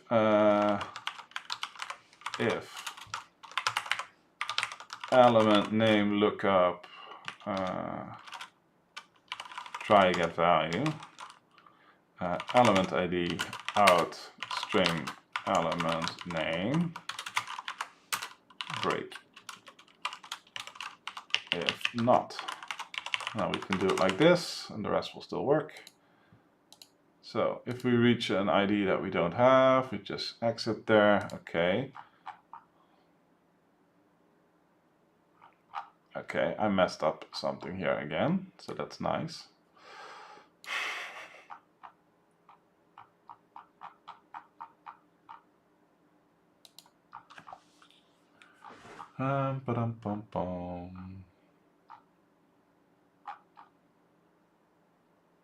So let's debug. Element ID 1, sure. And we have 4 floors.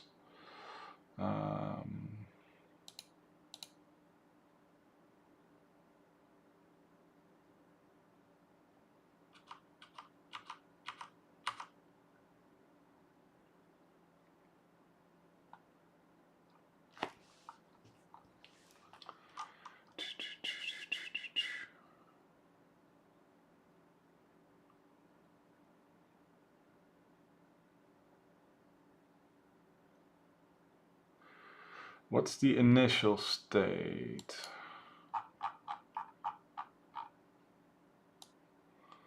So it starts out with 2 on floor 1, 1 on floor 2, and 1 on floor 3. So that's already wrong.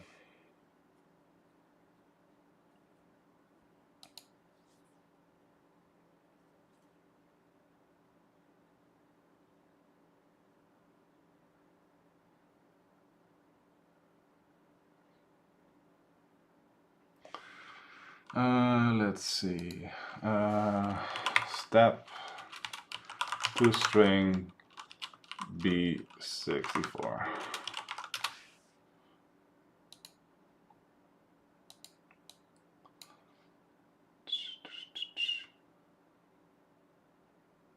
It really does look like there's nothing on the first and the last floor in this value. Let's see, call stack.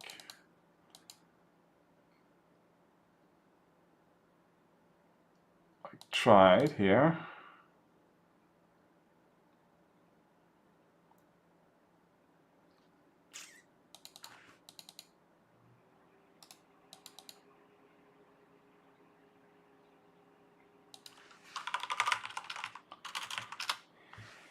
I can't do that there.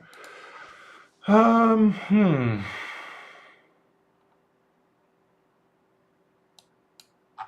doing the test run, right? Yes, it's a test. I have nothing running. Let's see. I don't do that. So yeah, this is an unaltered state.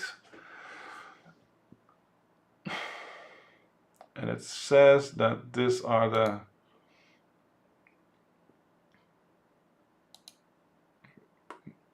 come on.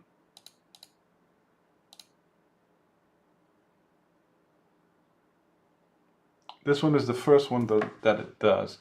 Or is this like the first step that it takes?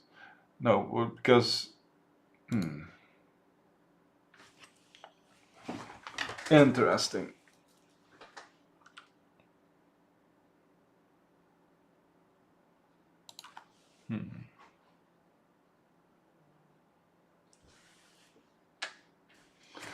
Let me see.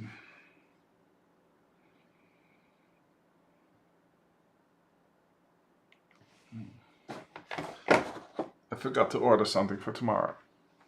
That's not good. So there's something wrong, I think. But where? Because I think this entire mapping is correct, because the step here, when you look at it in like base 2, you can see the empty spots there. But I wonder,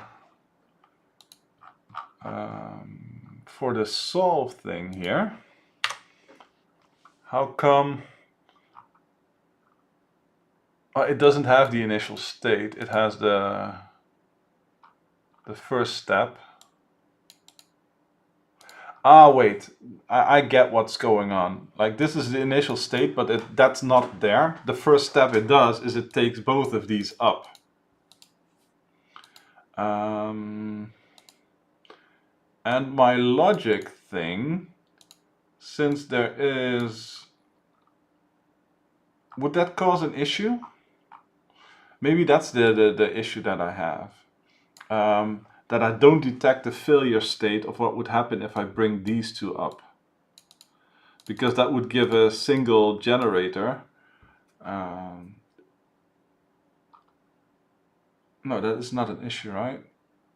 Yeah, because they cancel out. So bringing both of them up is a valid option. So why don't they bring both of these up?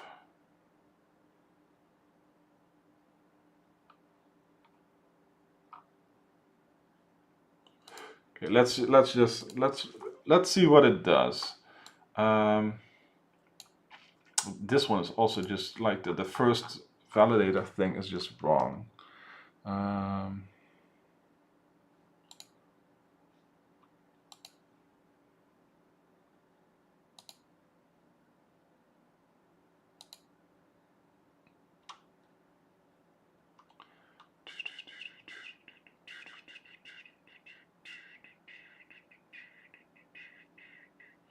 Let's see, element ID is 1 here.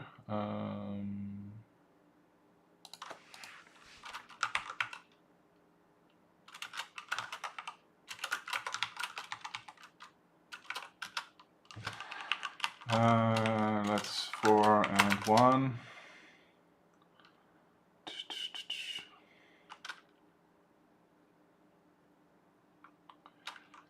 Is actually the ID there? Oh yeah, it starts at, never mind, it needs to be element ID shifted over, that's 2, right? Never mind, because it would be 4 and 2. What was it? It's my...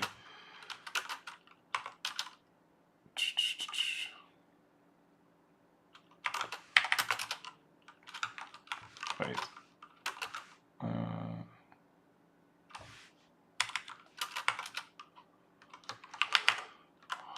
Why am I not remembering this correctly?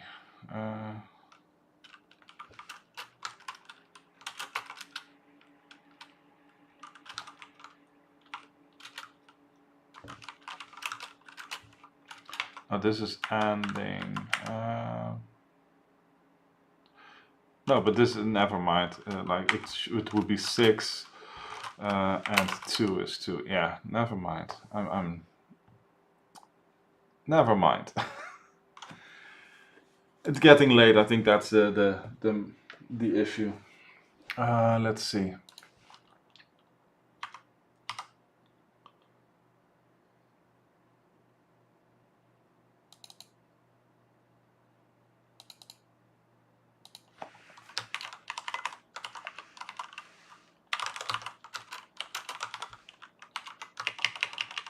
basically we can also do this because we only need to check it if it's larger.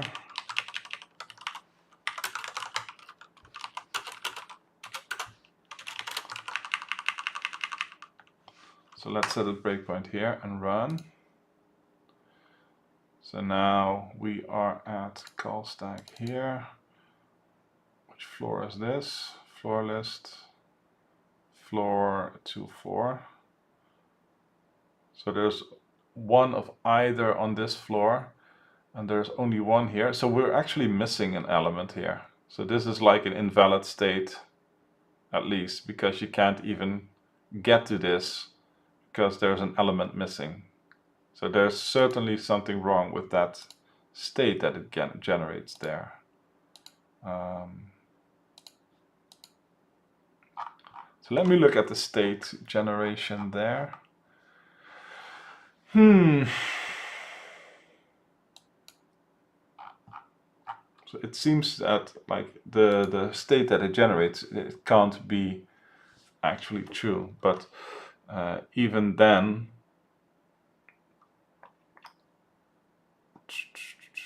for each item there, yes. Let's see. Martin said, but you can't move two microchips together to one generator. The one not connected to on type will be fried. Yes.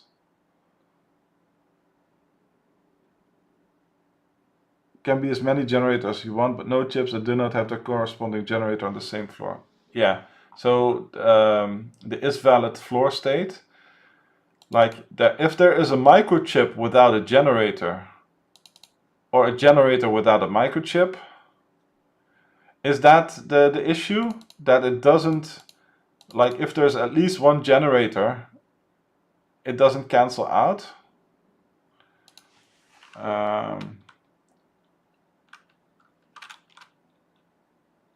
So this would be like bool any generator is config.any value.generator. So the logic would be this and any generator.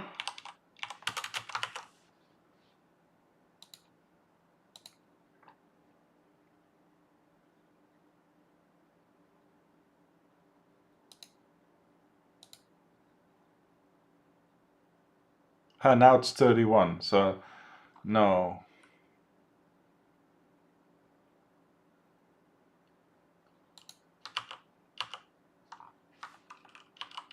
Well, maybe, but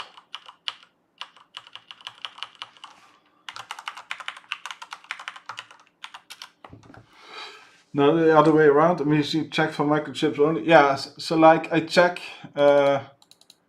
but a microchip without a generator is not an issue. Like if there is no generator on the floor, that's not an issue.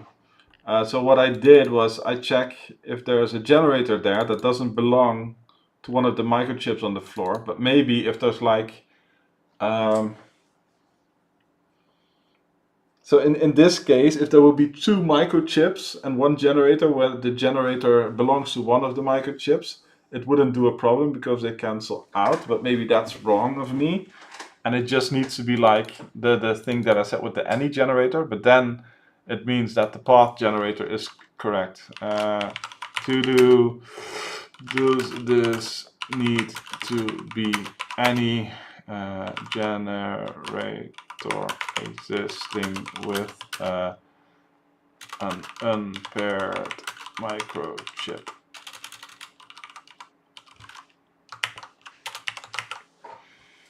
The generator would work with one chip, but will still burn the other chip. At least that's how I understand. Okay, so that would mean that it would be actually so bool any generator is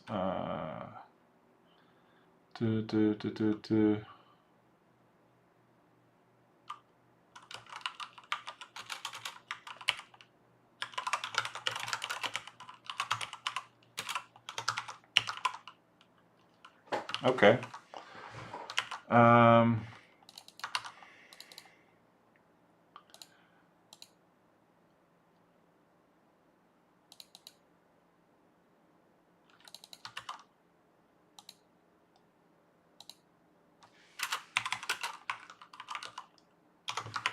So it's either no microchip without a generator, or not an invalid floor stated, because this would mean it needs to have this one and any generator. This is the invalid state. So it would just be this. I mean, there's still another bug, but if this is the logic, then at least I have something to go on. So now I have 31 steps.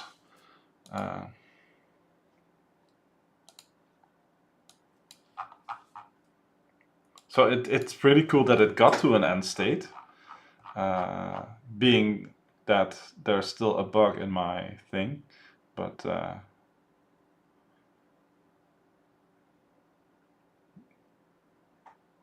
I wonder if I need to keep it, have it keep going, because it needs the shortest path, and I do actually a depth first search. So I should probably make this into a priority queue. But I'm still annoyed that my printout doesn't work.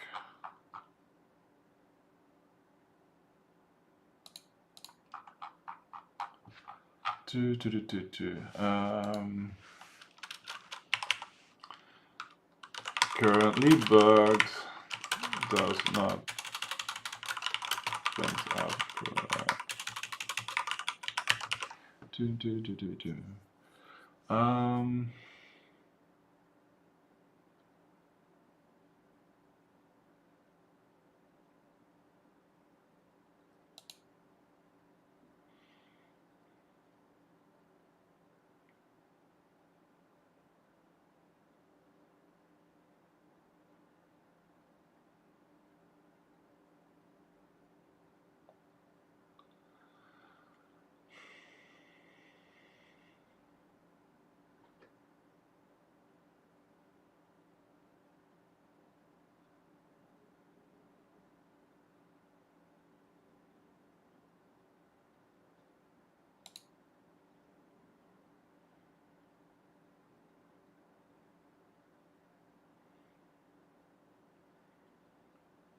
Like this one has a lot of stuff here. So F1.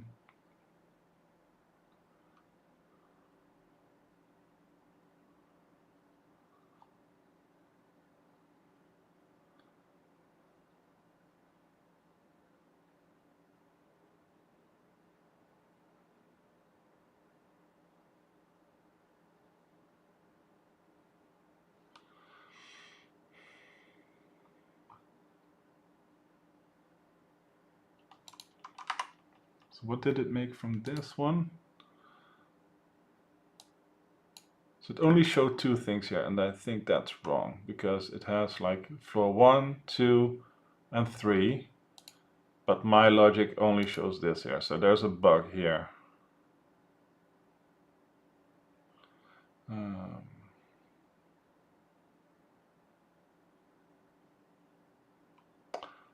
Wait.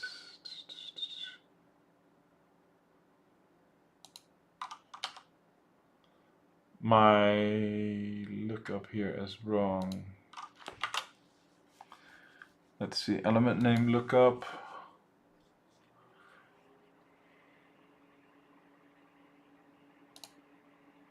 Where's the inverse? Dun, dun, dun, dun, dun.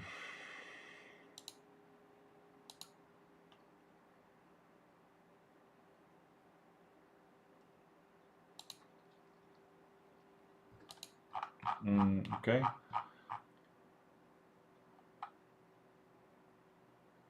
No, that one would be correct.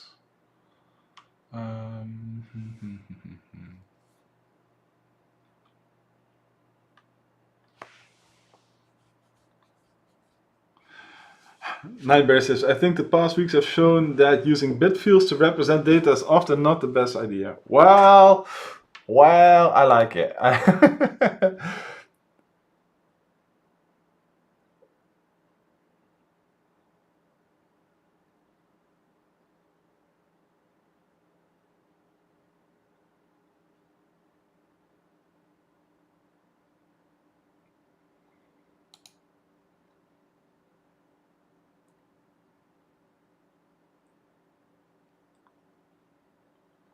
Yeah, let's see.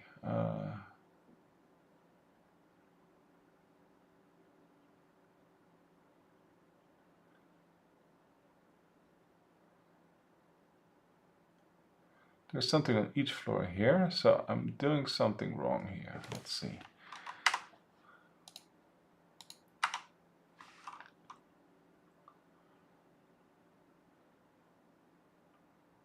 Microchips. What is element ID here? But it should be, yeah, they have ID 2 and 4. So that's how that's my issue. I have them shifted over 1. So my hashing function is wrong there. It's just an off by 1 there. So the thing where I create the hash is wrong because it's shifted over 1 more than it needs to be.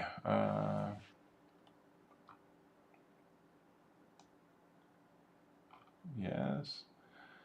Build floor, generators, generate map.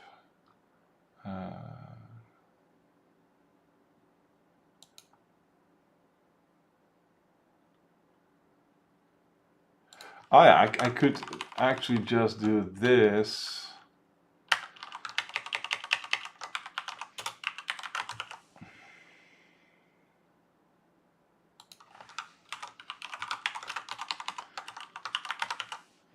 That's my issue there, actually. That's the whole issue. I shifted the values over 1 more than I needed to.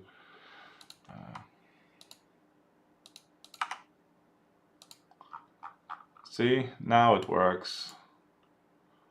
Now it works. So this is a valid state. Yeah, okay. So that was my issue. It's still efficient, it's still nice, it just, you don't have to make, you have to not make mistakes. But that's true for all coding. And just sometimes the bit shifting stuff can be harder to read for some people. So I can understand why people don't want to do it. But it's also getting kind of late, and I still need to rewrite my solve into a priority queue thing instead of the other one. So, and I wonder if that. Let's just do it. Int void solve pq priority queue.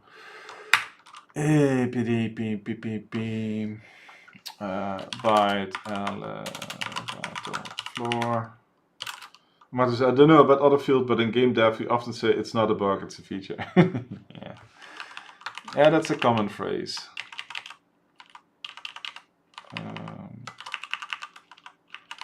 Floors, and then dictionary. This is the state.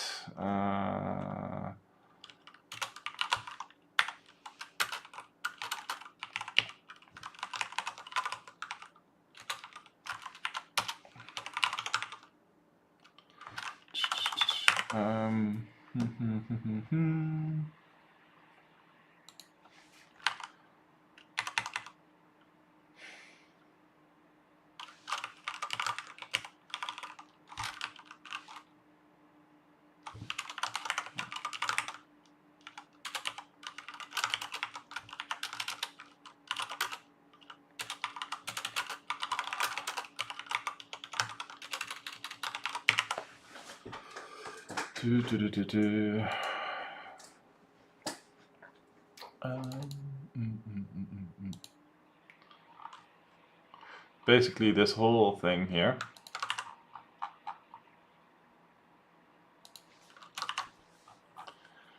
And then we do if entry dot floors top floor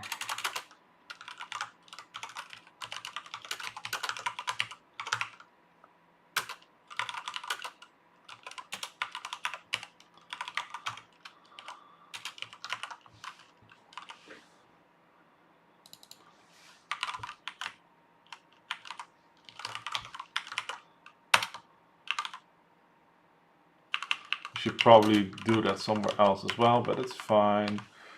Dun, dun, dun, dun, dun. This is entry.elevator floor.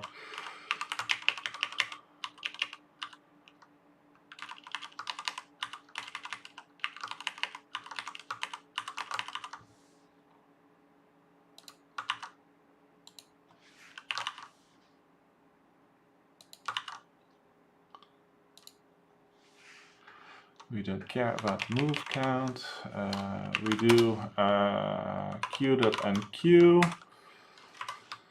Pum, pum, pum, pum. Target floor. Copy. Try to copy like this.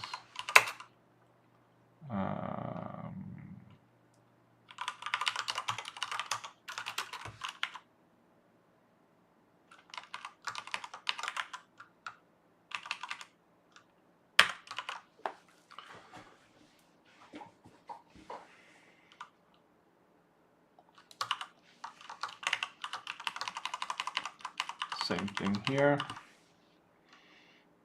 It's basically the same logic, and then we do this one.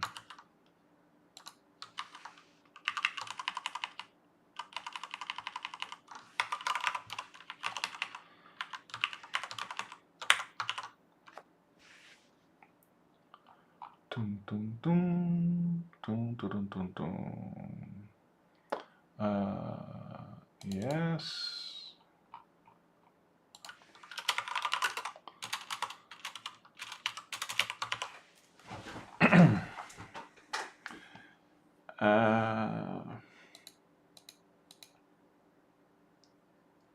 I wonder if I need to make this one a global thing. I might need to make this a global thing, but I'm doubting. And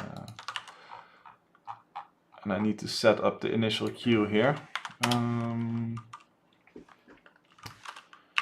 So we need to get the all of this basically.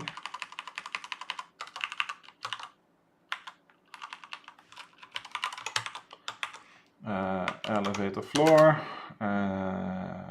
floors, like this.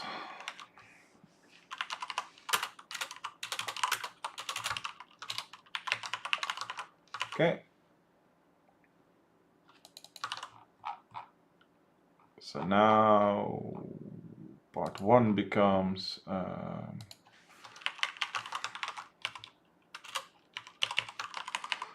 so this then becomes elevator floor, floors like this. Let's see if this works.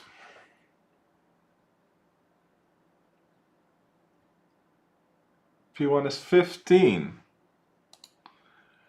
Ha, and it tried 116,000 ways.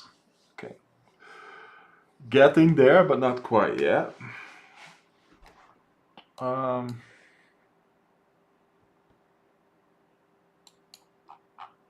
I made a boo-boo. I made a boo-boo. Because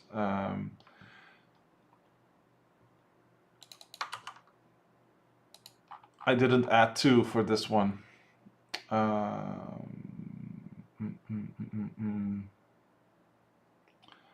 So I need to keep count of that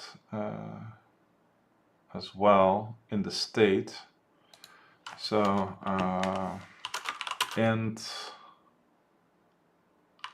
no, that's not correct. No, never mind. No.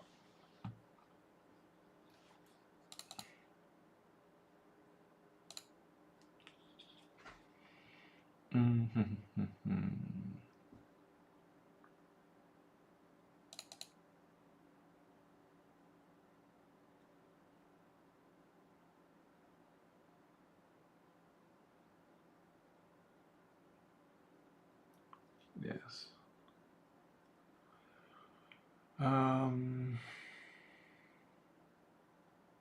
because the length it will have this one in length.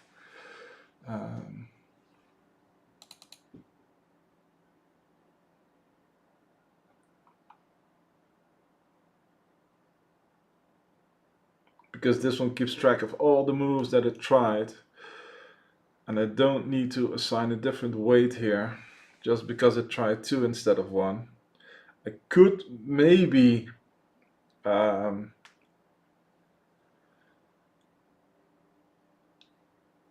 no.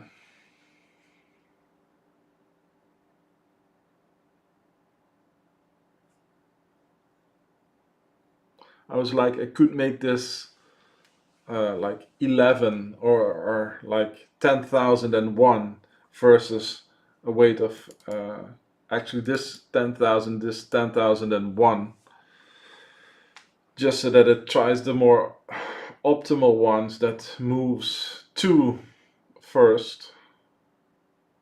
But it shouldn't matter in the long run. But it's interesting that it can't find the valid moves in 11 steps.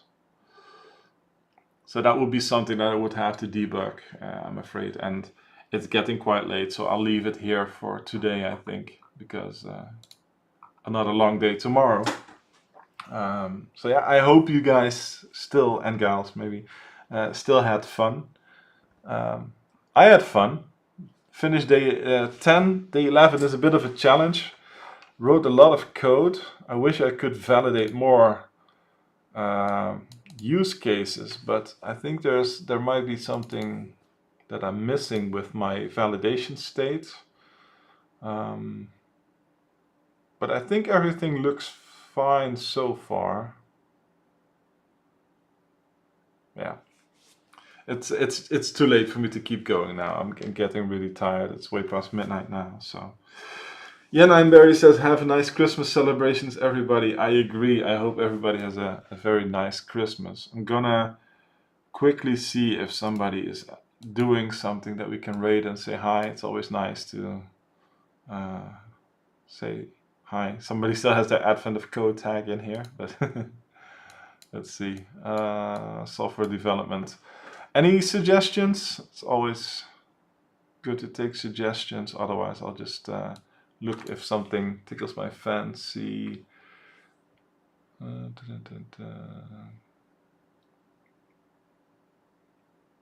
Game dev.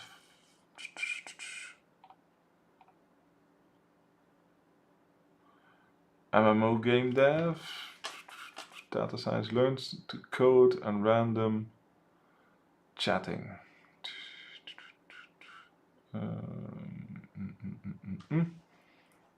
Incompetent programmer needs help. Okay, let's go send some help. That sounds interesting. Marta says, sure was a lot of fun. Thank you for the stream. Sorry if it was mean with things like Marcus. No worries. Let's see what... Let's just go raid this guy and say hi. It's always fun to just go and spread the love around. Maybe you guys can help him. Merry Christmas, everyone. Yeah. Merry, happy Christmas, early Christmas.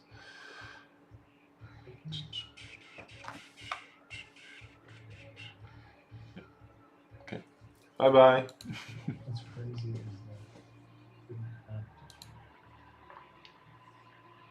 Change the back.